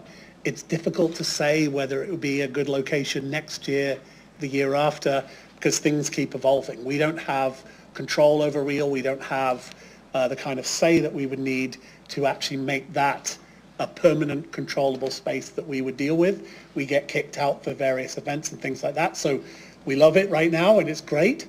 The challenge is how do we think about, 5 years, 10 years down the road. This kind of project would not come to fruition right at this second, but there are lots of examples of these kind of things in different cities within Canada. Perfect. The one thing that I would like to kind of mention, like you mentioned, kind of a 3-to-1. I think your numbers are low for every dollar spent at the farmer markets of 3 times. I personally go there with hundreds of dollars, can come back with nothing. So I do spend a lot at the farmer's market. I'm a big supporter of that. But, when I go to the farmer market, it generates a lot of activity. It's a reason, it's a destination. You go there, you do something, you visit people. Your ask here is about $17,000 for kind of the grant that you're receiving. But I'd like to come back again in the future and say, you know what, on the permanent facility, what that would look like. Using Calgary as a model, it's kind of a destination. When I go to Calgary, I go to that farmer's market. That's a destination. So I think what you have is something that you can make it as a destination to go somewhere year round. So I want to make sure you explore that and come back with a business plan to say, this is what we need and this is our economic spin-off, and not look at that short-term tenancy, whether it be kind of the plaza downtown for the summer crowd versus the full-time market. That is the challenge for us as an organization. So we have this kind of short-term piece, but we know that the models like the Calgary Farmers Market presents a very interesting opportunity for us in the future. So the challenge is you can't do the real estate without the community to kind of support it. So we actually need additional vendors to make those things happen. So the Calgary Farmers Market has 17 meat, fish and poultry vendors, 5 honey vendors, 22 bakery and dessert vendors, 7 fruit and vegetable vendors. As it stands right now, Regina doesn't have that vendor basis. So we as a market need not just to develop the people coming to the market, we actually have to encourage businesses to want to be at the market in the future in that kind of scale. So it's we don't want to build something that we can't afford and nobody can come to in the future. We want to build something that is right for the vendors but right for the community. And there's examples of people putting the cart before the horse essentially in these situations. They build it. So Saskatoon has invested a bunch of money with federal government, a couple of $1 million in the Riverside Landing location, but didn't necessarily have the full support of the markets in that community to make it like a real kind of farmers market. So it's a very interesting balance. We kind of want those kind of things for Regina. It's a really cool opportunity for small scale farmers and different people in that department to kind of do those things, but it has to be approached in a way that is balanced for all the different stakeholders. Okay. It's a great point. Perfect. It's a good thing. We're coming up to a budget season again in December, so very short time. Are you willing to come back and have some data? And are you working with EDR right now, or Sorry, are you Councillor, working with George's great team? Councillor Bezos, I apologize for interrupting, or just making sure that your questions are related to this specific grant and the Yeah, that's details what the within that. question was. Thank you. Please go ahead. So we spent last year, we used some Canada Summer Jobs money for students to do a bunch of data collection. We've met with EDR and we're developing a bit of an economic study with them. And ultimately, one of the things we asked for, but I don't think we're going to get through this particular application process, was funding of a feasibility study. So this is something that really is more than what I or Holly have to say. It's really about the idea that the plan that we have is something that's actually feasible. It's been vetted by the kind of companies, consultants who make money at that kind of thing. But that takes funding, that takes work to do those kind of things. So absolutely, we're engaged in that kind of path, and we see this as being the kickoff to those kind of processes. Okay. Well, I look forward to you coming back and having a model and a presentation to see what the future will look like. Thank you. We look forward to that too. Thank you, Councillor. Recognize Councillor Zakiniak. Thank you. So thank you for being here today. I'm going back now to the special events grant allocation. So you had applied for 50,000, which you're recommended for 17,000. So the question is, can you speak to why it is important to you to get the 17,000 that you were recommended for? So I know Holly can do practically anything with her team, so I'm going to turn this one over to her to answer that particular question. Yeah, thank you. We actually applied for 2 events under the grant, our Tomato Festival and our summer season kickoff. We did see in the detailed analysis that there wouldn't be support for the Tomato Festival because we had done a version last year of that event. And so we would now be looking for other support for the Tomato Festival specifically, and putting the funds that we are able to have through this grant towards our summer season kickoff in May. Mm-hmm.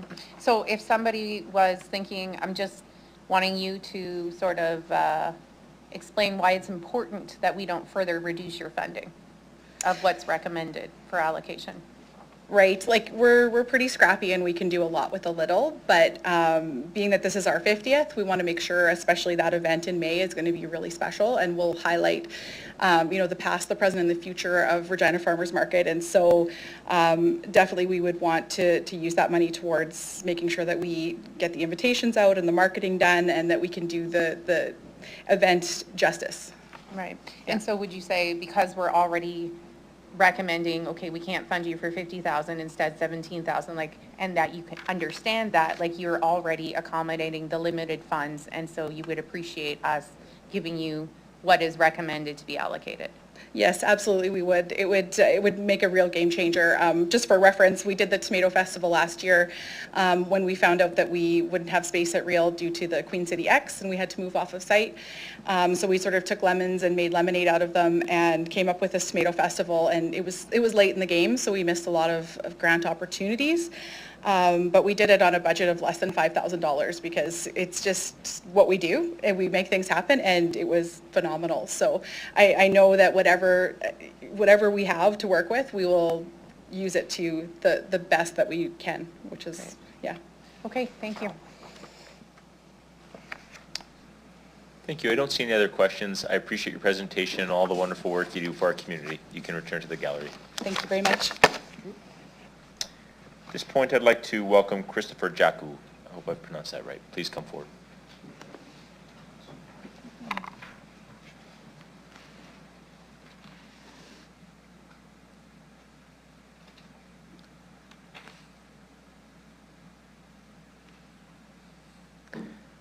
Good afternoon. I'll ask that you both introduce yourself for the record, the organization, if any, you represent, the city or town you reside in. You have 5 minutes to address council, after which there might be some questions. Please go ahead. I'm the Vice President of the Regina Multicultural Council, and this is Chris Jacu, the Transportation Coordinator for Mosaic. So we're giving a presentation on Mosaic. Mosaic, we're celebrating our 55th anniversary this year. There's 15 pavilions, and out of the 50, sorry? I apologize. It's not a fire alarm, it's just the door. Just give us a quick minute here. Sorry. We'll restart your clock. No. Just give us a minute, please.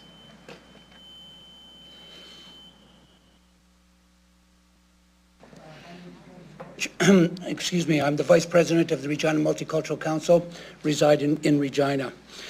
Mosaic is celebrating their 55th anniversary this year, and this year we have 15 pavilions, and 6 of those pavilions are on the real property. The economic, through our surveys, the economic impact on the city is about $1.6 million for Mosaic. We have about 140,000 visitors through the pavilions, and that includes people from obviously the citizens of Regina, but people from other provinces, people from the northern states coming to visit. This year it's on June 5th, 6th, and 7th. Our biggest problem is June 5th, the very first day of Mosaic, is also the home opener for the Saskatchewan Rough Riders game. And if you know anything, you do not compete against the Rough Riders. So we've got a little bit of an uphill battle there, but we've been doing some work with the riders, and I think we've got some stuff handled very nicely. Usually what we do is we get Regina buses for the safety of transportation, but because of the home opener game, we don't have that ability for the city buses that we used to have. So we're going to have to hire some private companies to do some busing around for that. Regina, Mosaic, I mean, we basically just, Mosaic showcases Regina's multicultural community and the diverse cultural makeup that makes Regina such a great place to live. And I'll let Chris talk about the transportation. Hi, thank you. Chris Jacky, I'm a citizen of Regina, resident here. And in this role, like you said, I'm in charge of the transportation, security, and VIP for Mosaic, so I'm just a volunteer on their committee. Asked to take on those roles. I've been involved with it for about 3 or 4 years in another capacity and decided to take it on officially this year. So I believe, and I'm a little new to their ask for financial support for the transportation budget, but I believe in the past they've asked for $40,000 to support the transportation. I believe what we've done this year with 15 different pavilions in place as opposed to 18 from last year, and based on their current locations where they'll be located throughout the city, with 6 of them being located on real property, it's actually made our transportation budget and so far a little bit under that ask of $40,000. So it's possible that the ask would be reduced from what we initially asked for 40 to 30. And with that, with our budgeting, any surplus or any remaining budget not used would be returned to the city for that reason. So based on what we've got estimated at this point, we're looking at about $22,087, and that would cover shuttling, private shuttling for Thursday, as well as rental van shuttles for the VIPs for Thursday night. Again, competing with the riders is not working well for us, but we're going to do the best that we can on that. For the Friday and Saturday evenings, which should be business as usual, we've met with City Transit and we have their quote as well. We'll be using a local security company for security on the buses to ensure the safety of the City Transit operators, as well in order to ensure that we're using the real property responsibly. We've met with them last week, as well as City Transit, to address the parking and transit issues and the stops on real property. So we'll be using real parking attendants to ensure that the flow of the buses on Thursday, Friday, and Saturday of Mosaic will accommodate the bus flow through there. Right now, the proximity of our pavilions is a lot closer, so we're able to reduce the number of buses compared to last year's requests and last year's numbers. So it does bring down our budget requirements. Thank you. Thank you for your presentation today. I'll look to my colleagues. I see Councillor Turnbull. Please go ahead. Hello, thank you. I love Mosaic. I've been going since I was little and diversity and stuff, but I do have some questions. So I know I've read your forms, and I actually talked a lot to Mosaic last year about accessibility. So last year there was 18 pavilions and 2 of them were not accessible. And so it does note on here that they are all accessible this year. Can I confirm that? You're all accessible for mobility devices? You know what? That's a great question. A couple of the pavilions last year were not accessible, and the Polish pavilion being one of them. Yeah. Unfortunately, the Polish pavilion is not in this year. So I'm just trying to think of. I think they all are. Don't quote me on it, but I think they all are accessible. Okay. I will ask you to confirm that at some point. Sure. And then my other question is, you are asking for transit, and I know you're talking about bringing the price down, but I have to ask about paratransit, because when we're offering transit, we should also be offering paratransit. So maybe with that gap, or with your VIP shuttle stuff, have you been considered paratransit as part of this plan?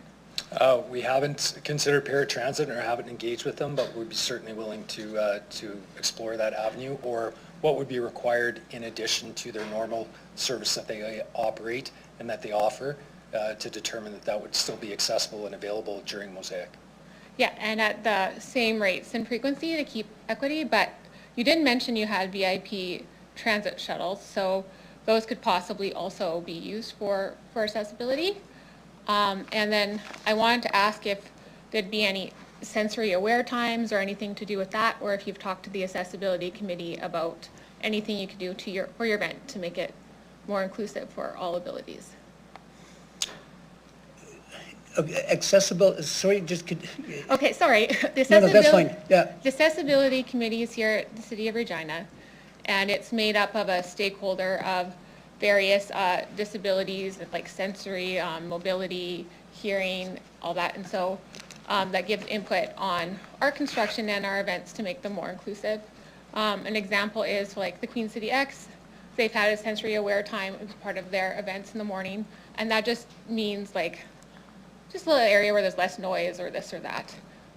So I was just wondering, I think that question's answered, but would you be willing to meet with them to talk about? You know what, absolutely, and it's a great point, and I just wrote that down. Every month we do have a meeting with all of the organizers, all of the pavilion managers is what we call it, and we would be more than happy to have the accessibility committee come and talk. By all means, I cannot dictate to a pavilion on what they can or cannot do, but we can also give them some great ideas to make the pavilions better and more accessible for everybody. Absolutely. All right. Well, again, thank you so much. I love your events and stuff, and just those comments on transit, and I'm glad to hear that it's all, or probably all accessible. Good. Thank you. Good. Thank you, Councillor. I don't see any other questions here. Welcome to return. Oh, I apologize. Councillor Seeklees, please go ahead. Hi, welcome both Terry and Christopher. I want to support this ask. I just have one question of you. Which pavilion is the best pavilion of Mosaic? Read that name right there. The only thing the only way I can answer that is which child is your favorite? I can't tell you. Well, we would invite you all as VIPs to come and check out the pavilions, and you can make that call for yourself and share that amongst yourselves and maybe vote on that. It'd be a fun vote to have for EP. We all know the answer, don't worry. No, thank you, just having fun with Thank you all. Thank you, Councillor Seekloos, for acknowledging how awesome the German pavilion is. Of course, Fro's my last name, and I think we're in concurrence. So with that, we do have a mandated break at this point, so you're welcome to return to the gallery. We look forward to seeing you at Mosaic, and of course, encourage our community, as always, to come out and enjoy it. So thank you for your time. Thank you so much for your Thank you support. for your time.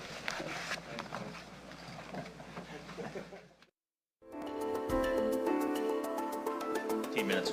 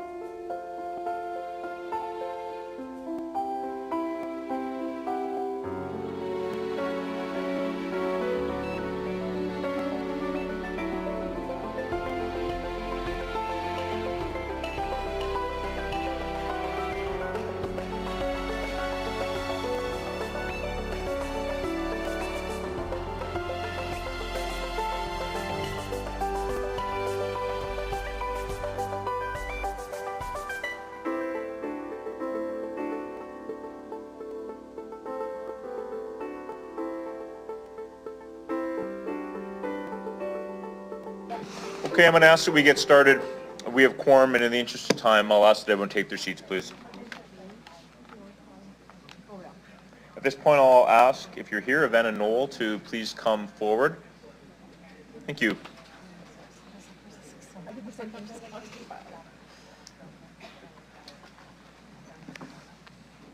Good afternoon, Ivana, and thanks for your patience waiting today. We sure appreciate it. Please, to you both, introduce yourself, the organization, if any, you're representing, the city or town that you may reside in. You'll have 5 minutes to present today, after which there may be some questions. Please, go ahead. Perfect. Thank you very much. Honorable members of City Council and Administration, thank you for providing us with the opportunity to speak before you today. My name is Ivana Knoll, and with me is Kim Smith, and we represent the Tavria Ukrainian Folk Dance Ensemble and School of Ukrainian Dance, and we both reside in Regina. For 50 years, Tavria has been promoting Ukrainian culture through the art of Ukrainian dance. We are a school of 125 dancers strong, ranging in ages of 18 months to 50 plus years. We strive to create a fun, educational, and family-friendly environment that harnesses the spirit and culture of Ukrainian dance. Tavria emphasizes collaboration with the broader community, hosting a yearly festival bringing in hundreds of dancers from Regina and all over the Prairie provinces. We have multiple performances throughout the year, and we're active in cultural events in our city, such as Mosaic, a festival of cultures, Canada Day celebrations, the Cathedral Village Arts Festival, Regina Public Library culture events, the Regina Farmers Market, senior home performances, the Regina Frost Festival, Light the Lights event, and much more. This year, Tavria is celebrating its 50th anniversary, and to mark this special occasion, in June, we are presenting a two-part, 90-plus minute production entitled Rhythms of Ukraine, Tavria's celebration of 50 years of dance.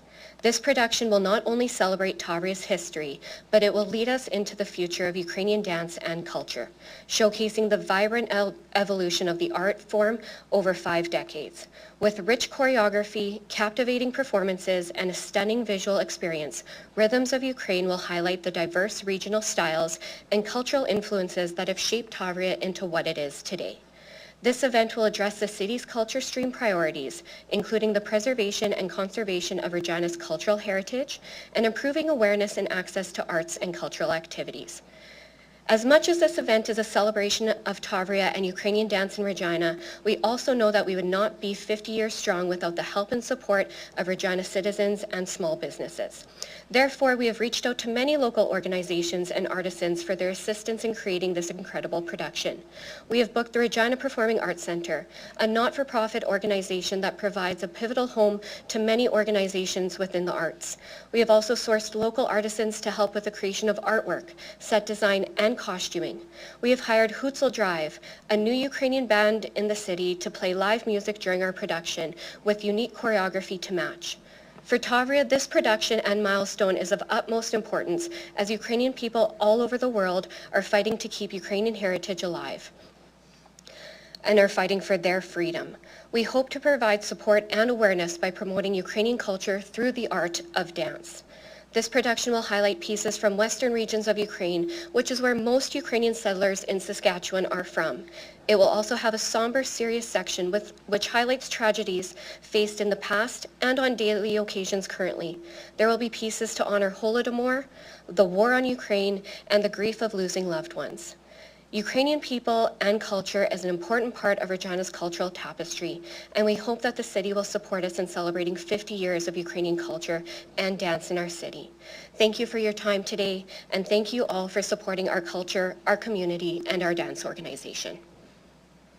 Thank you for your presentation and for your work. Look to my colleagues. I'll recognize Councillor Zakiniak. Please go ahead. Thank you for being here today. So knowing that you requested 50,000 are being recommended for 9150 due to just the limited money available. Do you have other contingency plans for how you would what you're going to do if you do receive your 91,000 100%. 9,150. What will you do to make up that difference? Yeah, so I mean, as many people, and I can let Kim speak to this as well, but as many people know, Ukrainians don't like to waste money. So there are always contingency plans in place. We set up this budget to kind of shoot for the moon of what would be, if we could receive everything, what would the dream be? But I mean, as far as either music or production, we can ask, there's family members that will do it for free. But we would ultimately like to support local and pay people for their work and their support like that. So there are other plans, but I can let Kim speak on that more. So like Ivana had said, yeah, we would just sort of look and say, okay, what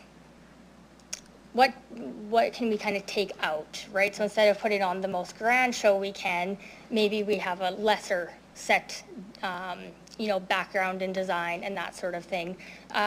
There's a little bit of a, if we make some profit on this show, that we would turn that into like scholarships and funding, perhaps for displaced Ukrainians that are in Regina right now, so to be able to sort of recycle that funding. And so if we don't make a profit, then, something like that would have to be scaled back a little bit. And so it would just be a lesser production than our ideal dream.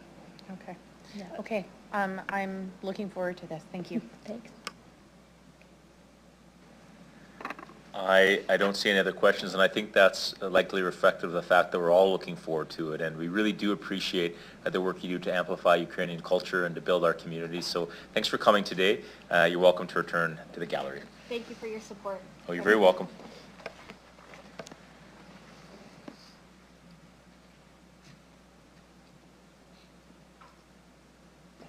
We'll now consider item EX 2529, Special Events Grant Allocation First Deadline. Can I have Deputy City Manager Deborah Bryden please introduce the report?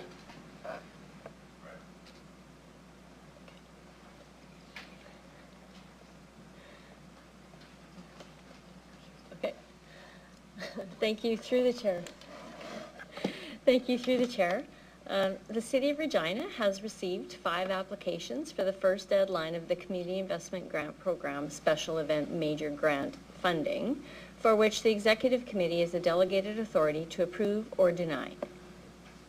The City's Community Investment Grants Program, CIGP, is used to fund and partner with community nonprofit organizations to deliver programs and services to Regina residents that align with the city's priorities, have a clear community impact, and respond to community needs.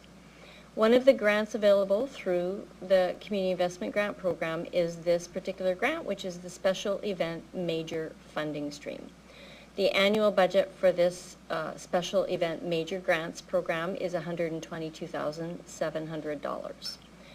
The funding support can range from $5,000 up to $50,000 to nonprofit organizations that are producing events that build community pride and spirit, such as promoting the values of citizenship and identify things like on Canada Day, National Indigenous Peoples Day, are one-time and first-time events that celebrate, preserve, and enhance Regina's identity by commemorating notable people, places, and events, or symbols like 10th, 20th, and as we've heard here today, 50th anniversaries, or recurring events that have an established history of City of Regina service support for items such as transit. An adjudication committee with experience in culture, community safety and well-being, community development, recreation, finance, events, and branding reviews the applications based on established criteria and provides a funding recommendation for each event. We are happy to answer any questions you may have. Thank you, Ms. Bryden. Can I have someone move this report? Councillor Bizo, do you wish to speak to it, Councillor? Thank you. Recognize Councillor Zakidniak. Thank you. So I just want some clarity. It talks about, so if this is approved, there's 6,550 left for the other remaining 3. Yeah, the 3 additional grant intake periods. But it also talks about the grant reserve. What is currently available in the grant reserve? Thank you. Through the chair, I have that number. Don't I?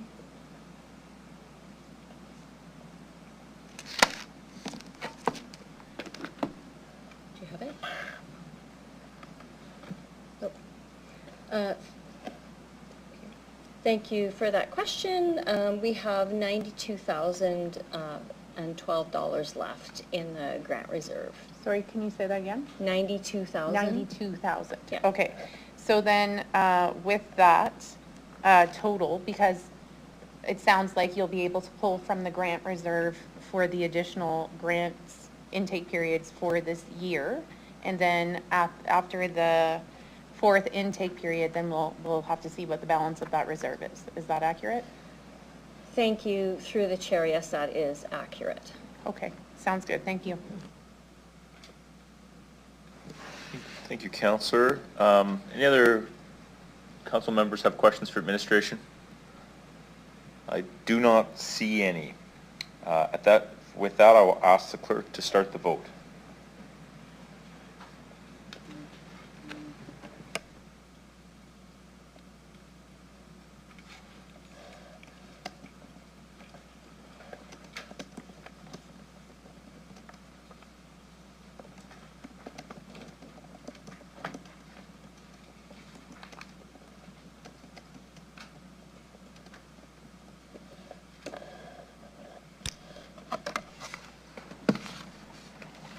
Through you, Deputy Mayor, the motion is carried 10-0 with all members present voting in favor.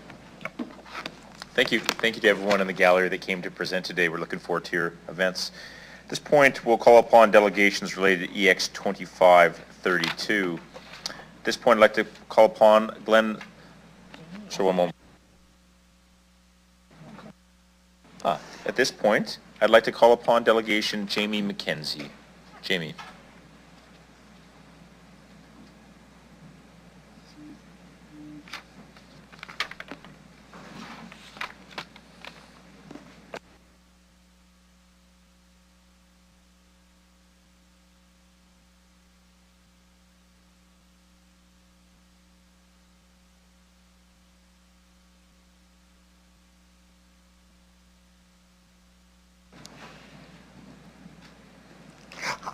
Welcome, Jamie. Thank you for coming again. I hope you're okay, and thank you for coming back. And I know you've done this before. Please introduce yourself for us. Okay. Who, if anyone, you're recommending, where you live, and then you'll have 5 minutes to address us, and we may have some questions for you. Jamie, please go ahead. Okay, my name's Jamie McKenzie. I live on my own. I've been sending myself as my own advocate. I'm here to speak on the taxi report with concerns about the way it's being handled by safety rides, because I use the taxi because of an incident I had on paratransit, so I use the taxi all the time to get around Regina. And the driver do not belt me in proper.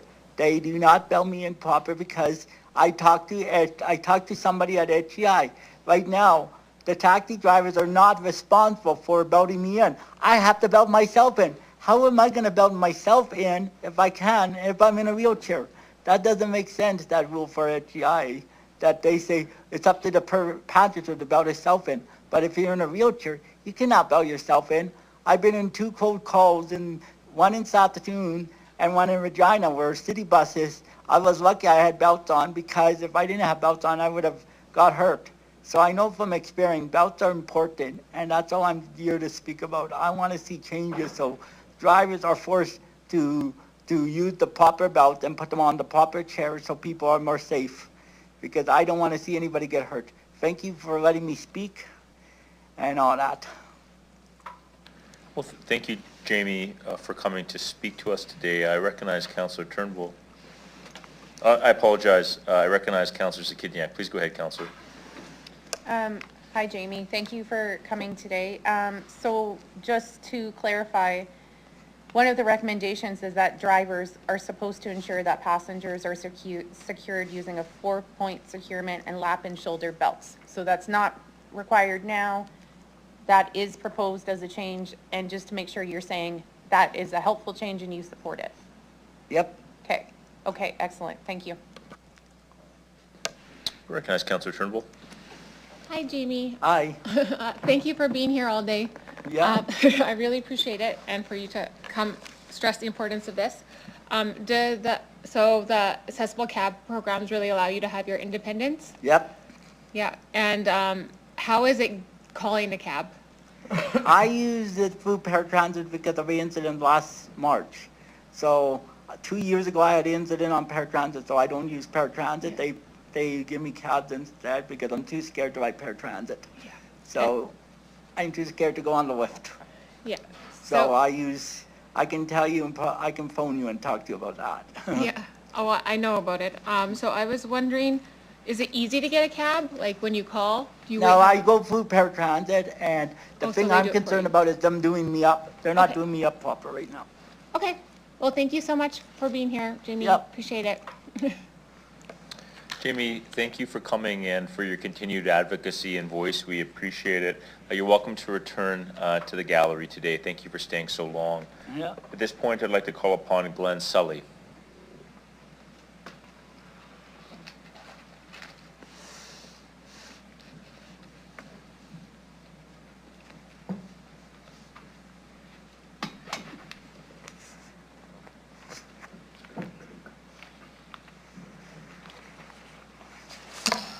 Good afternoon, Glenn, and also thank you for waiting so long this afternoon.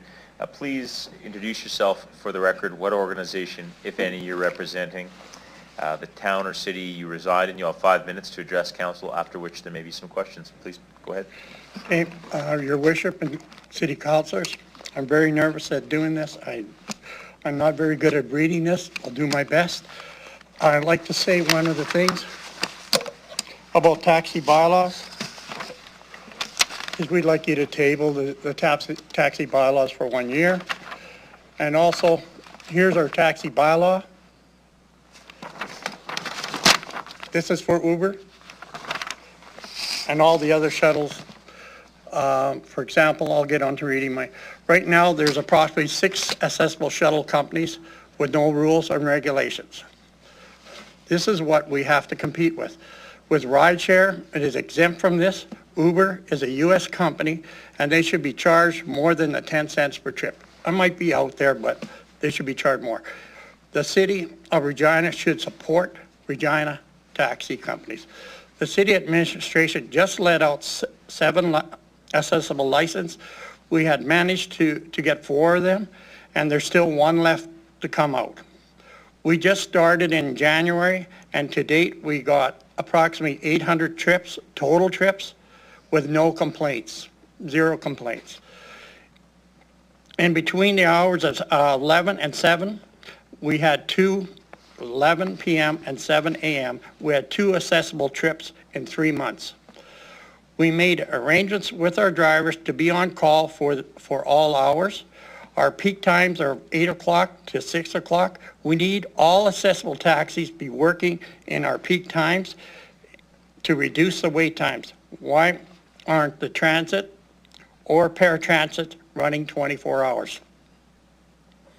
I'm sure there's customers out here that would use the services. I know why. The costs. We already give our drivers sensitivity training for my whole fleet every 2 years.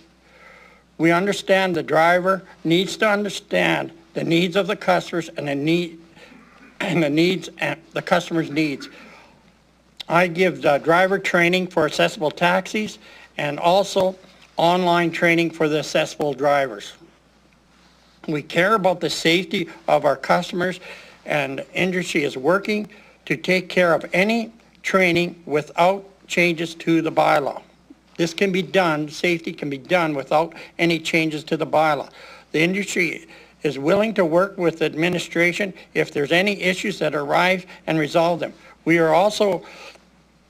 We'll also work with the other brokerage to improve the services. Administration needs to give the taxi industry a chance before changing the bylaw. They just let these new accessible taxis out there when we approximately had 10 accessible taxis. Now the customers have a choice. please give us a chance and give us 1 year to see how the service is for our customers. We have only had 3 months, and this is not long enough to evaluate the new accessible taxis. We will also listen to the administration and the concerns that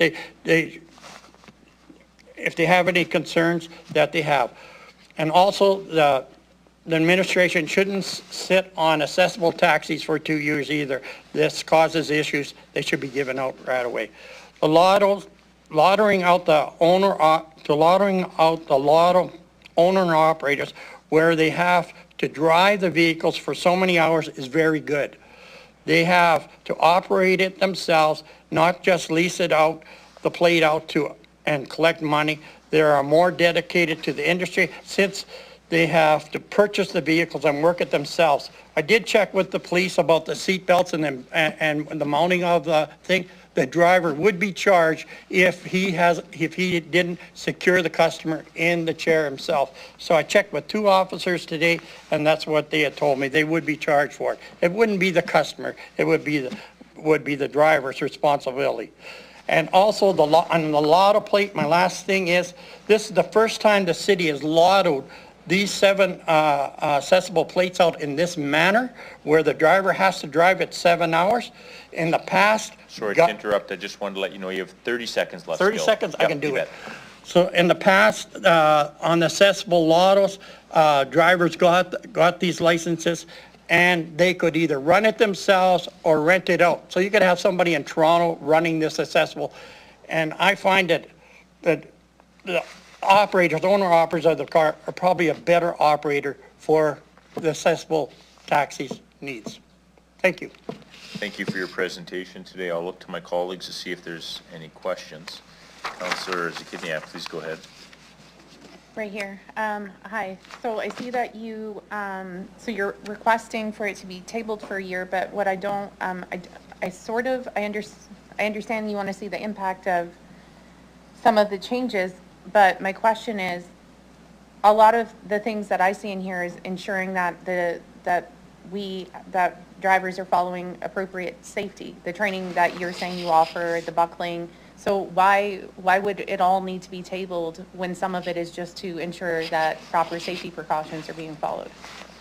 This is thick enough. We don't need any more. I think that buckling up, you can put it in the bylaw. Does that mean the driver's going to do it? We need to train the drivers, and we're willing. We can still do more driver training without changing the bylaw. All the industries that I talked to here today are willing to do that. If it means we can go to paratransit and get some additional training, we're all willing to do that above the need. I mean, I've been in the business for 40 years, and I did accessible taxis too, and I know all about it, and I know the hardships and all about the thing, but I also know that the sensitivity training is important for how to treat people and that's why we came out a few years ago with the sensitivity training, because we deal with not just wheelchairs, we deal with all kinds of disabilities, and the drivers need to know that and understand it, because a lot of drivers don't. And so we take care of that ourselves. We also take care of the seat belts. If I understand what Jamie is saying, that driver needs to be dealt with. Does the whole industry need to be dealt with? No. The person that didn't do it properly needs to be dealt with. Okay. And if I have a driver doing something wrong, he'll be dealt with. I guarantee you will be. I understand your perspective. Thank you. Okay. Councillor Rasevich, please go ahead. Through the chair, to me, it sounds like other companies, or like Uber or other people that drive people, they're not held to the same standard. No, there is no standards. I just give you the list. This is Uber's bylaw. The other 7 or 8 operators, accessible operators, shuttle, they do it all the time. Of course, when we were short with all these accessibles, they got more trips. But then too, is the pricing for the customers too. I did 800, I totaled 800. I want that to grow. How am I going to grow? By giving shitty service? No, I got to give good service. I have to give good service. I want to see my customers safe, and I want them take them from point A to B safely. And I know the shoulder belt, that I personally got in a wheelchair, and I made my guys buckle me up so that they were done right before they went to work. And I haven't had any issues. There's no problem. Everybody's happy. All my drivers are doing a good job. Otherwise, I would have got complaints. 800, not one complaint? That's the way I want it. But I will get complaints, but I will deal with them. You know, it's hard not to get complaints, but I mean, what I did now, I'm pretty happy. I mean, I shouldn't even talk about it. I mean, it could curse me, but I want to do a good job. And it's a business. I want that business to grow for us. Maybe there's going to be so many that, yeah, okay, we'll have to put more on. Okay, nothing wrong with that. But I don't think there's any need for any bylaw changes of any sort. This book is way too thick, way too thick. You know what I mean? I get a headache thinking about it. I want to focus on dealing with customer service and doing a good job for that. That's what I want to do. I want to do a good job for all the citizens and anybody that comes into the city. You know, and I mean, I was short because of COVID. I lost all my wheelchair. Now I got a chance to get them back. Well, I'm going to be aggressive. I want them all. Okay. Well, thank you. Yeah. Yeah. Thank you, Councillor Rasevich. I don't see any more questions. I appreciate your presentation today. Thank you for your patience to wait. You can return to the gallery. Made it easy. Thank you. Cheers. I'd like to call upon Sandra Archibald. Thank you, Sandra. Please come forward.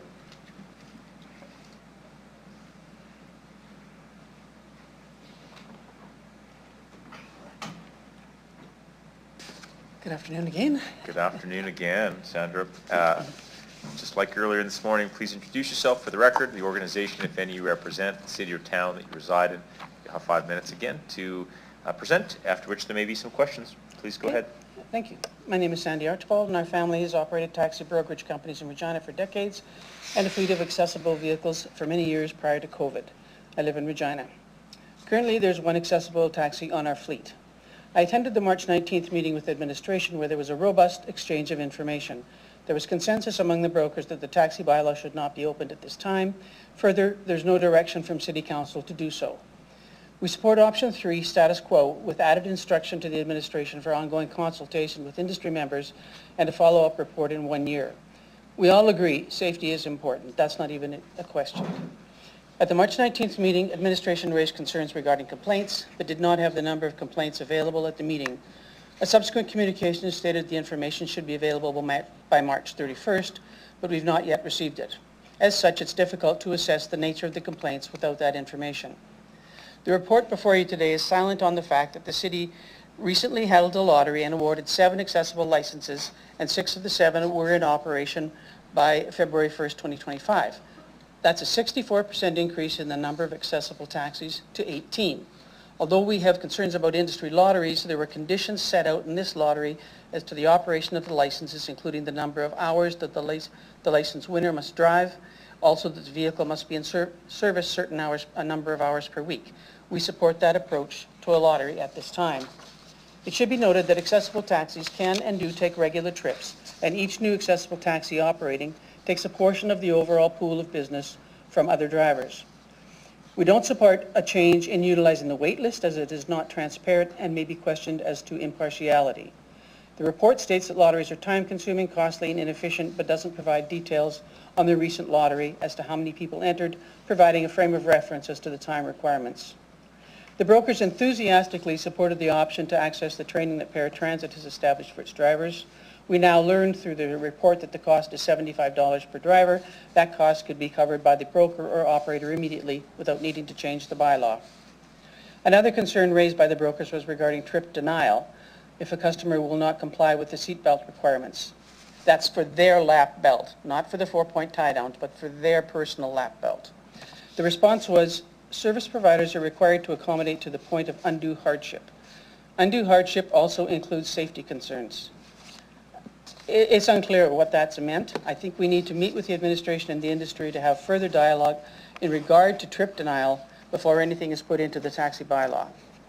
The industry is very concerned about safety for the customer and the driver at all times. but does not support opening the bylaw. Complaints should be forwarded to the operator or broker as soon as possible to investigate and resolve.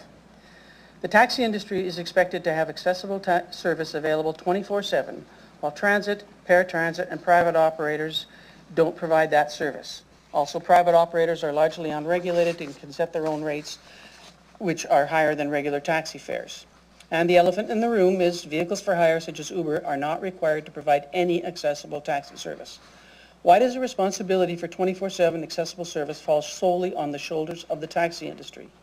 The advent of Uber in Regina had a dramatic effect on the taxi industry as it skimmed the cream off the top of the taxi riding public, reduced the SGI driver requirements, skirted regulation including no cameras in the vehicle, no driver ID badge, etc.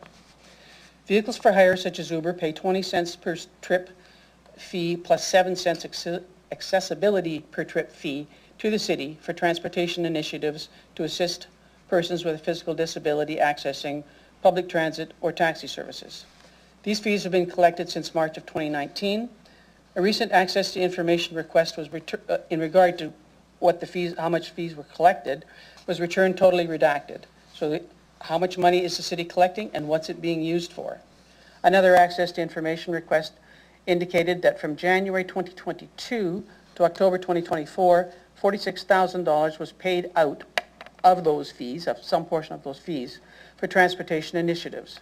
We understand currently drivers of accessible taxis receive $4 per accessible trip, and that's a good step. But we believe there's a greater pool of money that the city has access from the Uber fees that could increase payment to the drivers as an added incentive.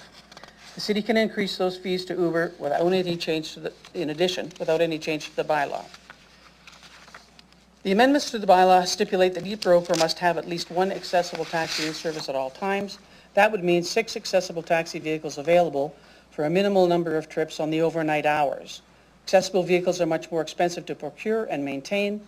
A requirement to be in service on the overnight hours puts added wear and tear on the vehicle and leads to more maintenance expenses. We respectfully request this committee support option 3, and we would welcome more regular meetings between the brokers and the administration to continue to improve upon service for customers, operators, and the city. And that would be developed by consensus. We need time to absorb these Sorry to interrupt, you have about 20 seconds left, please. We need time to absorb these 7 into the industry and to get some data and results as to how they're improving upon service. Thank you.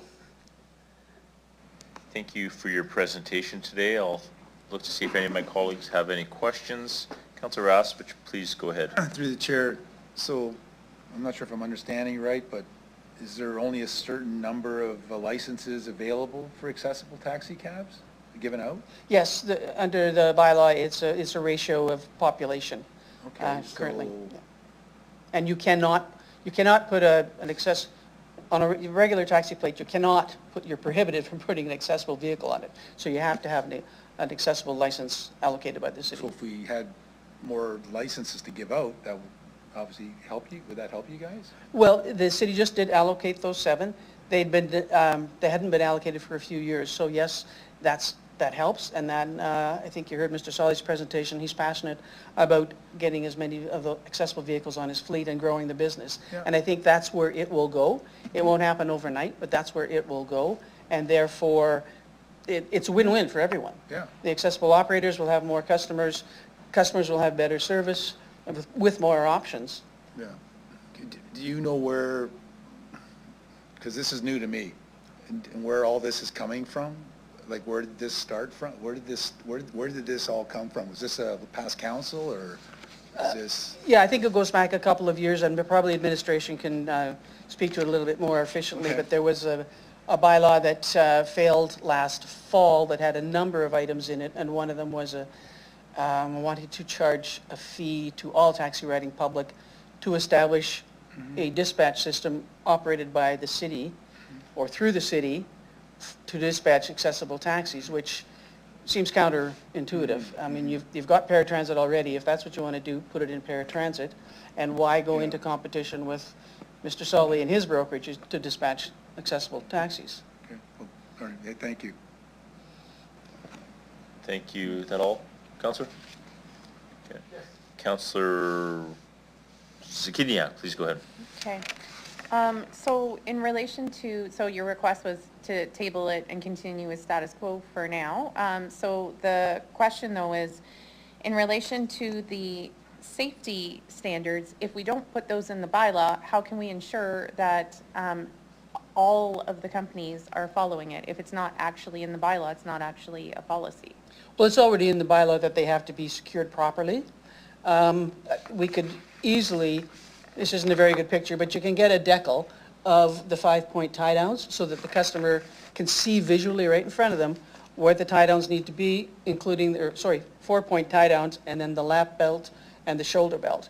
Those visuals could be right there in front of the customer, so to help them understand and to expect, if the driver doesn't fasten them all, what, I need one more fastened or two more fastened, whatever it might be. I think as Mr. Solly said, just putting it in the bylaw isn't going to necessarily make someone do it. The incentive is the individual wants to provide that service, and then if there's a monetary incentive as well, that kind of should help improve service to the customers. What about the mandatory training? I'm sorry? The mandatory training that is being proposed? In the report, it says $75 per paratransit, and all the brokers would be in favor of having their drivers go there, and then they would get this certificate that then they would be able to provide to the city administrator, or city licensing when they renew their badge or at whatever point in time. Okay, and then another question is, so when this came last term, I don't recall hearing from the industry that they were opposed to what is now being, like the scaled back version that we now have in front of us. So is your opposition to that component new, or am I like, because you were mostly opposed to the other changes and you're now focused on, like, have had time to consider that you're opposed to these ones? Well, time is important, you're right. When you're faced with so many changes that were in that previous report and bylaw, you kind of have to key in on, at the top of what you can, you only have 5 minutes, what you can speak to and how to get that message across. Then as time goes on, and now we're faced with this one, which is scaled down and simpler, definitely. But since we just released 7 licenses, the city did, pardon me, not us, the city did, which is great. There needs to be time, get these guys up to speed to get to understand what the expectations are of the brokerage, but more importantly, of the customer and of the accessibility community. What are the expectations? So give everybody a bit of a chance to get up to speed. I'm an advocate of meeting more often with the administration to try to work on solutions, and rather than having to do them here in front of you folks at council and then come back in a year with saying, yep, this is working, here's the data, or no, this has gone wrong. But we expect it would go right. Okay, thank you.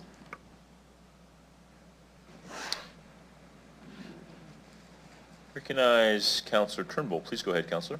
Hello, thanks for being here and for twice. So I wanted to talk about, so it seems to me that the opposition that you and your other have is that it's the actual bylaw, but you actually feel that you are trained and able to do these things independently on your own, and we should just trust the market.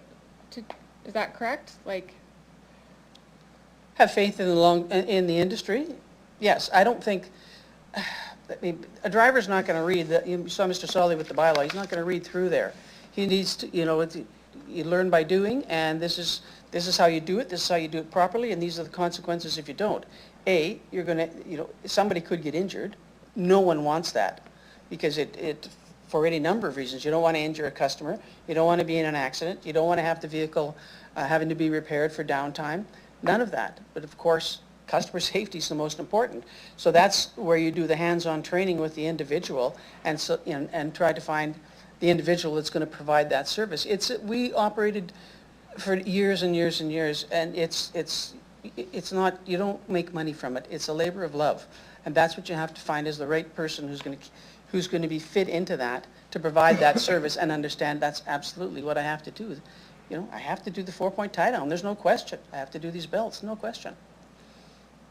so I can appreciate that, But, and if you get the right person and it's labor of love, that's amazing. I personally have experience with this. I have a daughter who's a wheelchair user, and we do go on a bus every day for school and have had all of these conversations for some perspective. But I do want to say that, like, Councillor, I'm sorry, do you have a question? yes, I was going to say, like, for liability, how would you, without the bylaw, and something happened, what would you suggest for liability then? Like, where do we go back to? It's already in the it's already in the bylaw to securely tie down the wheelchair. It's already in there. So, I mean, but the liability would be, I guess that's an SGI question rather than a me question, but they have to do it properly. Okay. There wouldn't be liability, there would not be liability on the customer if that's the question, and I don't think there would be liability towards the city if that's it. The liability is on the operator of the vehicle, and that's his insurance policy. Okay, thank you for your time today. Sandra, thank you for your presentation. You can return to the gallery. At this point in time, I'd like to invite up, please, Mohammed Rahimi. Please come to the front.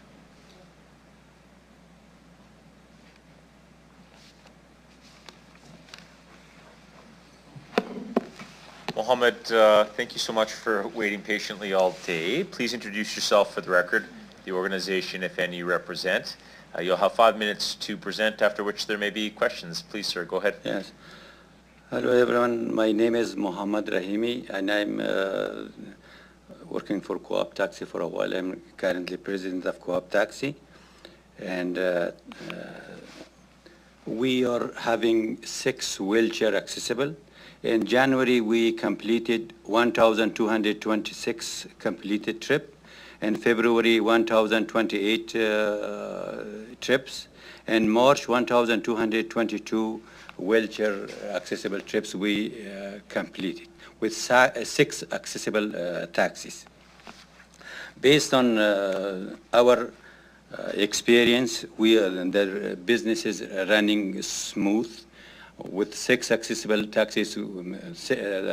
Recently, the city issued 7 more, and 6 of them is on the road. 1 of them is still hasn't been on the road. It has changed the demand for the taxi. Every day in the morning, I am calling my dispatchers, how many wheelchairs working, and how many wheelchair trips you had. Except Friday night and Saturday night, for sure, we had a few wheelchair trips. And the rest of them, 3 nights, including last night, there's no wheelchair trips they got. Although 2 of our taxi were working. Compulsory, we asked them to work beyond duty, but no wheelchair trips. But beside that, we are looking and monitoring our business to provide service for accessible people who need accessible taxis. For now, everything is running smooth. In my opinion, there is no need, because 7 of them, after they had the wheelchair accessible, they returned back to the city. For more than 2 years, they were in the city. Recently, they issued, put a lottery system, and 6 of them is on the road. 1 of them hasn't been on the road. And it's running smooth. In the future, we want to have opportunity for us for 1 year to see, monitoring the business, how it runs.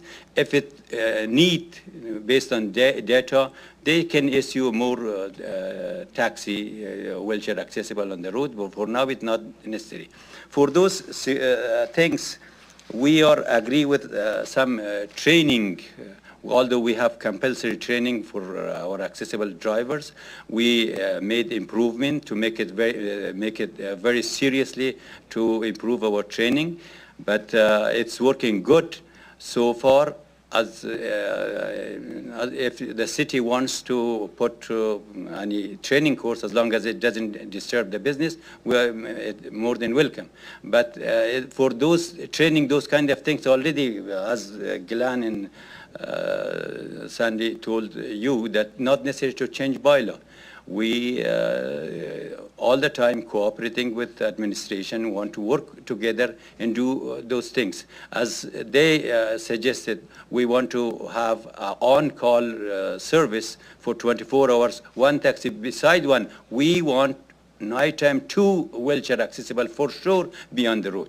And for the weekend, because people are going to the church, those kind of service, they need more. 3 taxis, we watching. 3 taxis should be on the road. We keep watching. In terms of security, we keep watching. Safety and security is very our concern, and we looking after that for sure. But we try our best to our taxi wheelchair accessible be safe on the road and doesn't have any problem. But we are facing another problem. Some of the times, wheelchair, they don't have a proper belt and their tires not working properly. Even I told one of the recently an incident happened.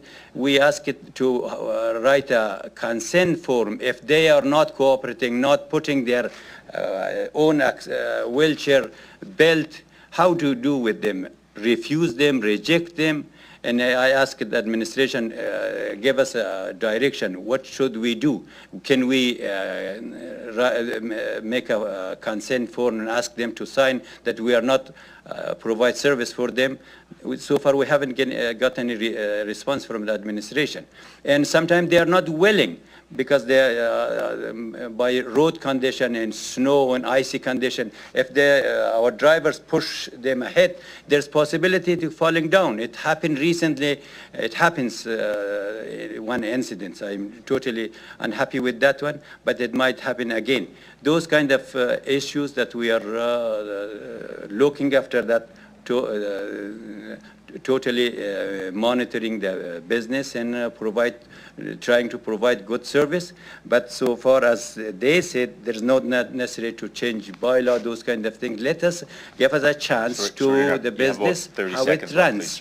If it needed more based on data, we are ready to cooperate with the administration. Whatever they want, we do that. For now, it's running smooth and everything is okay.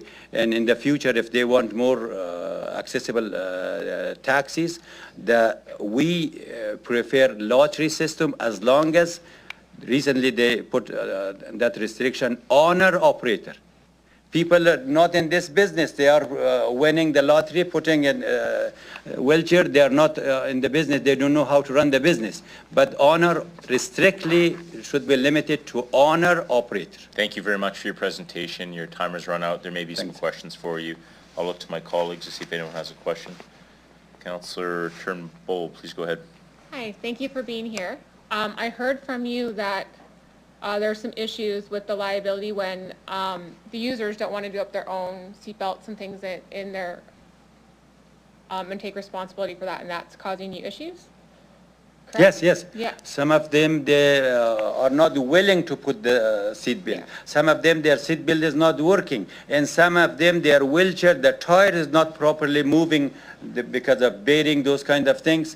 In regular condition, it might be easy to push them forward. But in icy condition, in snowy condition, because they are far from the vehicle, it's hard. Those kind of things, we want them to comply with the driver and put the seat belts in case if they push them not falling down. So would it be helpful if we were to put some sort of letter of consent or sort of, I guess, like checklist that they're taking responsibility for their own safety of their wheelchair for this? The public school system does do that. That might be a good idea. If as I said, we want even consent form. If they reject and they refuse, they are not willing to put their seat belts and their wheelchair, they're not having seat belts. We want to sign it that if something happened, that's not the driver's responsibility. So would that... If you put a restriction that their wheelchair should have a belt, seat belt, and they have to put it on, might be more efficient. So if we put that added level within our bylaw amendments, would that make them feel better to you? Yeah. That would make our bylaw amendments more. Not the bylaw, Well, like the option one here? would yes, that- to allow us to have that consent from the passengers. If they are, ask them if you are not putting your seat belts on or your seat not having seat belts, we are not providing service for you. Yeah, so they. If something happen, you are responsible. Yeah, so that the cab driver is responsible for the proper securing of the wheelchair and stuff, but the actual wheelchair user is responsible for, the straps and things, so would that make this option better? Like, then would it appease your concerns? If they put that, small things might be good ideas. Okay, Yeah. well. But other than that, there's no other change for the bylaw. We do not agree with that one. Right now, we have enough stuff we have. I was just seeing if there's a compromise here, that's all. Yeah. But, there is stuff like that, which Yeah. I have experienced. So, yes, okay, thank you so much for your time. You're welcome. Thank you for your presentation today, Mohammed. You're welcome to return to the gallery. Thanks. Appreciate it. Before we move forward, I'm going to ask that we refer to City Council, item EX 2530, the Downtown Vibrancy Initiative Parking Meter Time Change, which means we will discuss this item and vote on it at our next council meeting. Could I have someone do that, please? Councillor Seeklees. Anyone opposed? No one's opposed. Okay, thank you very much. And thank you, Lisa, for waiting patiently all day. We appreciate it. Okay. At this point in time, we will consider item EX 2532, the taxi bylaw update. Can I please have Chief of Staff Lee Pham introduce Nikki Anderson. Go ahead, Ms. Anderson. Thank you. Please go ahead. Through the chair, thank you. The report before you today recommends several changes to the taxi bylaw that will improve the city's accessible taxi services, including how licenses are issued and requiring mandatory training for drivers. As someone who has been around for a couple of these council reports, what I do want to make clear is that the Accessibility Committee very clearly told council that it was their findings that it was difficult to get an accessible taxi, and that when they did, there was instances where the passengers did not feel safe and did not feel respected. We were holding back the licenses that we recently gave out, hoping for improvements to ensure that all residents of Regina had access to taxi cabs, that they felt safe and respected when they were riding them. And so that's why you heard some of the delegations speaking about the ones that we released. So I want to be clear that these changes, from an administrative standpoint, we are highly recommending that council approve these, and that you don't just take, we'll just do a good job. A lot of the things that we regulate in the city are to do with safety and accessibility, and this is a prime example of it. Thank you. Thank you, Ms. Anderson. Can I have someone move the report? Councillor Turnbull, do you wish to speak to it? Okay, go ahead. I can echo the manager's sentiments. I can even add more. So it is part of the Regina accessibility plan. Under transportation, it actually says improve accessible taxi service as part of our Regina accessibility plan on our commitment. And as you know, we can't run paratransit 24/7, which was something they commented on if you're talking about cost. And this is working with our, as you've also heard from our delegates, that this is actually a business opportunity because of the program that has been developed. As you've heard from the taxi cab drivers there, they do want these accessible clients, and that's a big win because there's some extra time and care that is required. And so having this it's even a competitive advantage because Uber doesn't provide these services, that it is an opportunity in the market. So not only is it we're providing an opportunity to a market, we are also supporting our citizens. This is what happens when paratransit gets too full. So when paratransit doesn't have the resources it needs, it actually has to refer to the accessible cabs. So that's why there's that, and the central intake is also important to this plan. I will also say that it is very difficult. All of these chairs and mobility devices and disabilities are all different, and it is important to have that. And I would really like to say, as a mom who does have a daughter with a wheelchair who has to be put in, I would like to put out the question: how would you feel if I said, forget the bylaw for seatbelts for your children? Let's just put your kids in some stranger's hands, and you don't need a law for your seatbelts. Because that's kind of how it feels right now, is that people are here telling me that I don't need a law for a seatbelt for my child. Let's just put them on and go. And I really think that's how I feel about it. So it is very important, and I really support this, and I know this accessibility committee really speaks highly to this. And this is kind of the watered down one from before.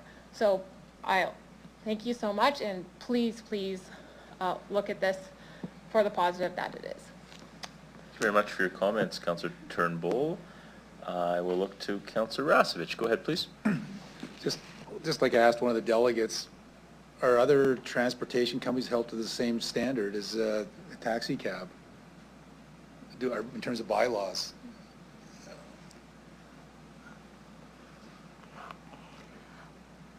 I'll ask that Mr. Kaleem, please speak to it.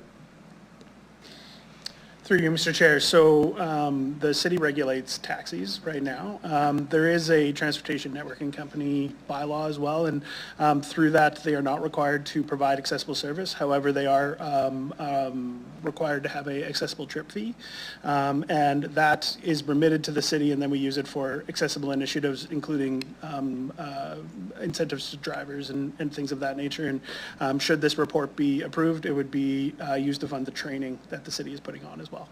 Okay. It just seems strange to me, that's all. Like, taxis have this book, other forms of transportation don't, and then we want to throw more into the bylaws. Is there, I guess in their bylaws, is there not something in there where you have to do your seatbelt, or are you supposed to be strapped in? Yeah, through you, Mr. Chair, there is provisions within the taxi bylaw now for proper securement. This would just strengthen some of those provisions that are currently in there. And that was from feedback from the accessible community. Okay. I guess, I'm just asking, I throw it to council too, to answer the question. If there's a bylaw already in there about being secured in a seatbelt, whoever the passenger is, why do we have to add another one? I guess I'm just wondering. Yeah, through you, Mr. Chair, it just strengthens that language. And again, this is from the feedback from the accessible community. Okay. So that's why the administration is recommending that particular change. Okay. Still, you can answer that to me, Sarah, if you want. Okay, I recognize Councillor Sikidniak. Please go ahead. Maybe, thanks, if you can elaborate on how it strengthens the language, like why is it necessary for us to strengthen the language in terms of securing passengers? Through you, Mr. Chair, so it's just more specific within the provisions that we have in the bylaw now. I might ask Ms. Schakowsky if she has more detail, but essentially the goal is basically to strengthen the language based on what we were hearing from the accessible community. So, Ms. Schakowsky, if you could provide some more detail. Through the chair, the current language actually in the bylaw just identifies that wheelchairs or scooters need to be fastened to prevent any movement of the wheelchair while it's in transportation. You can see this in Appendix A, the very first line, comparison of what is in the bylaw right now. What we are proposing to include is identifying how they need to be fastened. Fastened with 4-point securement, a lap belt, and a seat belt. And these were brought to us through those members of the Accessible Advisory Committee, as well as paratransit, as this is what they use when they're transporting their passengers. So it's maintaining that consistent level of service between paratransit and those that are in a taxi, and making sure that the lap belts and the proper securement's being used, which just strengthens that amount. Thank you.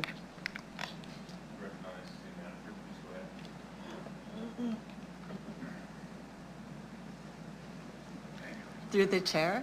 That was a great answer, and I would also, I was just reflecting on the first delegate, Mr. McKenzie. He actually spoke to his experience of being strapped improperly or not strapped at all into an accessible vehicle. So it is different, and so we're really trying to get to a place where it's not just about strap them in people in any way. It needs to be done in a way that keeps people safe. Right. Okay. Thank you. I think that is a very clear explanation of why the improvement in the language is needed. And we've heard already that there was engagement with the Accessibility Advisory Committee. That's where these recommendations are coming from. And there was engagement with the taxi industry. We're hearing that they would like more. I believe that there will be, correct me if I'm wrong, the opportunity for continued engagement as we evaluate these changes. Is that accurate?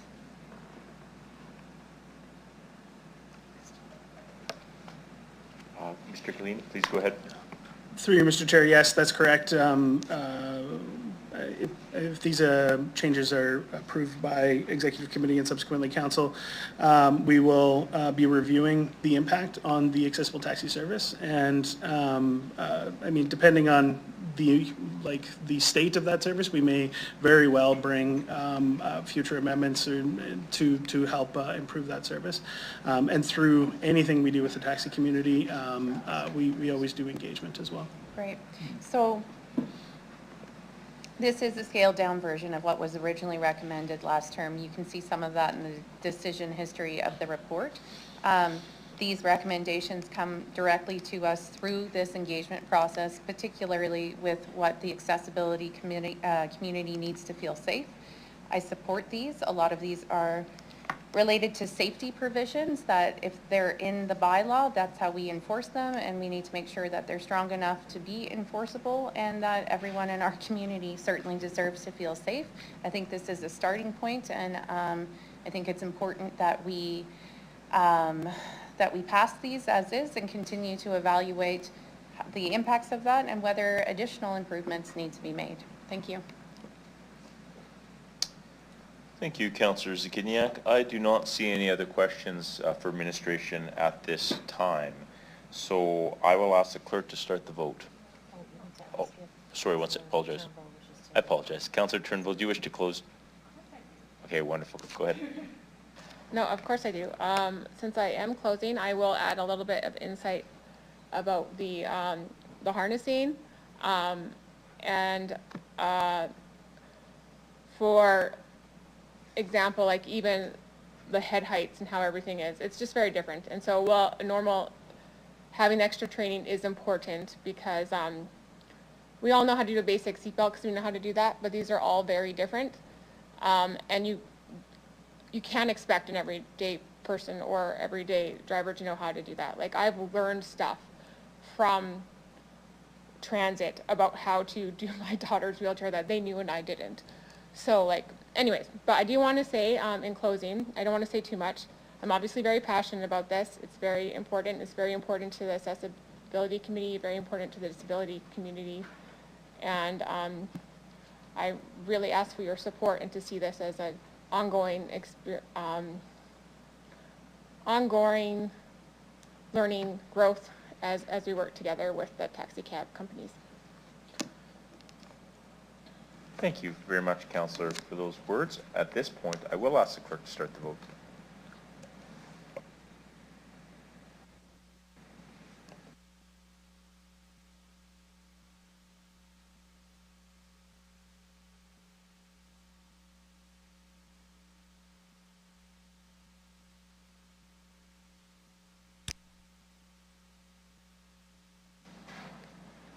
Through you, Deputy Mayor, the motion is carried in a vote of 8-2, with the following members voting in favor as follows. Councillors Burton, Bezo, Turnbull, Zakidniak, Flores, Mancinelli, Fro, and Radins. Those voting against were Councillors Rasevich and Siklis. Thank you very much. Thanks for those that came and stuck with us this afternoon. We will now consider item EX 2531, 2025 reevaluation update and tax policy. Can I please have Chief Financial Officer Darren Anderson introduce the report? Go ahead, Darren.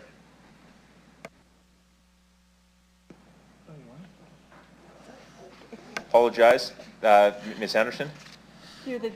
Thanks. Through the chair, sorry, I was going to go to SUMA today, which is why the intros were reassigned, and then the first report went so long, I decided I would stay till 5, so So sorry you for rock, not... paper, scissors, and you won. Please Yeah, introduce the report. Go ahead, Ms. So Anderson. per normal, I will do the intros until I head out. So for this one, provincial legislation requires the assessed value of every property in Saskatchewan to be updated every 4 years. 2025 is the revaluation year, and this report is to update you on the changes to property assessment values for the 2025 taxation year. We're requesting approval for tax tools for the 2025 revaluation, including revenue neutral mill rate factors and the implementation of a 3-year phase-in for commercial properties. These tools are reflective of the principles approved by City Council in July of 2024. Thank you. Thank you, Ms. Sanderson. At this point, I will look to my colleagues to see if there are any questions for you. Oh, sorry, I'll need a motion on the floor first for someone to move the report. Apologize. Thank you, Councillor Radins. Councillor Radins, do you wish to speak to it? Okay, I'll look to my colleagues now if there's any questions. I do not see any blinking lights. Okay. I will ask the clerk. Councillor Radins, do you wish to close debate? Anything else you'd like to add? Okay. At that point, I will ask the clerk to start the vote. Sorry? Okay. Sorry, Councillor Mancinelli, do you have a question? Yeah, sorry, I stopped Please. to get a No, coffee yeah, between no, really quick. by all means, go ahead. I'm seeing this is moved as it was written.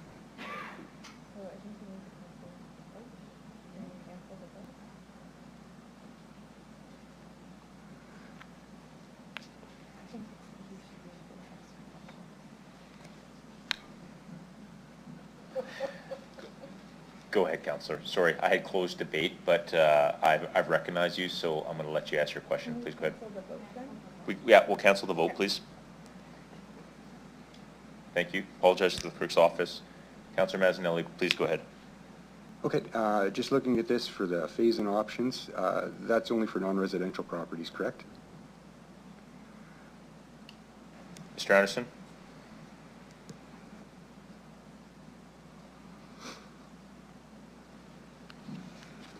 Sorry, through the chair, correct. This is for non-residential. And if we wish to address that phase-in for some of the highly affected residential properties, now would be the time to amend that, correct? Through the chair, correct. Okay, I'd like to propose an amendment that we phase in for all classes, not just non-residential. I guess the easiest way to do that would be to take the non-residential and just tax changes for properties for going forward. Oh, okay, sorry, I guess go motion to go further. I missed that one. Yeah, the all properties, option 2.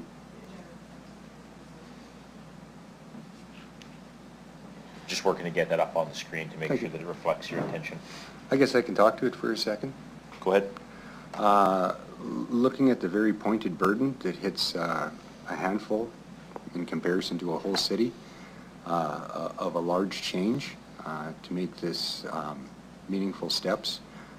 The burden still falls on some properties, but in light of all the economic conditions that people have faced in the last number of years, I think that the impact of that sudden change is insurmountable for some and dangerous to our property values as a whole to have that hit all at once on such a pointed areas.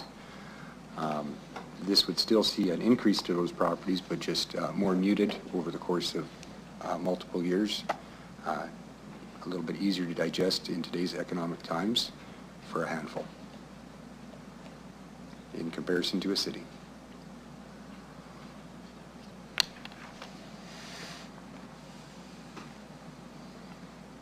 Sorry, I got my coffee at the inconvenient time. I thought I was running between.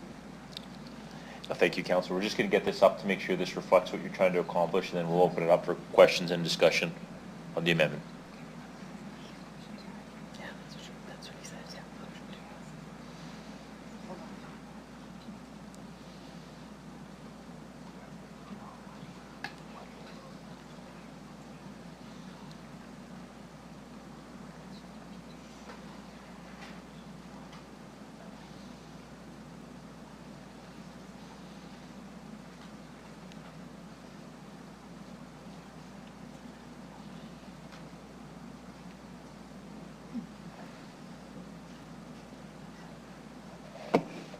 We'll just take 2 minutes here, please.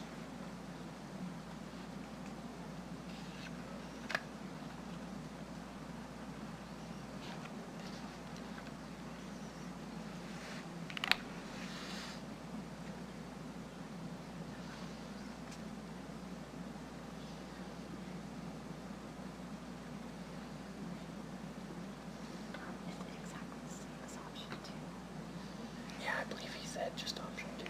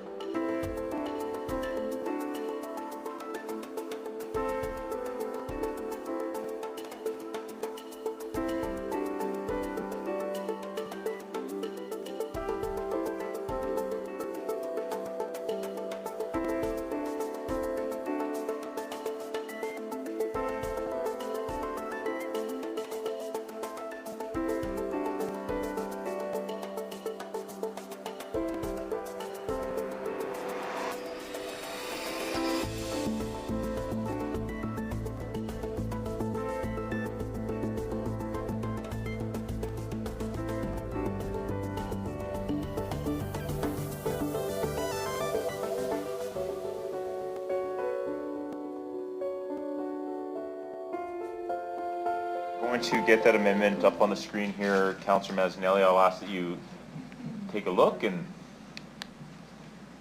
see if that reflects your intention.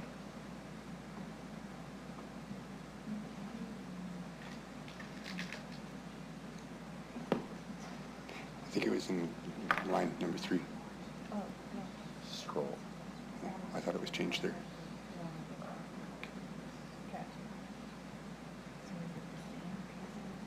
Just the phase-in for everything.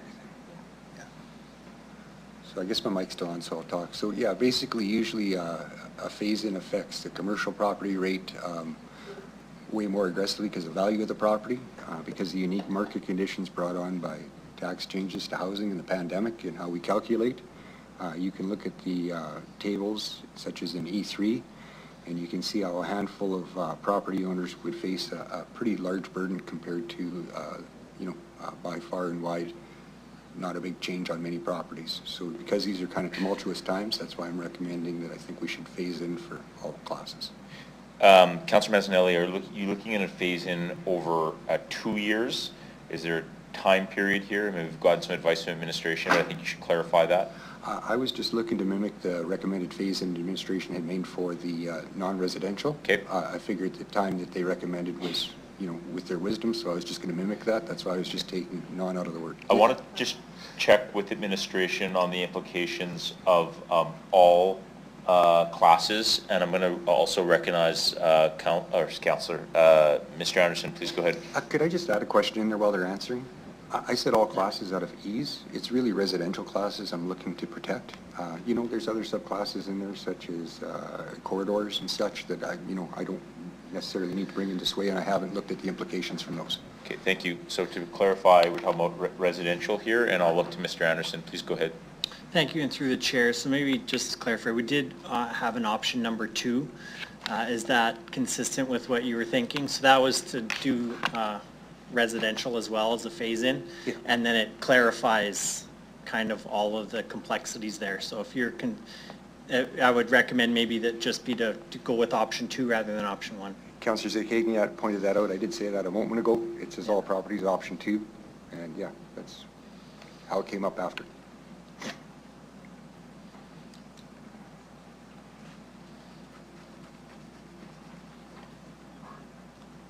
Councillor Radin, since you moved concurrence, are you interested in withdrawing, moving the motion so that council can look at option 2? Okay.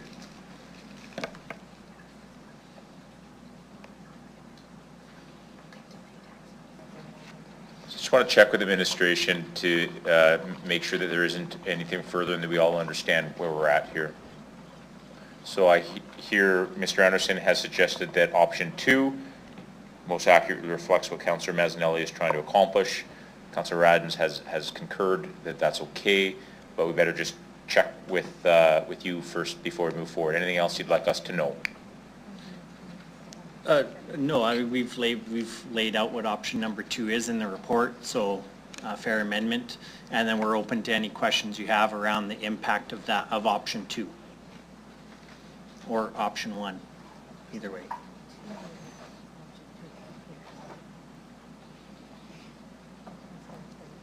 Okay, so option number 1 has been withdrawn. Councillor Mazzanelli has put number 2 on the floor. At this point, I'd like to recognize Councillor Burton. Please go ahead, Councillor. Thank you. Through the chair. Thank you, Councillor Mazzanelli. I'm sure if I was going to do this at council or here in committee, but you've taken it here with that. There's in the here that discusses that there's this option 2 benefits a small percentage of residential property owners. And I appreciate everybody coming out to the town hall out in Ward 4 and to hear the number of people that are upset and the extreme impact it does have on them. And the big thing for me is there's a suggestion that all the people in the creeks and in some areas of the city are all CEOs and executives. No, I can tell you absolutely 100% that's incorrect. You have nurses, you have teachers, you have unionized IT workers. These are people in scope, not executives or anything like that. And it's had a huge impact on their lives, and this is coming quick and having a huge impact on them and what they need to decide to do with their properties. This is really important for them. Many areas of the city, I've went and looked personally at the houses myself to see them drop from $490 down to $270, and they still will see a drop in their assessment and their actual tax payment there for that. So I'd urge you to consider the fact that this is fair. This is not all about CEOs and executives. This is about professionals. And you know, these aren't people are working minimum wage, but these are professionals striving to make those choices to purchase a house in a nice neighborhood, to improve their house, and to make those choices to spend on their house and not spend it on spoon collections and trips to Vegas because they decided to make their house their priority. And I urge everybody to consider that as they look at this motion here, that this is about fairness, and there are many people that are being hit very poorly by this with a massive increase. Thank you. Thank you, Councillor Burton. Look to Councillor Zakagniat. Please go ahead. Thank you. Okay. So I guess, so as we can see now, this is, what is being proposed is option 2, which starts on page 8. So if administration could first just explain why they did not recommend option 2 as a starting point? That would be helpful, through the chair. And through the chairs, thank you for the question, Councillor. You know, as brought to council in July of 2024, with the preliminary impact of what it was, this hasn't changed fundamentally from any prior year's revaluation, where we did not stretch out the phase-in for residential. We only have 1.5% of our homes that are over 20%. Don't disagree that it's not necessarily a hard impact on those people. It is a small number of homes. It does have a significant impact on our operations. So when we do it on commercial, it's roughly 3,900 properties. To do it for residential, it's going to be over 79,000 properties. So it is a strain on our resources for sure. Talking to the team, this is very specialized knowledge. There's a shortage of assessors, and so we're going to have to tackle it with who we have. It's going to push back anything new, like all of the work. We've been working for 5 years to try and improve our technology. That project will get pushed out. We'll probably have to find some resources internally that have prior experience on the team, which could have some other impacts. But that's why we didn't recommend it. Okay. Also, thank you for that. So one thing that hasn't been discussed that I'd like you to clarify, so if we are phasing in the revaluation for all properties, that would also mean that if your property value decreased, that would also be phased in. So if my property value goes down, that gets phased in as well. I saw you nodding your head. Yeah. And if I'm on the TIPS program, wouldn't that now mean that I owe the city money if this passes? If my property value has decreased? I'll pass that to Ms. Mills. Through the chair, yes. So the TIPS program is an estimate until we do our property tax notices every year already. So we adjust in May for mill rate increases and different changes as well. So there's always an adjustment period with the TIPS program in July. But potentially, yes, some customers will end up owing more money on their July to December payments than they would have at the start of the year. So you wouldn't have to make a payment to the city. It's just that your TIPS payments could increase because it's very complicated, right? Where if your property value goes down and we're phasing that in now, then you're going to have a higher TIPS payment later on in the year to make up for that. Through the chair, that's correct. So we would adjust the July to December payments to make up for the difference.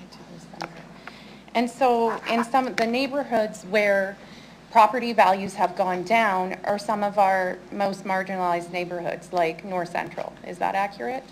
Through the chair, yes, that's accurate. So if this passes, we are going to have folks in North Central who, with their TIPS payments from July to December, are going to end up owing the city more money. Through the chair, yes. So I can't support this, knowing those implications, representing that neighborhood.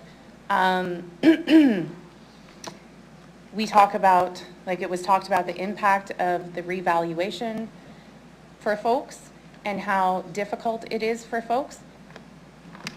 I don't think that we know of many neighborhoods in Regina where folks are struggling more than neighborhoods like North Central.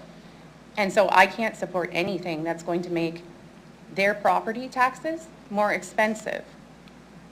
These are folks who actually cannot afford an increase in the payments that they would give to the city. And that's what would happen if this passed. I'm sympathetic to those whose values have gone up, but I'm not looking to put folks like trying to figure out how to pay their bills because of the changes that would result to our most marginalized community members. I really encourage folks to very seriously consider that before supporting this motion, and I urge you to vote against it.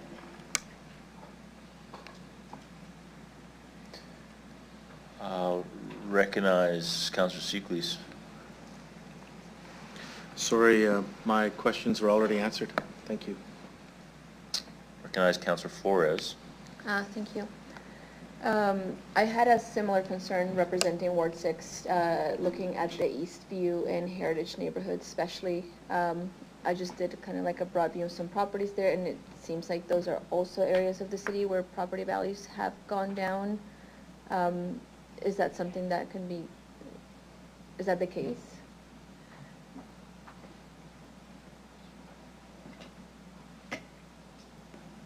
Ms. Mills, please go ahead. Thank you, through the chair. So in general, these are generalized averages. We did see kind of our newer areas, newer built homes did see the larger increases. And then kind of our internal core, older built, older stock homes are the areas that are seeing the decreases. All right, so with that, it would then broadly apply to those neighborhoods, right? Yeah, through the chair, that would be correct. Yeah. All right. I know you briefly touched, through the chair, Mr. Anderson briefly touched on this, but could you speak a little bit more about the administrative complexities and costs to do this as well? And how would that impact our resources and budgets in the long term for other projects? Mr. Anderson, please go ahead. So yes, through the chair. So yes, this would be a highly manual process, again, impacting a lot of units. So we would have to sort of move that over a 2-year period and track how much of the increase happens. And then again, it's happening at the same time as a mill rate increase. So there's a lot of complexities there on a team that's already pretty stretched right now, obviously. So a lot of resources will be required in that area, and it'll put off, short of, I asked, can we hire people to kind of help? And because of the specialized knowledge and the shortage of the skill set there, the answer was no. So we're going to have to find other ways and stretch our dollars. At the same time, obviously, we're trying to find $1.55 million. So there's a lot of moving parts here from a resource perspective. All right. Thank you. That's all for me. Can you recognize Councillor Radens? Please go ahead. Thank you. So we were talking about fairness, and Councillor Burton, you brought up your ward members, and talking about fairness for them. And though I empathize also with everyone, frankly. However, if we're talking about fairness, then fairness has to be across the board and across the city. And so my concern is that if our most poorest neighborhoods are having to pay more to the city, then I have to really seriously look at how that affects them. And so, I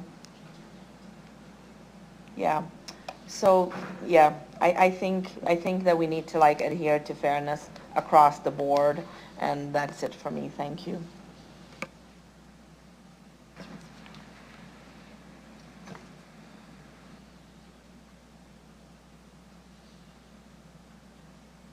Okay. We're at our mandatory 15-minute break. We're going to take that before we vote on this.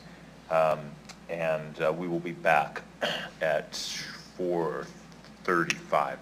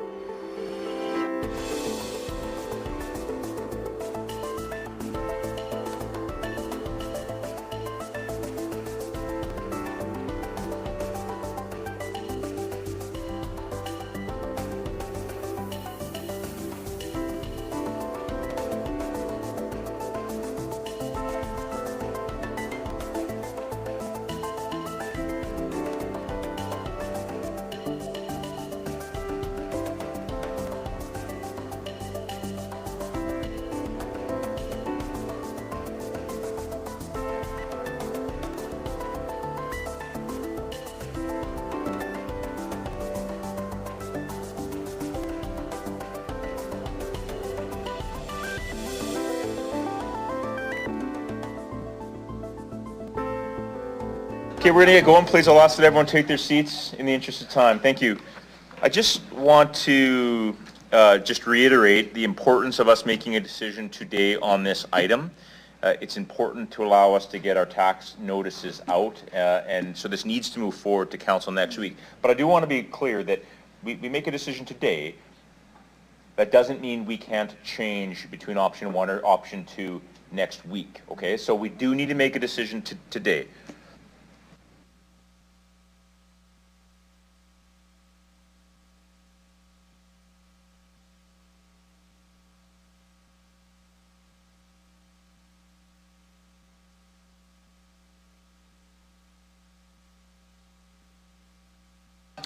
Never mind, I apologize for those listening and for those in the chambers. After conferring with the clerk's office, and thank you, Amber, the decision we make today due to public notice will be the decision that we look to endorse next week. Ideally, that's how it should move forward. So that reinforces the fact that we need to make a decision today. We will take the time we need to get our answers questioned, our questions answered rather. And I am going to go back to Councillor Zakidniak, and then there's some other folks that want to speak too. So Councillor, please go ahead. Okay. So I just wanted further clarification. You said that this would apply to an additional 7,900 properties. I really wanted you to really give more information about the administrative burden that this would place on administration and the potential consequences of that. Like you talked about other work that may not occur. So just if you could fill us in further, that would help. Ms. Nelson, please go ahead. Or Ms. Mills, I'm sorry. Thank you, through the chair. So for clarity, it's not 7,900, it's 79,000 properties. Oh, that's so quite a it's bit all more. of our properties will receive the adjustment. And as you said, that's those receiving the increases as well as those receiving decreases. You know, phase-in itself is a difficult concept to understand, and the administrative burden comes in two parts. One, doing the actual calculation on those 79,000, or on all 84,000 properties, making sure we're applying it correctly. What we're phasing in is the change due to revaluation. We're not phasing in any budgetary changes that we made. So our mill rate increases are not phased in, only the pure change due to revaluation.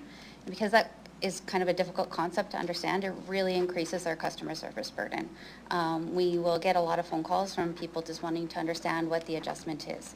You know, when we do this with our 3,900 commercial properties, we take a few hundred phone calls. When we do it with our 84,000 properties, we're going to be taking a lot more phone calls. And then we do have to explain to customers how, while they did have a decrease due to revaluation, their actual property tax bill went up at the end of the day. And it's a difficult concept for customers to understand. So no matter how much we put it out on the web or try and explain it on the bill, the easiest way to explain it to somebody is in person. And so that's really where that burden comes from. In terms of, you know, what other things we can't do, it is, you know, our reinspection projects, getting out in the field and making sure our inventory is accurate, as well as some of the other kind of council-driven projects, such as like the derelict properties motion, where we're working on that work. It's going to impact our ability to work on both things at one time. Okay, thank you. So an additional 79,000, that's an important correction, thank you. Yeah, so I'm here, it's going to, I mean, essentially this is going to take our staff's time. The focus of many of our staff is going to have to shift to this and going to cost us money and staff time. And then we have, like you gave the example of the derelict property motion, where we will be able to bring in additional revenue and address the problem at the same time. Because of this property subclass, we won't be able to explore this additional revenue option at the same time as this is costing us staff time and money. So I don't see this, I see this costing us money in the long run, and also preventing us from moving forward on other revenue opportunities aside from the administrative burden. Thank you. Recognize Councillor Turnbull. Oh.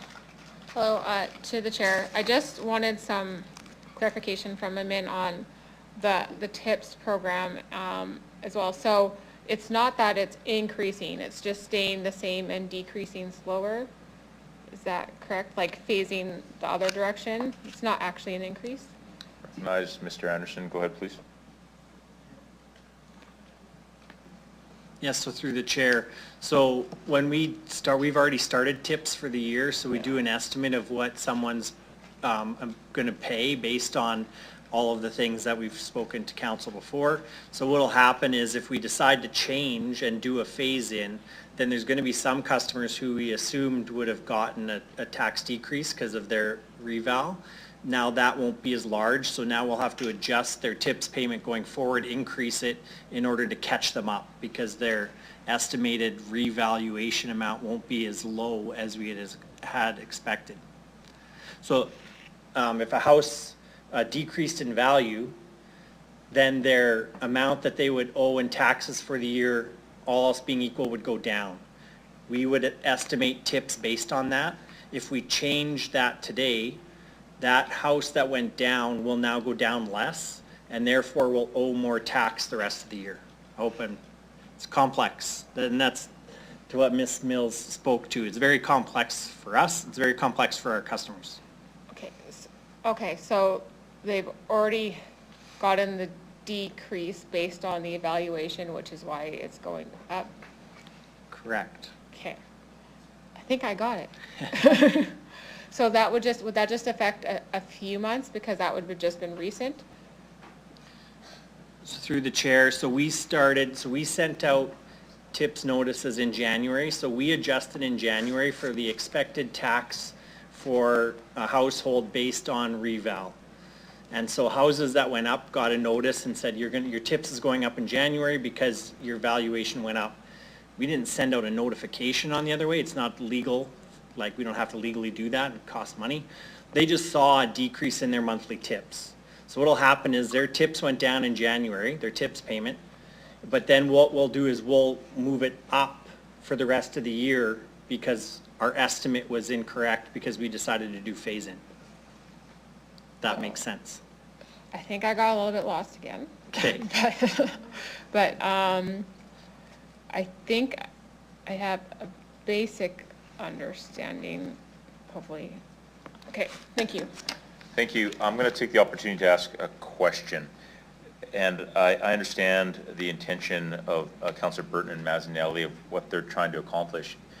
And I also support looking at an opportunity to phase in so long as it doesn't do what unfortunately it will do, which is delay the reduction of other properties. So the question is this: in the future, if we wanted to explore phase-in of residential properties, similar to what's being proposed with commercial, when would be the time of year to make that clearest to allow administration to prepare to do that? As in, might we do this for the next budget cycle and adequately give our staff, but also our residents, the time to prepare, so we're not saying one thing and then immediately saying another thing to thousands of homeowners? Mr. Anderson?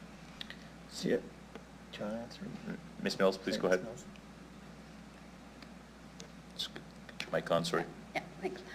So phase-in is a tool that's only available to council for implementation with the revaluation. Thank you. So now would be the time to do it. Now would be the time to do it. Thank you for that. Okay. I recognize Councillor Burton. So through the chair, I guess the one comment that, just to clarify that for the people that are receiving tax reductions, they are not going to be paying more. They are going to be paying less, and if we do the phase-in, they are going to be not paying as less, to use a word, that they are still going to be paying less than they currently pay.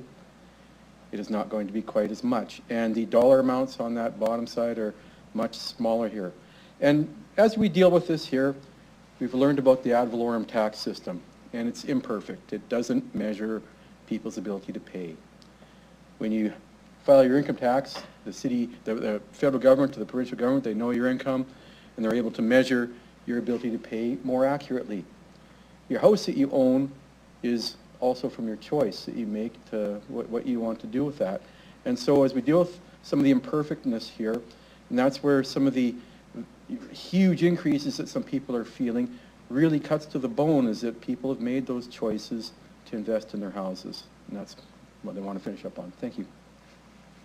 Thank you, Councillor Burton, and thank you to your answer, Ms. Mills. It's getting late in the day. It's well made. I see Councillor Seeklees. Please go ahead, Councillor. Thank you. Through the chair, I was speaking earlier to my colleagues about how the remedy here is worse than the disease. And a couple weeks ago, Mr. Anderson and I were going through some of these examples on what it would look like. Is there a possibility to just pull an address now without identifying it to the cameras and just doing one that has dropped in value and just do a quick calculation on what that would look like for a residence? Would that be helpful?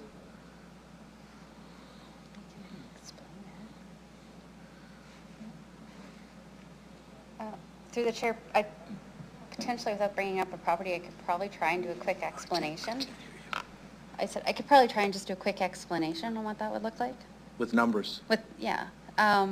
So let's say property's assessed value decreased by $50,000, and then their tax decrease, I'm not going to use real taxes, but their tax decrease related to that was a $1,000 decrease in municipal property tax.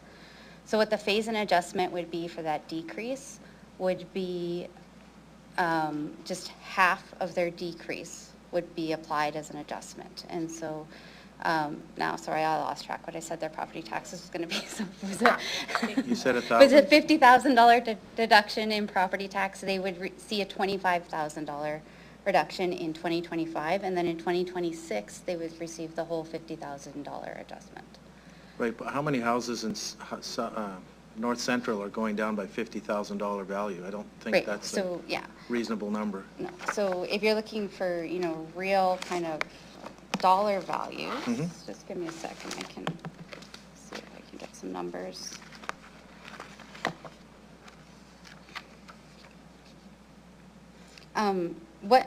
What might be helpful is the average increase in property taxes for residential single-family homes was $204, and the average decrease was $216. So for most homes, we're looking at phasing in an increase of $102 and phasing in a decrease of $108.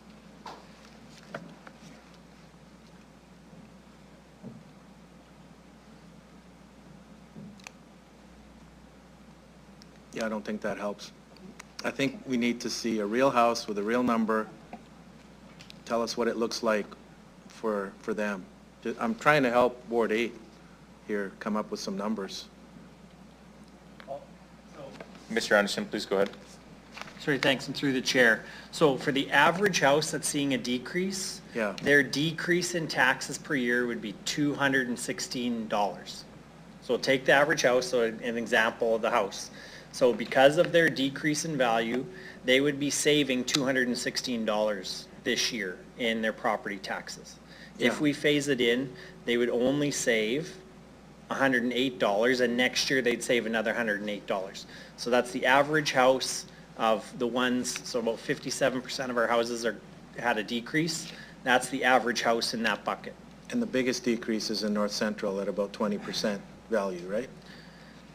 Well, again, it depends if you're talking about dollars or percentage, but the average house of all the houses that went down would be a $216 impact on their annual municipal taxes. So take the average house of all the houses that went down, because they're not just in North Central. We keep, Yeah, sorry. we always think that Yeah. are a city of two areas. We're Yeah. very complex city. Yeah, me too. Yeah, Ward 6, yeah. I don't know, what does that sound like? Well, sorry, okay, please go ahead, Councillor Seekles. I guess what I'm trying to figure out is, do we rip the Band-Aid off nice and clean and then save you all that work internally and the costs? And of course, there's other things that I'd like to talk about is, how is this going to affect Audit and Finance Committee, for example, where we're trying to make some, important changes. So, like I said, maybe the remedy is worse than the disease here. So could you answer the part about how it would affect Audit and Finance, for example? So through the chair, I'm not sure how this would impact Audit and Finance, but we'd have to discuss more specifically what you would be talking to. But this is simply how we want to phase in revaluation.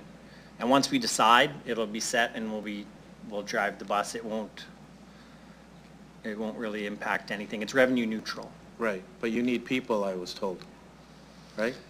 Well, yeah, if you're talking about resources, yeah, I mean, we need resources in Tanya's area. We are short. There's a shortage across Canada of skilled people for that area. Yeah. We've been working with SAMA on developing training programs to try and get more people in. We would be very appreciative if we could get more resources specifically for that area and across the city.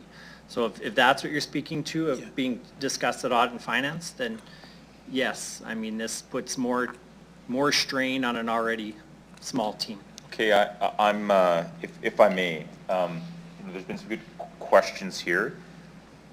While assessment is revenue neutral, we've heard that for those expecting a decrease, in order for it to equalize out, they may in fact, for a period of time, see their dollars, their taxes on a monthly basis increase.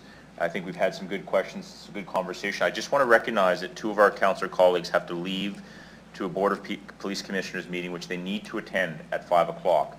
With that in mind, it's my perspective that we should call the vote. And if option 2 fails, we'll be back to voting on option 1. So that's my perspective. Is anyone opposed to calling the vote at this point? I see many lights are blinking, so anyone opposed? I only have 40 seconds left. So you're opposed? I am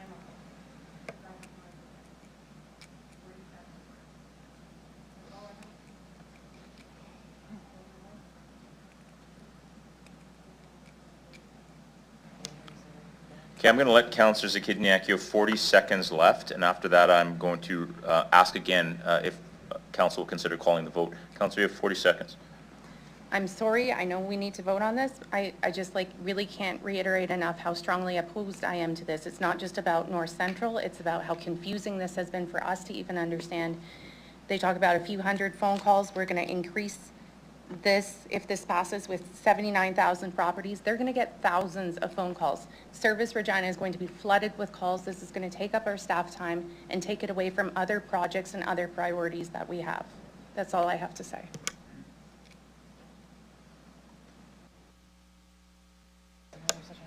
Okay, I'm going to call the vote. Any opposed? Councillor Mazzanelli, go ahead. You went that far, I figured I better close debate too. Really, this comes about a balancing act. It's not property for property out of the 79,000. 24,887 properties would see a $44 decrease this year and a $44 decrease next year instead of an $88 decrease this year. 24,764 would have an $86 increase this year instead of the $165 increase this year. But the reason I made this motion is because there's 900 properties that are seeing anywhere from a 14 to an 83% increase, and I don't think that's palatable or easy to swallow. Not all these people, as said, are CEOs. You have to make these difference on mortgages and wages on a tax base. And when you're looking at double digits adjustments because of a tax policy and a weird way of accounting for real estate value, sometimes you have to make a manual adjustment, and I believe that's right now. It's not every property that will feel that much of a burden because it's 900 properties feeling an immense burden against 79,000 who have to swallow the slack that'll be put on them. The numbers are in the tables. It gives you the number of properties and the change made. You got to divide by 2 to figure out the implications over 2 years, and you can see how such a small change to so many properties is such a big change to a few. That's the point I'm trying to bring home. Thank you. Councillor has closed debate, so we'll call the vote. On option number 2, yet to be clear, Councillor Mazzanelli has closed debate on option number 2. We'll vote on this.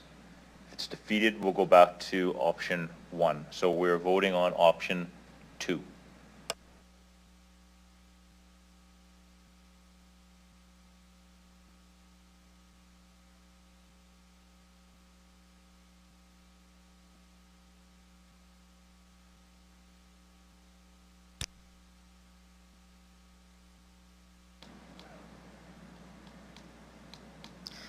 Through you, Deputy Mayor, the motion is lost with the following members voting in favor as follows. Councillors Burton, Bezo, Turnbull, and Mancinelli. Those voting against were Councillors Rasevich, Zakidniak, Siklis, Flores, Fro, and Radins.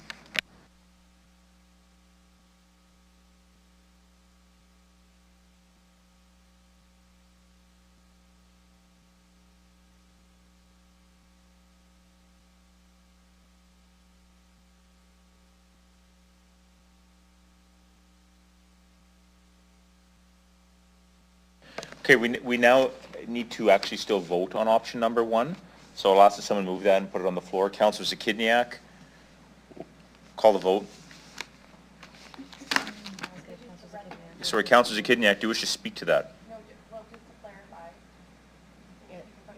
it's what was being recommended. Sorry, just to clarify, it's what was being recommended by administration. We're now voting on option 1, having defeated option 2. Okay, so now voting on option 1, which was what administration recommended. I'm going to call the question. Any opposed? No, we gotta call the vote, but we gotta do it.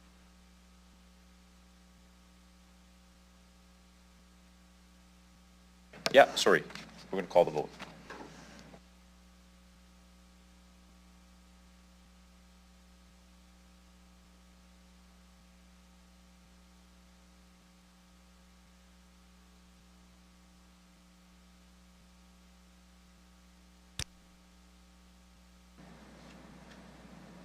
Through you, Deputy Mayor, the motion is carried 8 to 2 with the following voting in favor as follows. Councillors Burton, Bezo, Turnbull, Zakidniak, Siklis, Flores, Fro, and Radins. The following voting against were Councillors Rasevich and Mancinelli.